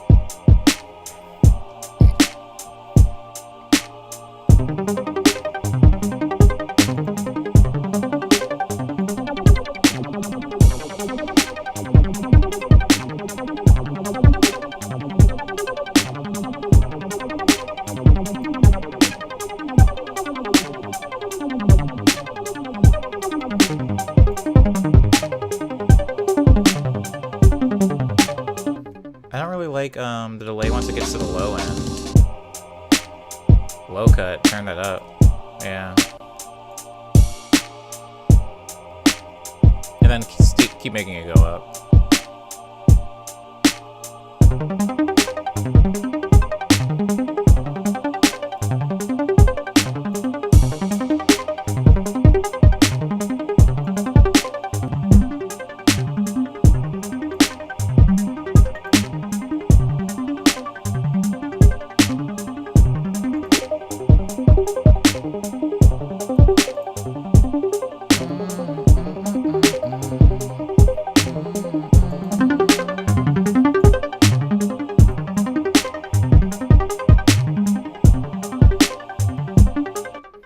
I just realized I have to turn down that kick. That kick is really loud.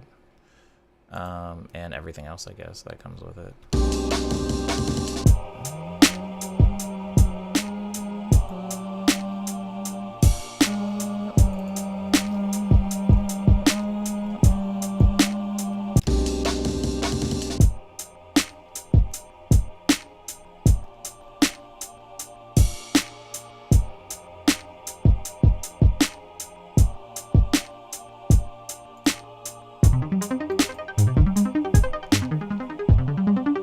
Oh, that's nice.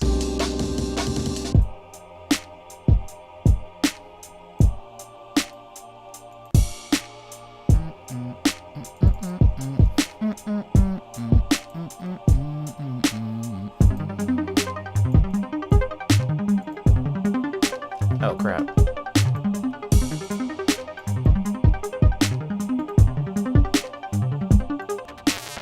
Oh my god. Huh? What is that? I can't use that. I did like it, but I can't use it. That's pretty solid.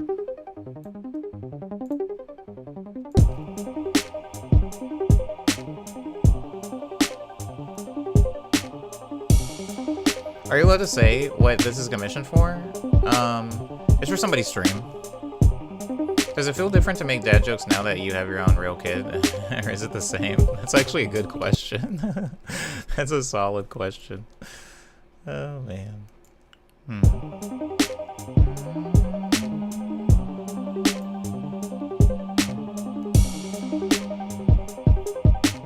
Okay, No way. don't want anybody to panic. but Scully Mulder? you'll be receiving a Twitch raid. Who's Scully Mulder? Twitch raid. Hey, what's up, Alka? Alka? Run! It just Twitch raid! Lumpling Laura? Twitch raid! Twitch raid. Twitch raid. Twitch raid.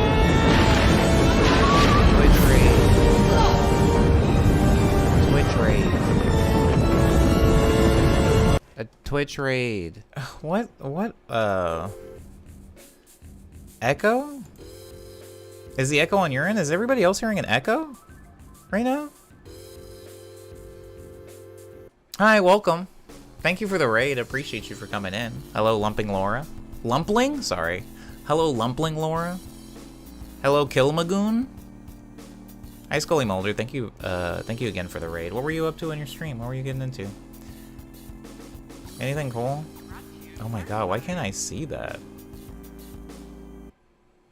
Why can't I see that? There's like certain emotes I can't see on my end. What's going on here? I'm working on a music commission, a song commission, a tune commission. Make music also. Made vampire songs today. Ooh. I do like vampire. I was just talking about earlier in the stream that I'm gonna watch the Twilight movies. I've dedicated now. I've never seen any of them. I've never read any of the books. I don't know what happens in it. I don't know if it has a happy ending or not. Oh god, that feels good.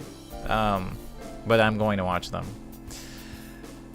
But what's going on here? I'm making music. We were talking Twilight today on stream. Oh yeah. Don't spoil. No spoilers. Don't tell me if it has a good ending or not. Don't tell me if he gets the girl or whatever. I don't know. No spoilers. Thank you. I appreciate you. This is what I made today, or I'm currently making today. It kind of changed halfway through. I don't know what to call it.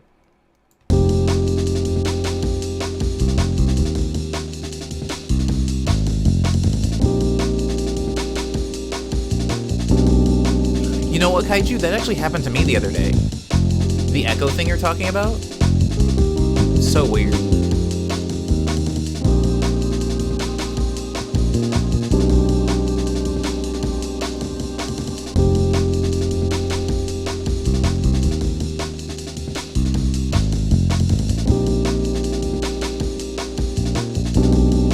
This is the keyboard I used to make it. That's a Yamaha MX61.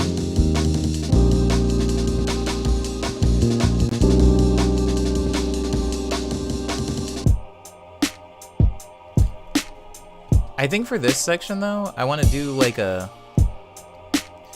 want to mess around with synth like. Oh, that's really quiet now.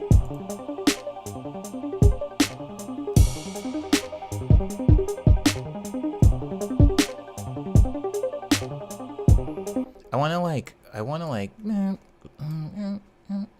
want to like make this part like really like plunderphonic and like have a bunch of like parts where it like dips out and cuts out and stuff like that and has like other voices come in. Like one of the things that I really want to do is like have a like have like a break here.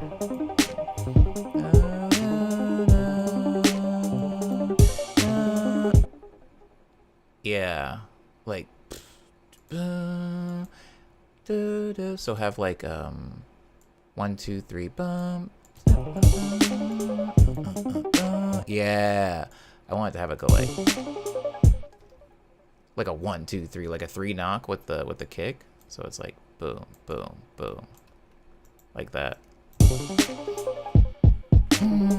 Yeah, like that. Why does that sound wrong? Why does that sound wrong?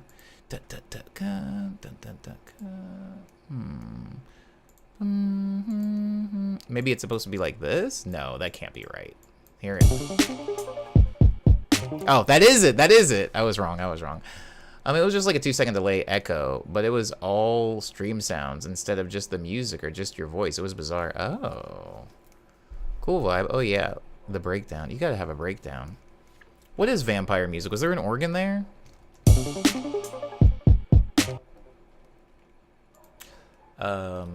Then I'm gonna take a crash symbol. Like that, and then I'm going to reverse it like that, and then I'm gonna slide it over here, and I'm gonna chop the butt off of it like that, and then I'm gonna slide it right here, and then I'm going to, go like this, shoop, make it smaller, and then I'm gonna add a little, a little like manual riser in it like that. So it goes like that. Obviously, we're going to turn it down. Obviously, we're turning it down, though. And then adding a forward. Then adding a forward crash to the other side, but I have to not use that one. I think I'm going to use the Lex Luger one over here. Like that. And then, of course, turn this down as well. Like that. I wrote vampire lyrics and sung. My stream is so messy looking. It's how the inside of my brain looks. Jesus, so ugly. Anyways, I wrote vampire lyrics and sung them over some gothic chords that turned into disco. That was vampire music this evening. I would go to a vampire disco. And then Blade comes in and kills all of us. Yeah, I like that. But I want to add those like doo-doo voices. Sorry, I want to add those like, well, I mean, yeah, doo-doo voices. I want boom, boom, boom. Even if I use the, where do I have the, if I use like the,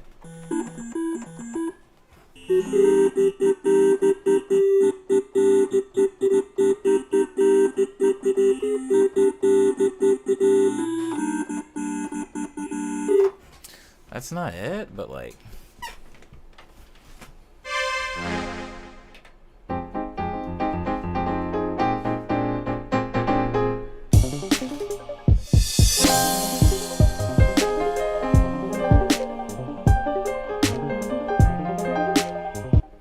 I can at least get that like little piano bit in there. Why not?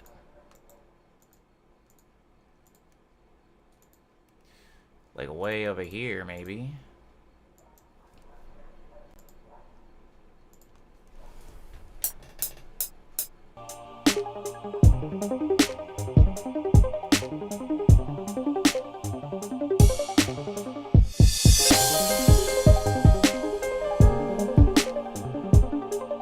Ooh, that was really close, but not quite.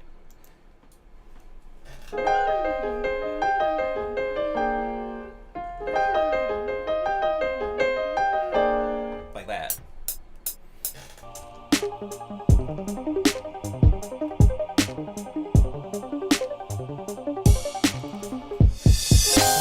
Oh my god. That's, of course, immediately messes it up.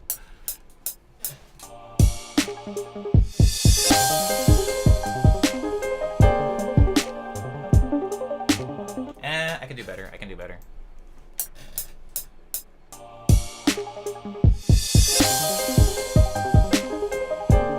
Yeah.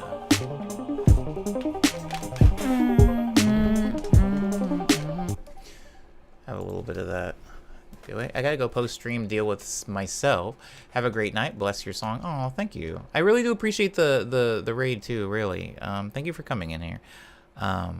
A fellow musician, and I know how long streams go, so please take care of yourself. I always forget to say it. I hope the rest of your Wednesday goes well. It has to be Wednesday where you are. The Earth isn't that big. I'm assuming you're not across the date line, MX61 001. But yeah, enjoy the rest of your day, and hopefully I'll see you again. See you again.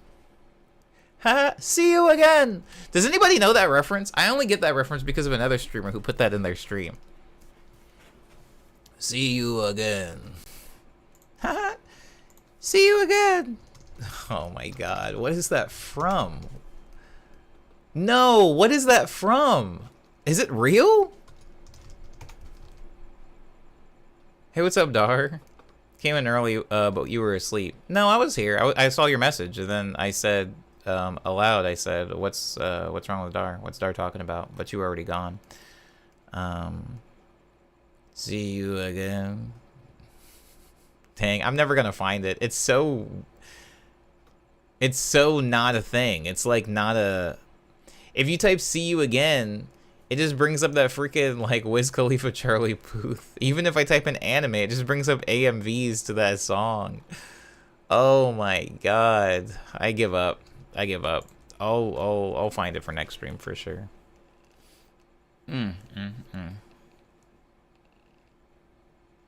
Ugh. You were asleep when I saw the picture. I wasn't asleep. I mean, I guess the joke you're making is that the photo of me is me laying down with my eyes closed. Are my eyes closed in that photo? Hold on. My eyes are wide open. Dar. I am not asleep. Look. I'm looking at the sky. See you again. See you again. I'll never be able to find it. I'll never be able to find it. It doesn't freaking matter. It's a joke that's only funny to me anyway.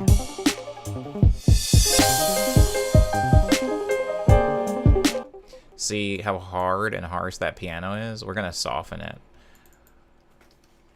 We're gonna go in here. We're gonna make it a little bit quieter. We're gonna put some reverb on it, and then we're gonna cut out the dry and leave, not all the way, but you know, soften it.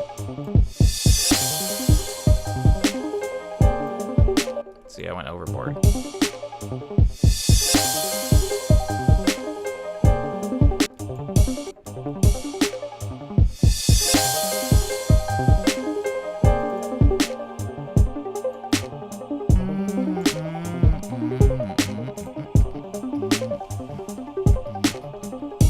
And then maybe do a little bit more with like drums and stuff too. Yeah. Don't explain the joke. You're unfunnying my joke. From Dr. After the vigorous exhale. How dare you? How's your week been, Dar? Did you have to deal with a heat wave? Was it hot where you were? I'm watching on my phone. I can't see your eyes, honestly. You know what? That's actually a valid defense. As somebody who watches most of the streams I watch on my phone, I can't see what the heck y'all look like. Or what y'all are doing.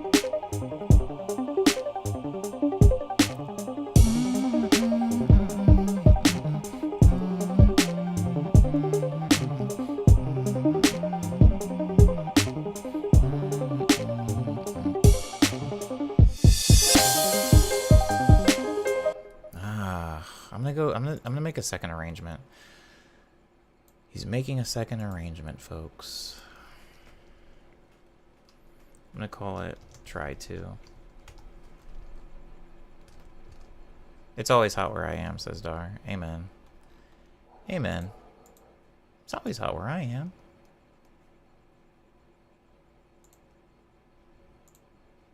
I've never known the cold.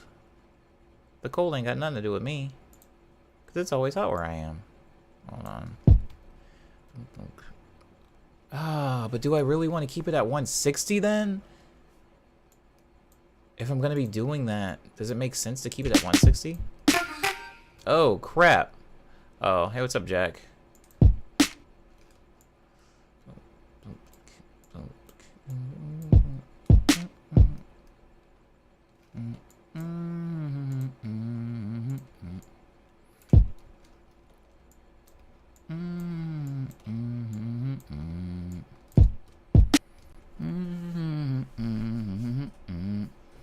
I've done 45 hours of job training over 8 days in the past 2 weeks. That's a lot when you're a full-time student. I hope you're getting your rest still and like eating and stuff like that. I feel you. I've had the wildest... Oh, Dar. Oh, Dar. You missed the check-in, I guess. I was like working from 2 a.m. to 12. It was nuts.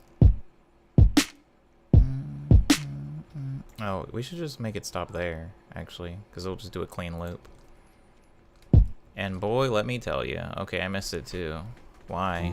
Because I was working the Disney Marathon, and the Disney Marathon starts before the park opens, so the marathon itself starts at 5, so I needed to get there at least 2 to start, like, breaking down... I'm sorry, to start setting up barriers and roadblocks and stuff like that, and getting things ready for guests. It was pretty gnarly. It wasn't, I'm not gonna lie, it was terrible. It was pretty bad. But it is over. At least until January, when we do it all again. This one was the Halloween marathon. Next time it's the... I don't know, the New Year's marathon? I don't know what happens in January. I know how Disney pays. Was it worth it? Nope. But, you know, at the end of the day, you know, some money is better than no money.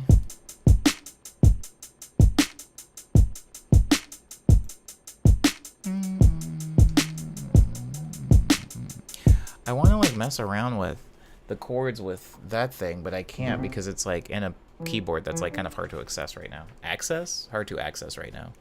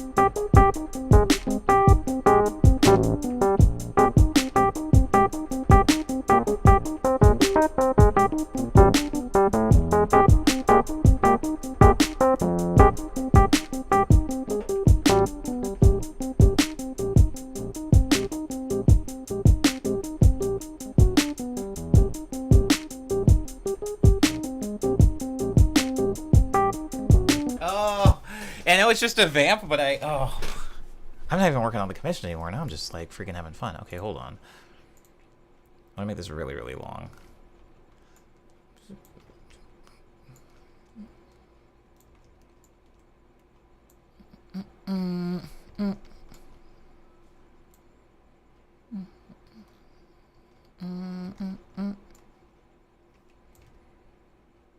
You deserve better. Yeah, I wish. I appreciate you though, Kaiju. Hold on. Is it armed? It is. It is.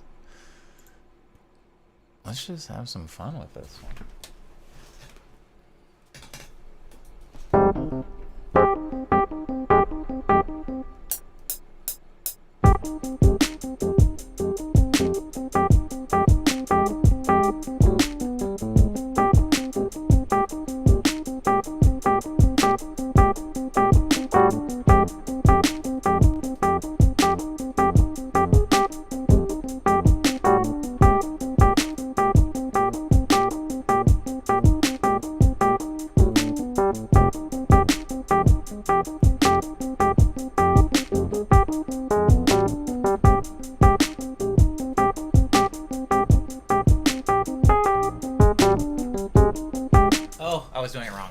Start it over, start it over.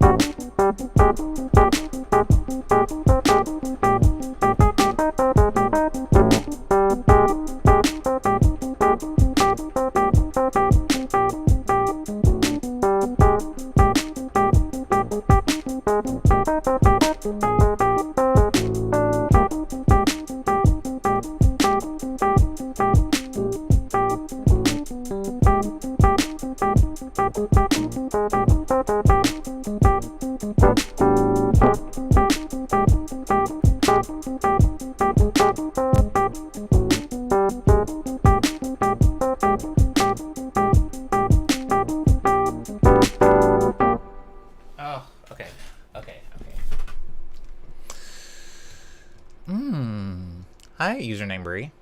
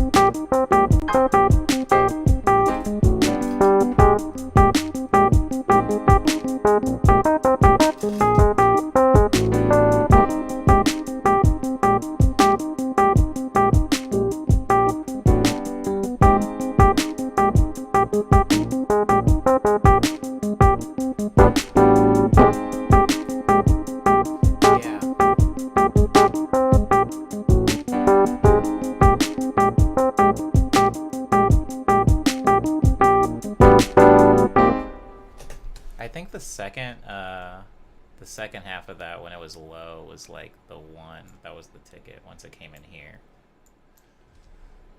Good. I need to work music, yeah. This is how it's made music.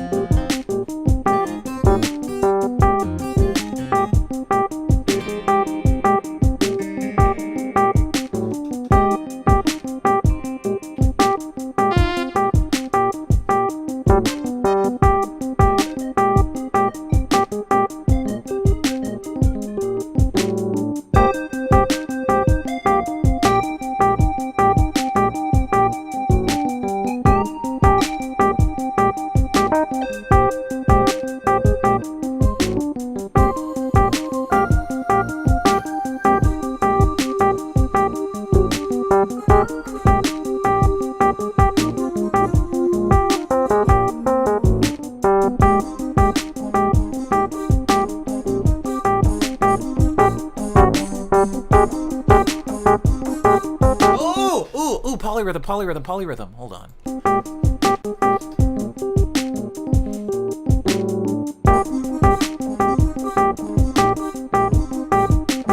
Ah! Sorry. Polyrhythm. Come on. Think. Okay.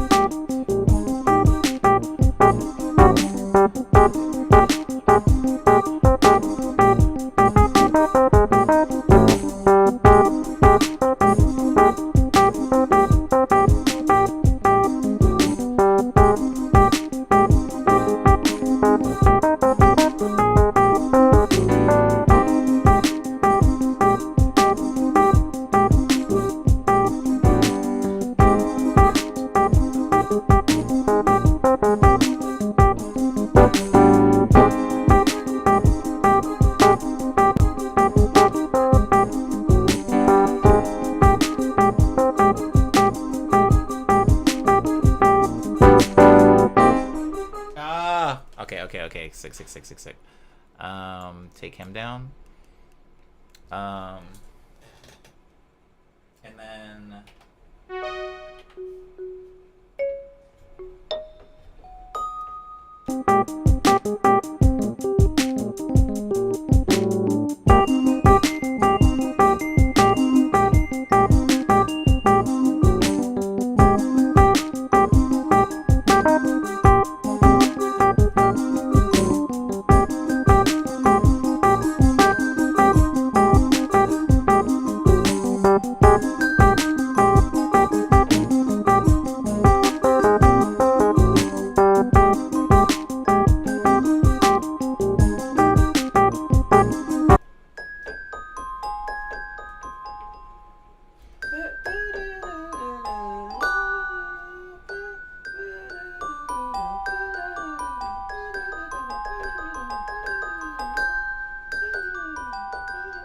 Okay, that's gonna be really hard actually, but I'll try it anyway.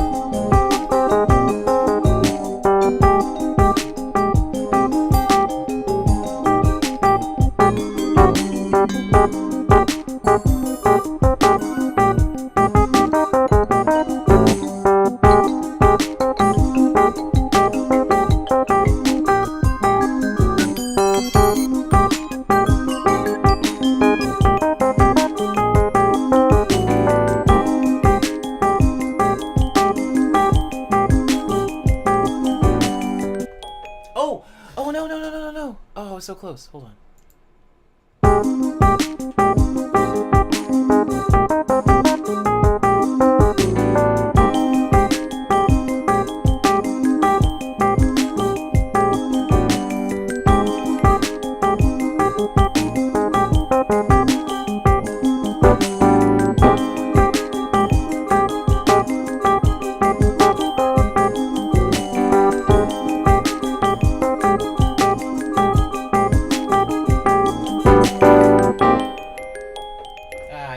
Wait. One more. Because I feel like...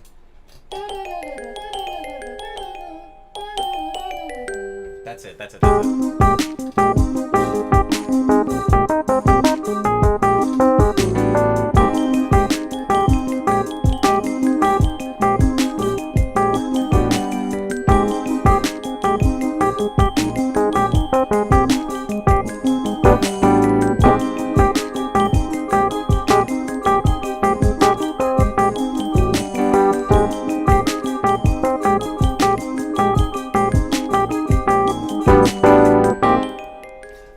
Okay. That's a solid run of that. Now I'm just gonna like do some what is it called? Stereo imaging? Sonic imaging? I'm going to get rid of all of this traily bit at the very end, and then I'm going to do that. So this is MX61 026 music box, and then I want to send you here and put you off to the right.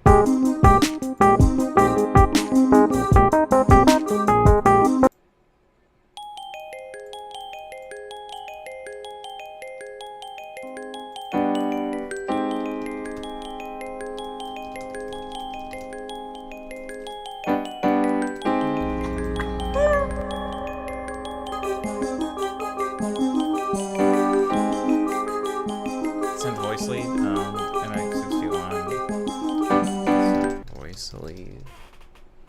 It's 33, not 31. Has anybody here seen the show Dark? Pretty sure I've talked about it before. It's like a Netflix show, like a foreign Netflix show.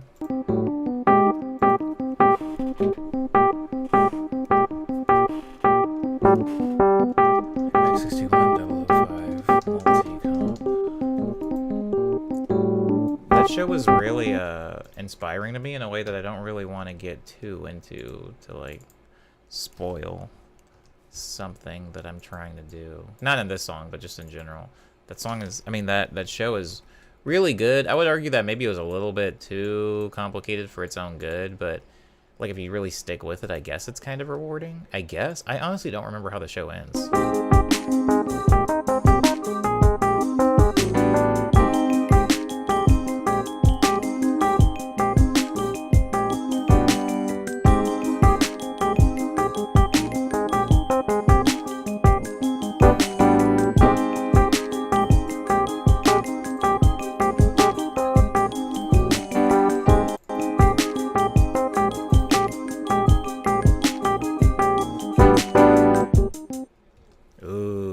Nice timing.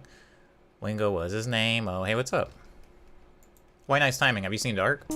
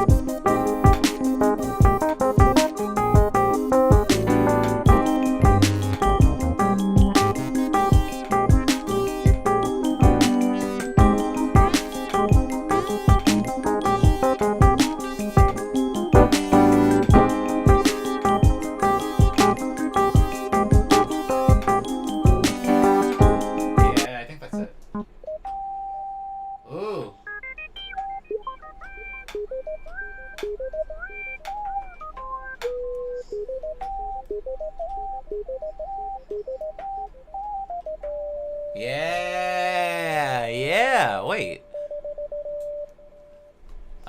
Go ahead and throw him in there.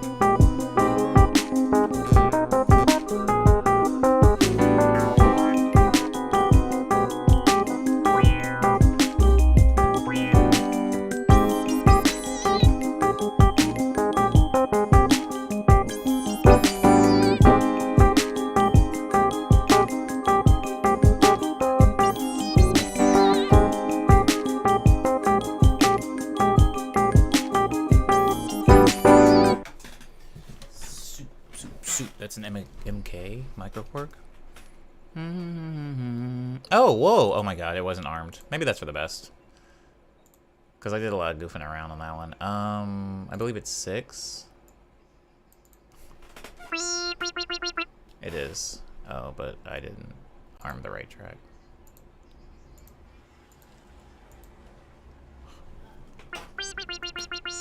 God, I need to be able to make that louder.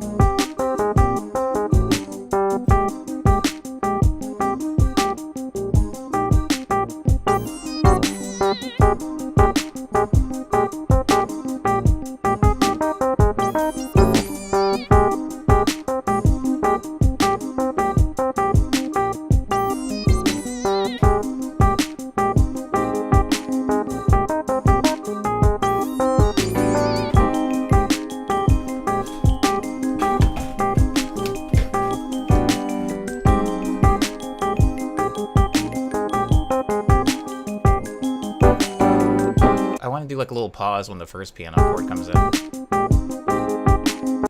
So like like and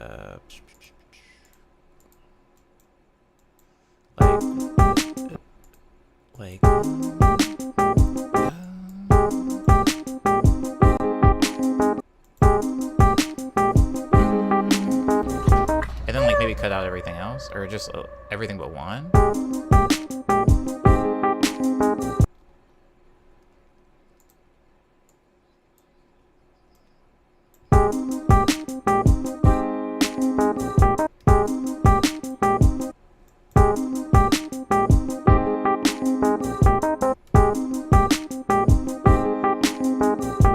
Oh, I have a ride symbol in here. Is that it? Yep. Just make some room and then put the ride there.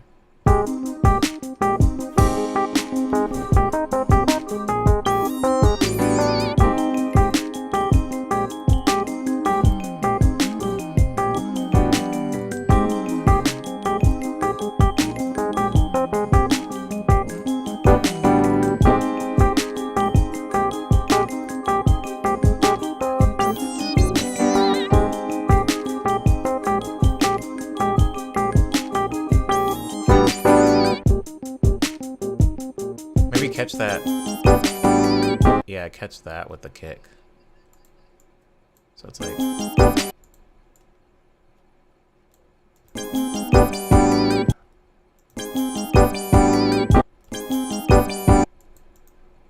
And bring that ride in. So it's like. Or maybe like cut it.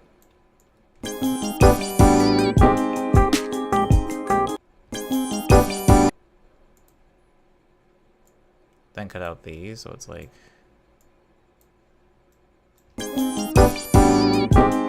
yeah.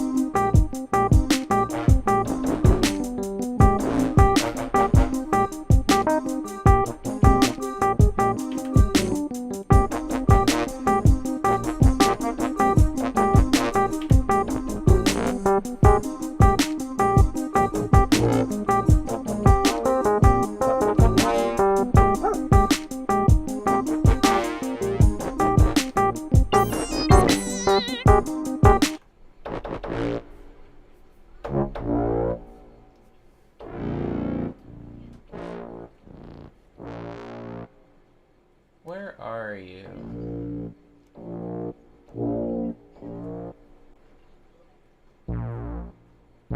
Oh, now we're getting into synth rails. That's not what I want. Trumpet, flugel, trombone.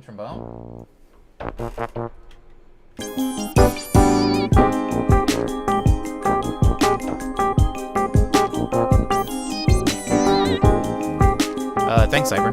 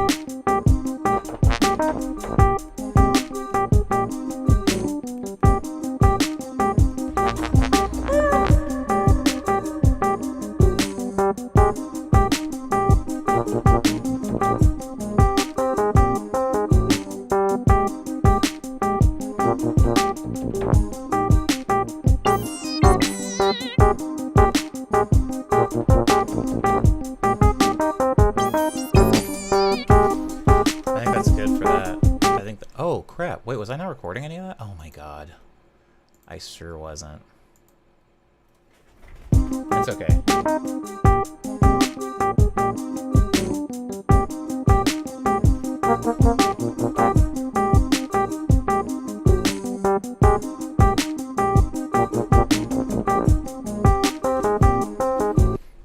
Oh, why is it not recording? Ah, you're killing me. Ah, ow, it hurts. The pain of being killed. I recorded twice. I didn't record anything because I don't know how to arm the track. It was a bot. Thanks for the tag, though. I got it. Oh, is that all I do? Is that me not getting rid of him? Is that just me tagging him?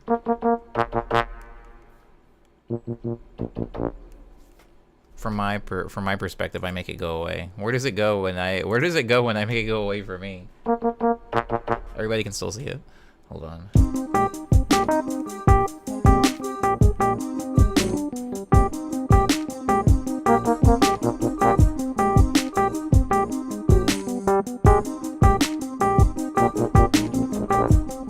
Oh. I think you're deleting it. I'm banning the bot. That's sick. The rope-a-dope, the tag team, the layup, the alley-oop. Who invented alley-oop? I mean, I know I learned it from freaking NBA Jam, but like, why alley-oop? Whoever did that, like, they're probably dead by now, to be honest. But like, they really gave me something. They really delivered something onto me. Yeah, and then deeper. Yeah. You're pulling the weed, I'm pulling the root. Yeah. Yeah. I'm throwing the dirty laundry in the closet. You're actually washing it. Hold on. Microkorg S. Make it baby pink. Make it Barbie pink. Goo goo goo. Goo goo goo. I don't know how to ban people from my weird little restream thing. Oh, yeah, it just like freaking adds to like block list, restream block list. Add to block list and restream chat. Yeah. What's the difference between being blocked from restream chat and being blocked from? Oh, wait. Yeah, I see what's happening now. I'm gonna get to bed and try to get to sleep early. Enjoy the rest of the music making, y'all. Word up, I'm gonna probably get out here in a few minutes too. I want some meat. God, I love this feel of that like kick in the whatever. What was I recording? Oh, nothing. I recorded it already.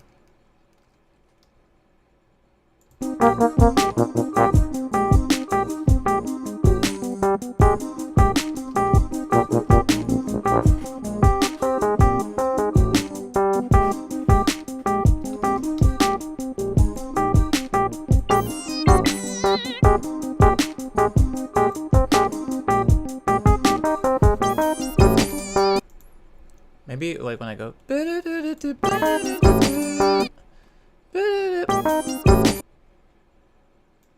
like yeah.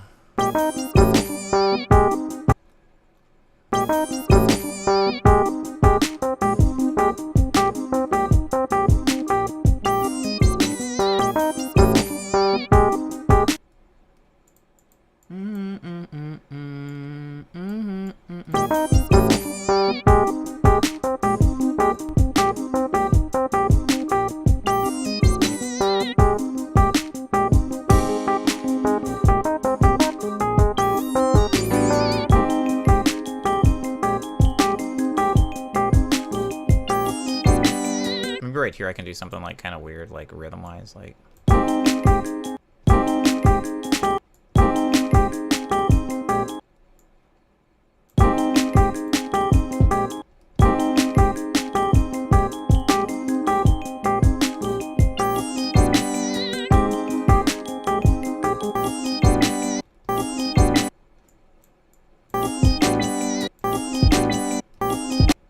Nah, bad idea.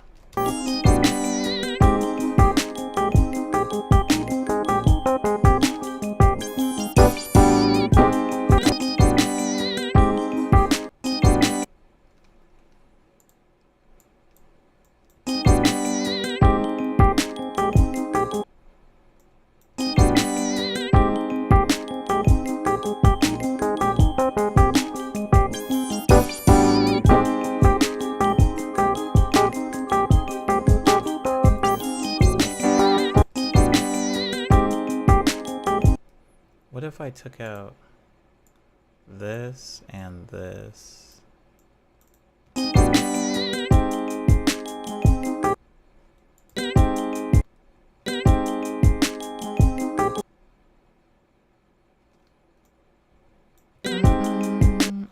Something's wrong about this. Maybe it's like... Yeah.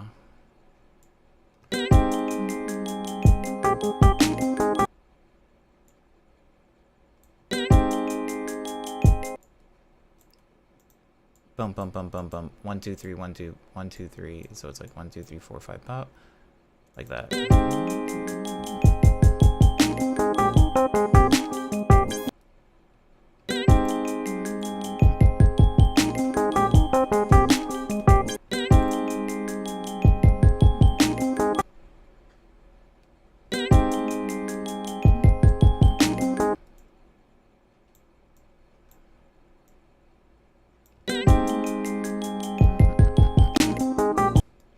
And then shorten this.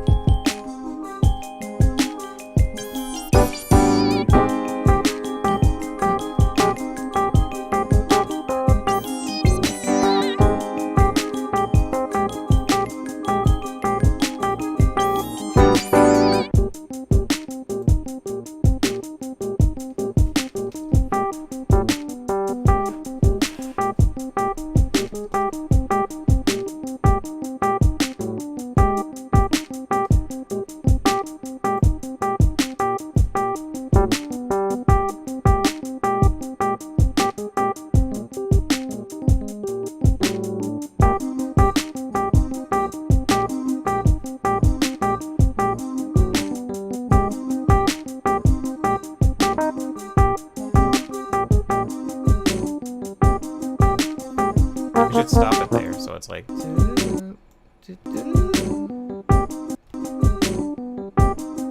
Yeah.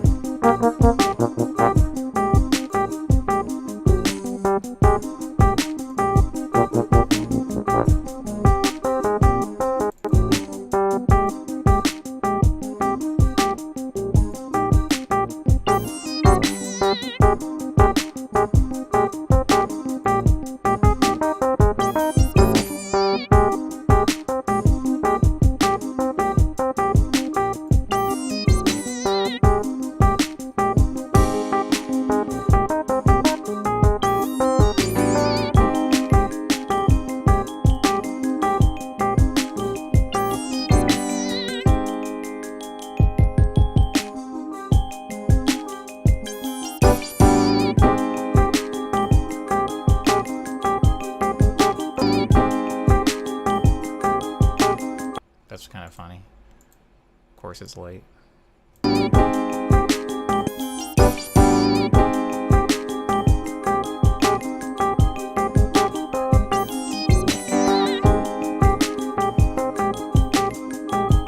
It's an interesting exercise though.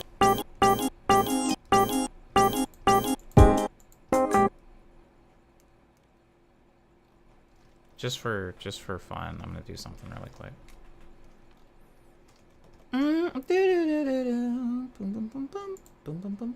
And then I'll end it.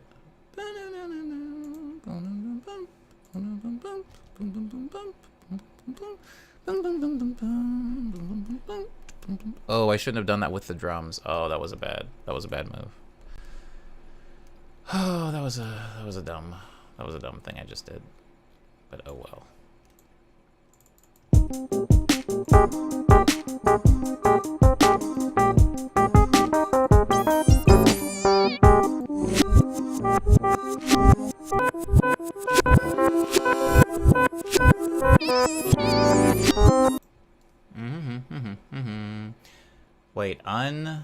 Oh, how do I do this again? Oh, I wish I didn't have to do it, but there should be a way. There's probably a way to auto do that. There's definitely a hotkey for that, and I would find that hotkey very, very useful, actually. This is drums, this is drums, this is drums, this is drums, this is drums. I think. Now do that again.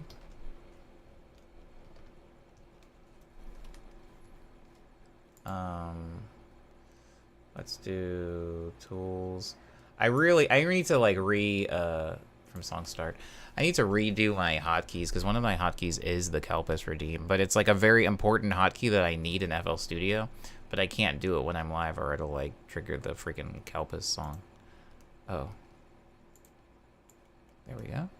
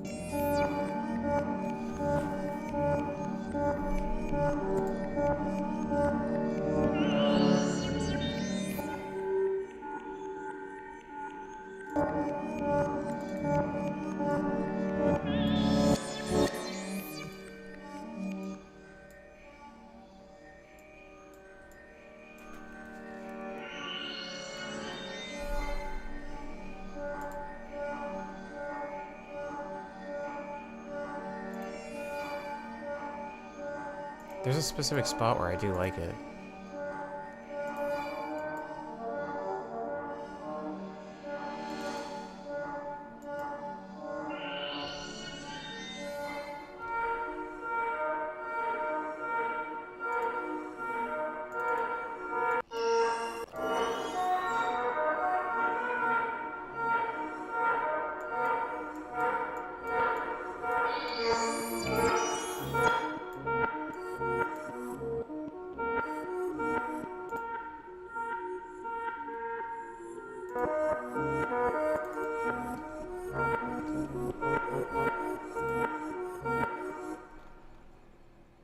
Where is it?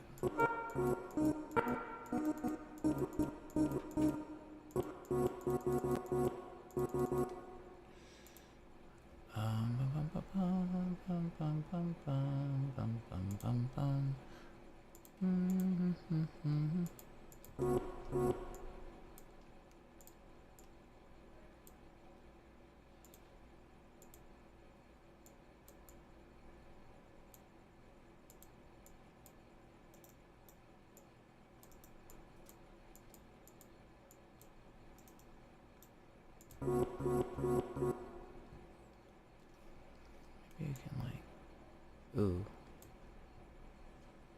Oh, dang it. Oh.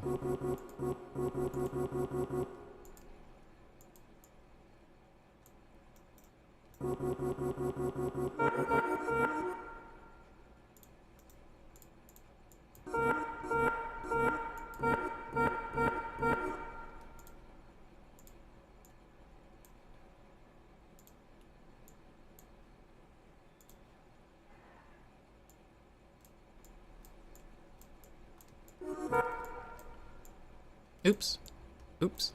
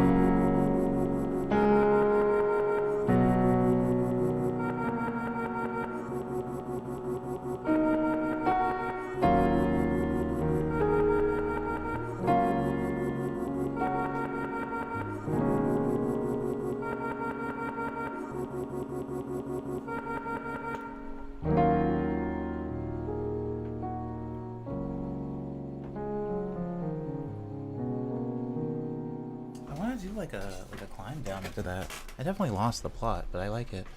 Are we still going? We are. We're ending though. I'm definitely ending. I don't know what this ended up turning into something so strange. But I do like the second arrangement. The first arrangement I like. The second arrangement I think is more interesting, even though there should be a way to like. There has to be. Hold on. Tools, edit. Dang, that didn't work.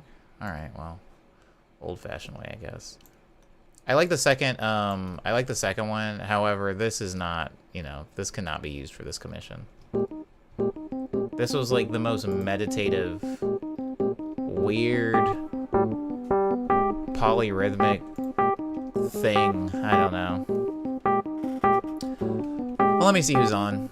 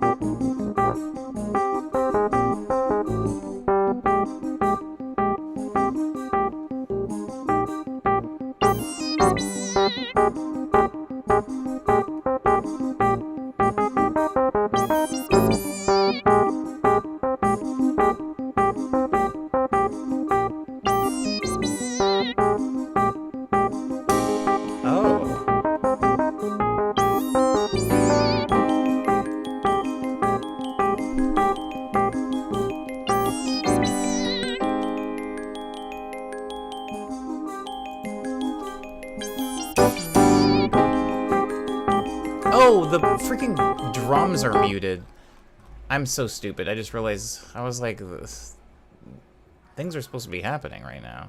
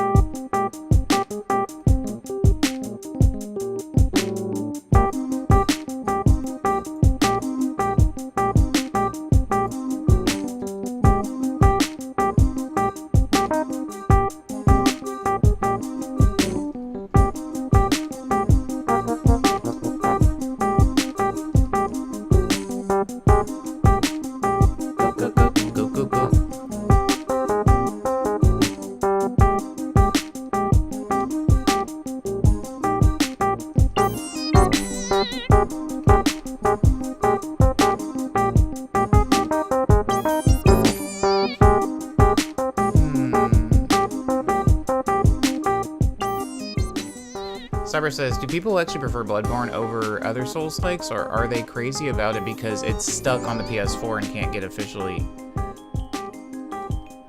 can't officially be on other stuff yet? As somebody who hasn't played, it does seem like people like genuinely like it, you know? But I haven't played it, so I can't really speak from like experience or anything like that to the quality of the game.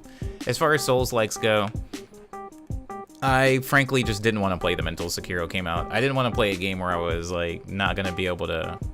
We already kind of talked about this. I didn't want to have to deal with like a stamina bar, and I wanted to be able to jump, and those were like two big things that freaking Souls games like were gonna disappoint me on. So I didn't really play Bloodborne, but everybody always wants me to go back and play it.